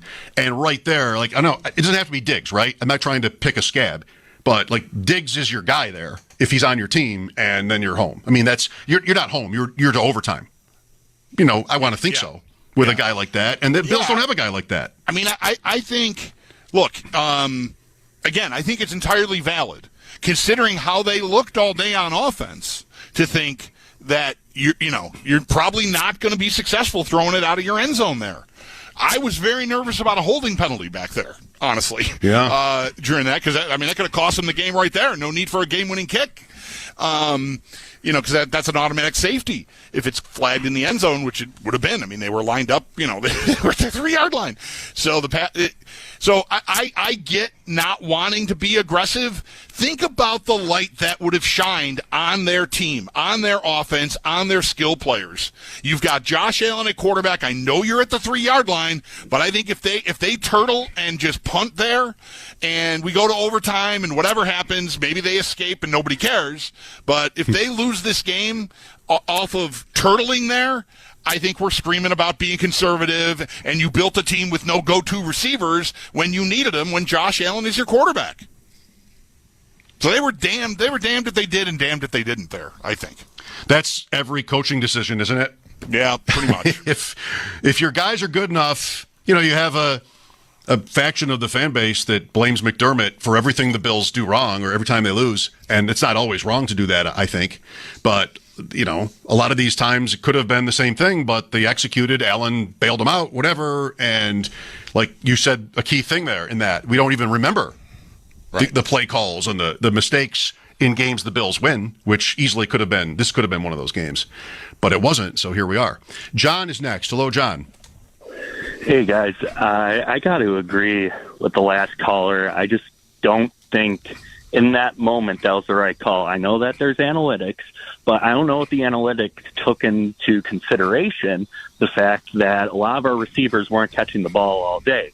Now, granted, Josh Allen, wasn't as accurate today as he was most days, but my fear is that Josh Allen can't have a mediocre day. Because in reality, there aren't really a lot of skill players other than James Cook around him. Nobody today was really catching the ball overall. I mean, the stats will speak for themselves, and that really worries me.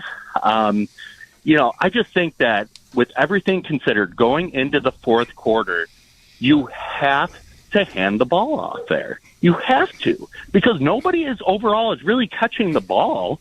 And, okay, you want to have Tyler Bass try to make you think he can make a 59-yard field goal? No, absolutely not.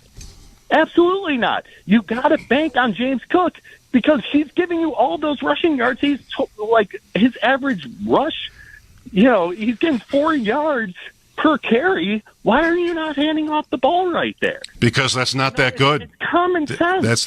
Because it's not that good. So we're trying to win the game. I mean, they were trying to win the game. What year is it? Okay, here's a scenario for you. Okay, I mean, I know this is like talking about football 101, I would say. Okay, they turtle there. The game goes to overtime. They lose in overtime because Houston wins the toss and they drive down and get a touchdown on you. And what are we talking about? We're talking about I've got Josh Allen at quarterback and 30-some seconds left in a game, and I didn't try to do anything. I decided to play for a coin flip. So, look, I know how it turned out, and I also know how their offense looked all day, but I think you got to go. You got to go. You got to try to win the game there. I mean, we live in a town where we watch the Kansas City Chiefs drive into field goal range from, their own 20 or 25 or whatever, in the famous 13 seconds game. I got to go. I agree. Steve is next. Hi, Steve. Hey, John, thank you for taking my call today. You're welcome. You want to talk about the problems we have at wide receiver? I know for multiple years we've been saying, hey, we got to upgrade our wide receiver. But we always kept saying, hey, we got to get a better number two, like when we had Diggs. Now we really don't even have a number one. I mean, Shakir's been the number one, but he's more of a slot guy. And today I was hoping Curtis Samuel or somebody else would have stepped up. So far, he's been a major disappointment.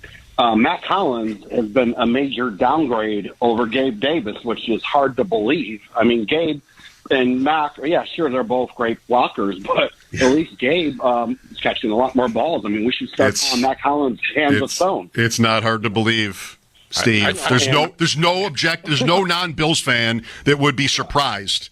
Right. There's no non-Bills fan that would be surprised, let alone find it hard to believe. I think the idea of Mac Hollins starting for a contending level team in the NFL is hilarious. It always has been. It's a joke. The caller mentioned Shakir, and it should be pointed out is we're starting to go wild. We're ramping up to go wild.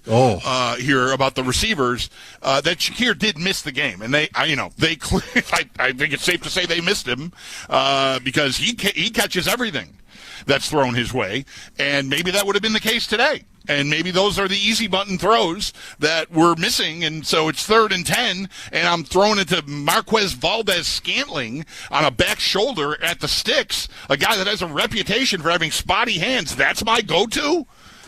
That's terrible. It's not great. 23-20 Houston, Bills 3-2, Jets 2-3, Dolphins 2-3, Miami wins in New England 1-4. A couple of the Bills game was compelling. A couple of shootout, high-scoring, fun, close games in the AFC. Jacksonville beating Joe Flacco's Colts 37-34, maybe not high impact in the standings. Baltimore at Cincinnati, behind all day, wins in overtime, 41-38. That's brutal. The Ravens had the ball in overtime. Lamar Jackson fumbled it near midfield. Cincinnati went 3 plays into the line, right? Let's look. Hey, up. Why didn't they try to win? They were, in outer field goal range. I think it was 3 runs. It just wasn't anything important, and they missed from 53. Derrick Henry busts one on the next play, and Justin Tucker chip shot to win it. So the Ravens now 3-2. The Bengals 1-4. We're waiting on Sean McDermott. It's, what we do. Bills postgame, 23-20 Texans. Here's Andrew next. Hi, Andrew. Hey, guys. Appreciate you taking the call today. Thank you for calling. Yeah. Hey, so I called in after the Jaguars game and proclaimed that we had a case of weapons on offense. I would like to officially retract that statement. I might have gotten a little ahead of myself. And, the last 2 weeks have just been been brutal. And then without Shakir out there today, I don't know. It's just been it was tough to watch. So I know you guys have kind of beat the dead horse on that, but I just wanted to officially retract. We're just getting started. Getting started. We got to go wild. We're going to go wild. I'm only getting warmed up. It's only Sunday. It's only Sunday. Bills don't play till next Monday. I mean, this horse has got a lot left, hopefully. Yeah. It better. I mean, I don't know. I'm going to have to get a different horse. I think it's, of course, valid, the Shakir point. You know, injuries happen. Sure. But he's been reliable and good, and maybe this is a different game if he plays, but just listen to that. As good as you might think he is, just listen to that. Oh, my God, the sky is falling if Khalil Shakir misses a game. Really? That's kind of how it looks at this point. I think that's where they're at. Yeah. I think he's easily their most reliable and best player there. I mean, he has say to what be. you want. I mean, he has to be. Yeah. And so, him not being there is tough. And then, everybody else, again, Allen had a very rough day. He was not accurate, but you had hands on balls there, I'd want to look back at the long one to Hollins there and see just exactly it might have just been a case where that ball is just right over his head and he can't choose whether to turn left or right, and he ends up trying to haul it in like Willie Mays running back to the center field wall at the Polo Grounds or something. Wow. And he looked like a guy that shouldn't be playing on the field on that play to me. I mean, I appreciate the great block he made on Keon Coleman's touchdown, but I need a guy that's going to catch the ball. Allen has had, of course, very few starts in his career with single-digit completed passes, but today that happened. 9 completions in this game. You've got 3 other starts in his career where it's happened, one being last game of the season against the Jets where he came out early, but he started the game, and so throw that out. You have a Jacksonville game when he was a rookie where he went 8 for 19. The Bills won that game. You almost want to throw that out, too, because it's his rookie season, and that was so uneven. And you have last year's Dallas game where he went 7 for 15 for 94 yards, and Cook ran wild, and they won easily. That's it. I mean, in his career, those are the only games where he started, and he completed fewer than 10 passes. Who completes fewer than 10 passes? I mean, anybody. That's really something. Yeah. Let's go to David next. Hi, David. Hey, guys. How's it going? How you doing? Really good. Thanks. Look, not to overreact. I love Josh. He's a great player. He's more than proven his worth. But with where we're at right now, I mean, you would hope in year 7 that he'd be able to carry a little bit here. It's a little concerning the last 2 weeks. It just really feels like he's not raising his level of play against these good teams. I just feel like you really needed a lot more out of him today. Didn't get it. I get his hands a little screwed up, but you kind of need him to run a little bit more. He was not on point today.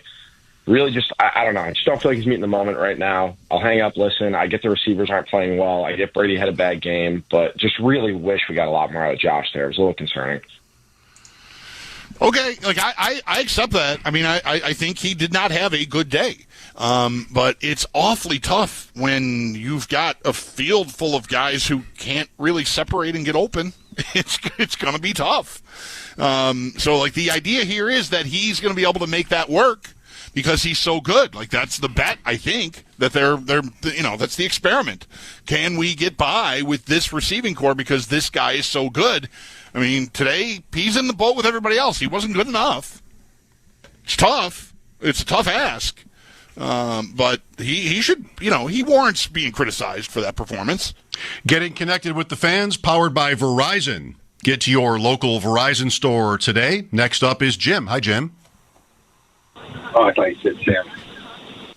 You're probably 5 in the queue. Jim? Hello? Hi. Tim. Go ahead. Tim. Okay. Probably our fault. Nick is next. Hi, Nick. Hey, guys. Thanks for taking my call. You're welcome. I've been for a long time on the everyone eats, trust the process. I have been defending this team hands down. I think Brandon Beane generally is doing a good job. But I think after watching today, I am fully on that wide receiver train. It took me a while to get there, but you guys are right. We need someone who can get open and catch that damn ball. I know Josh looked bad today, but he looked bad because he couldn't throw it to anyone. And we need a wide receiver, and I'm officially on that train. I hope anyone else who's been hesitant on it, and there's not a lot of us, will jump on with me. There might be more people than you think. Most of them maybe work here, but, you're not alone. There is a trade deadline that's going to be. Oh, yeah. This week is going to be a lot of that. Devontae Adams, Amari Cooper. The Raiders are playing now, but he's out of there. The Browns lost again, bad, to Washington. Like, that continues to find a new rock bottom. It seems all the time, Cleveland. And so these are players who are, I think, both probably traded. And what do the Bills want to do? Can they make the money work? I don't know. With Cooper, it's more likely they can. Maybe it's obvious they can. I don't know. But Adams is tougher. But I have said that to do that really contradicts what the Bills' blueprint for this season has been. And as you and I talked about it last week, even after the Baltimore loss, didn't seem to me that enough had gone wrong yet. I mean, Shakir he hadn't missed a game yet, and they're 3-1, and everybody eats. You've got callers already, multiple to this show today, who are like, yeah, I'm sorry. 2 weeks ago, I was buying in, and I don't know, I want to write an apology letter. Like, it didn't seem last week to me that the situation was dire, and, this is kind of what they're doing, so let's keep doing it. Is this game the one that tips that? 9 completions? It was a close game. It was winnable, but they lost. And that's the question, I think, when it comes to the trade idea. If the money can work, which I always think it can, the question is, do the Bills want to pivot from what they've said and how they've acted all offseason about what kind of team they wanted to be? And I don't know. Maybe that answer isn't no. Yeah, I got to think it's going to be a pretty informative film session, like sitting down and looking at this game, and I don't know, like how they'll react to it. They may, if they want to find like, oh well, we just missed this throw or that throw and it was close, and we really we lost on a last second 60-yard field goal, so it's not that bad. I mean, I don't know. You can talk yourself into anything you want. But I think questioning what they have at that position is only going to get louder. And frankly, if they'd won this game, I think the same questions would be valid. Because if they'd won this game, and I guess somebody would have made a play, and maybe that would have salvaged everything here. Certainly would have been nice to have the win in the standings on a day where you were pretty rancid on offense. But still, I think a game like that should tell you a lot about what you are lacking. And win or lose, I think that would have been the case after this game. Frank is next. Hi, Frank. Go ahead. Hey, thanks for taking my call. You're welcome. So I know other people called in talking about McDermott not running the ball there on the goal line. I don't think it was a bad decision to throw the ball at first. But I think that this was the straw that broke the camel's back with McDermott. And you can tell me if you think I'm wrong, but for years and years and years, every single time we are in a big game moment, the Bills' defense, even though they weren't that bad, they were good in the second half, they are terrible and Josh saves us. Or we talk about the 13-second mishap. We talk about the Broncos game where they missed the field goal, but we had 12 men on the field. We talk about right before that penalty that just saved us to take them out of field goal range, anything. I think at this point, McDermott is a great coach for players to develop them in practice, but he is one of the worst game day coaches when it comes to making decisions. I think we can appreciate everything that he's done for our team, but nothing changes. If nothing changes, I think he is past all the chances we've given him, and I think he needs to be fired immediately at the end of the season, if not tomorrow. I'm over McDermott. I think he needs to go. All right. Thanks, Frank. Mike Shope and the Bulldog, we're waiting for Sean McDermott. We can't stop talking until he starts. So we will do this, though, because it's required by law. And a message to our network affiliates. Right now, 10 seconds to identify yourselves here on the Bills Radio Network. Interact with our stable of former players, coaches, and executives all day long on SiriusXM NFL Radio Channel 88 and the SiriusXM app. Mike Shope and the Bulldog, welcome back. Texans 23, Bills 20. Stephon Diggs in this game, it wasn't super high impact, but he led them in catches and yards. The Texans lose Nico Collins on the touchdown. Yikes. 67-yard touchdown. Happened, will tell you, I called that play with my son, watching the game together. We're like, if I'm Houston right now, let's hit him over the top. And that was the first play. But he leaves the game after that, ends up 2 for 78 and 1. Diggs 6 for 82. And this is what Houston's been doing with him. It's easier when you have Collins, but Tank Dell got in the mix a little bit, just underneath stuff mostly. And a couple of good catches. I mean, he's still able to help a team. Not trying to re-litigate why he's not on the Bills anymore, but, he wasn't irrelevant in this game. No, he wasn't. I mean, it wasn't any kind of a monster game, but 6 for 82, I mean, that would look pretty good on the Bills side of the ledger. Yes. Bills' leading receiver was 2 catches today. Yeah. Coleman 1 for 49 and 1. Kincaid 2 for 34. Jeff next. Hi, Jeff. How you doing, guys? So, to the last caller's point, being done with McDermott, I'm just going to say this now. He wants to criticize him about play calling and about the defense. Come on. The defense held him to 6 points in the second half, and they're hurt. I'm going to give him a pass because I feel this game is more so on the offense. I feel like it was terrible play calling. Yes, you have receivers that cannot get open, in a one-on-one situation. But the plays that they caught today was schemed for them to be open. Dalton Kincaid on the crosser where he caught it, ran up to the 5, Cook ran in for a touchdown. Where was that play being dialed up on that late in the game, in the fourth quarter when we're in the end zone? Where was that? Most of these plays were deep shots, one-on-one, trying to beat someone, over the top. Yeah, I think the answer is because they're not really looking to sustain a drive there. They have 32 seconds to go. They've made the decision to try to win it. I don't blame them. The first play is on the sideline. They're out of timeouts. Okay. I don't need crossing routes. Crossing routes aren't going to help me. I need a penalty. I need the sideline. I need a break. So that's Coleman. That's his bread and butter, that kind of catch. It ends up incomplete, gets a penalty that gets declined anyway. Then I'm going deep, right? Second down is long to Hollins. Yep. And at that point, if I've already decided, you could change your mind, but I'm still thinking, the Bills are still thinking, go win it. That play, if it's completed, they do probably win the game. It's not. So third down is, I don't know, you could give up on the plan at this point and run it. I don't think you save much time. Houston has the timeouts, to their credit. They didn't waste them. So they will call timeout immediately once they stop the running play. If they do, if it's not a first down, you're punting anyway. So third down over the middle. Now you just want the first down and you want to get out of there. You wanted the Kincaid play would have been maybe most appropriate on third because all you want by then is probably just to not lose. Right. I mean, by that point in time, by the time you get up there and spike it, you have so little time left. If you're even trying to do that, what you're trying to do is just avoid punting at that point. You're trying to avoid giving them the ball back. So you hit that pass, you're not in business, but you're going to overtime most likely. Is what's happening if you hit that pass. The other two were tries to get a flag or you obviously hit the pass if you can.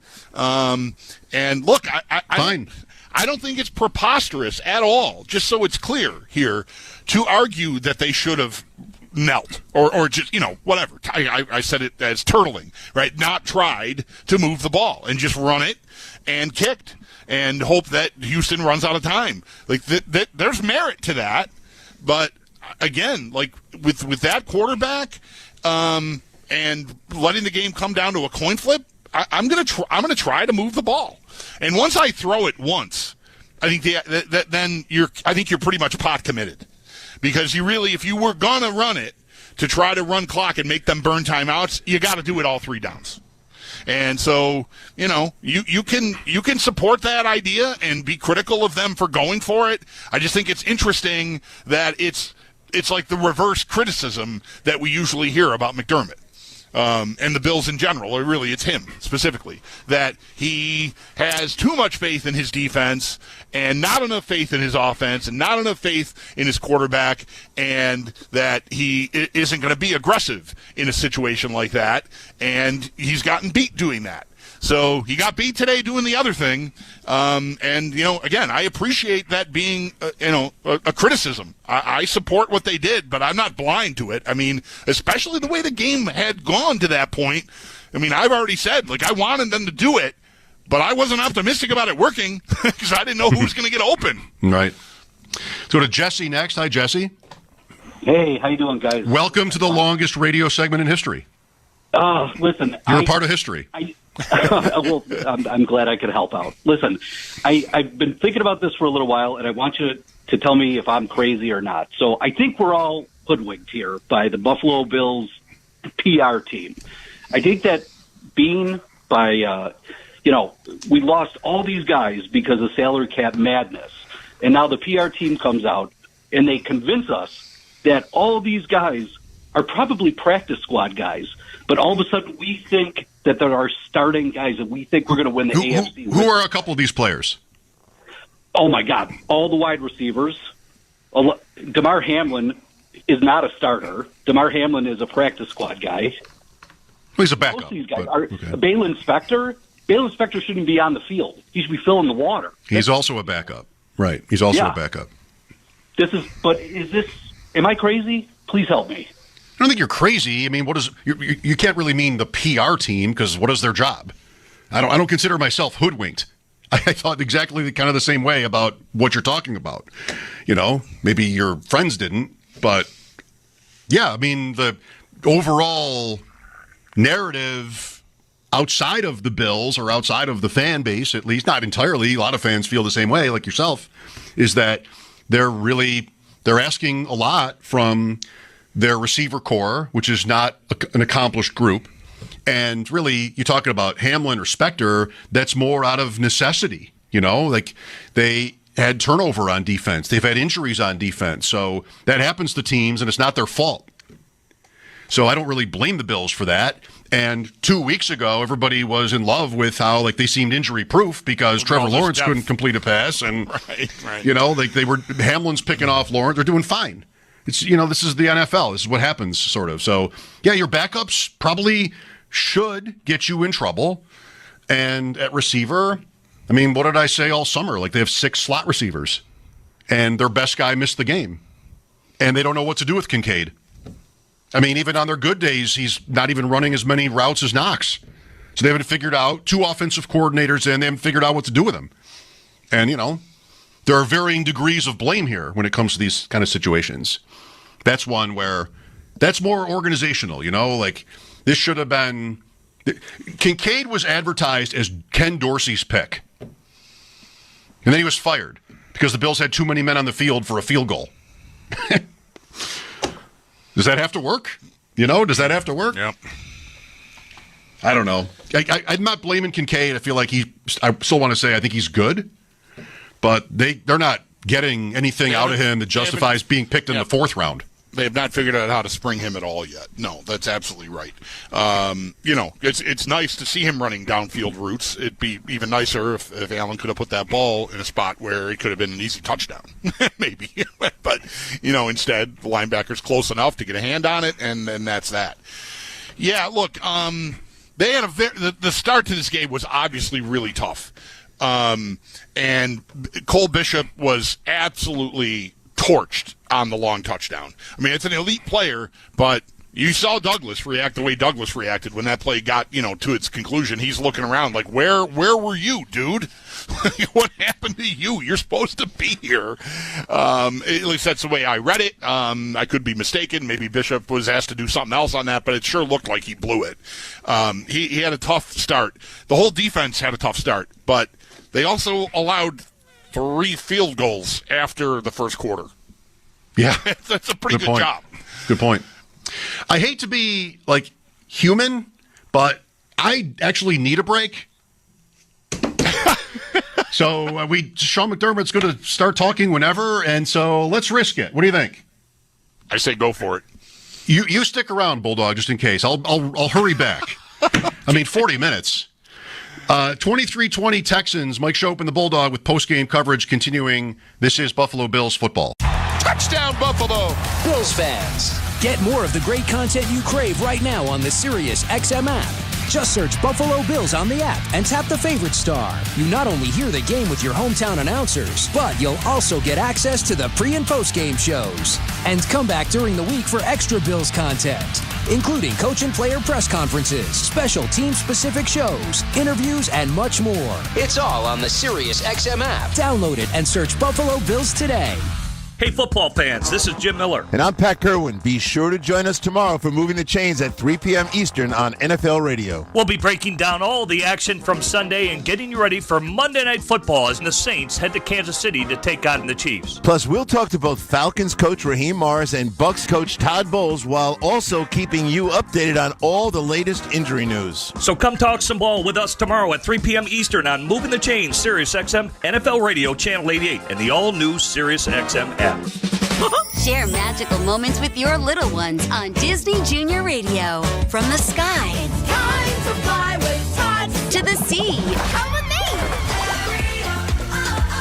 to the clubhouse, come inside, it's fun inside, and wherever else the world takes you. Let's go! Disney Junior Radio, a new Sirius XM channel. Hot dog! The magic begins exclusively in the Sirius XM app. Search Disney. Now through November 1st, SiriusXM is giving away a pair of tickets to every MLB postseason game through the World Series. Listen to MLB Network Radio for the clues and be the first caller to correctly name the postseason hero, and you'll receive a pair of tickets to an MLB postseason game. MLB Network Radio has your chance to win on SiriusXM 89 and the all-new SiriusXM app. No transportation will be included in connection with these prizes. For full contest information and official rules, visit SiriusXM.com/MLB postseason heroes. No purchase necessary. Open only to current SiriusXM subscribers prior to September 22nd. Must be a U.S. resident over the age of 18.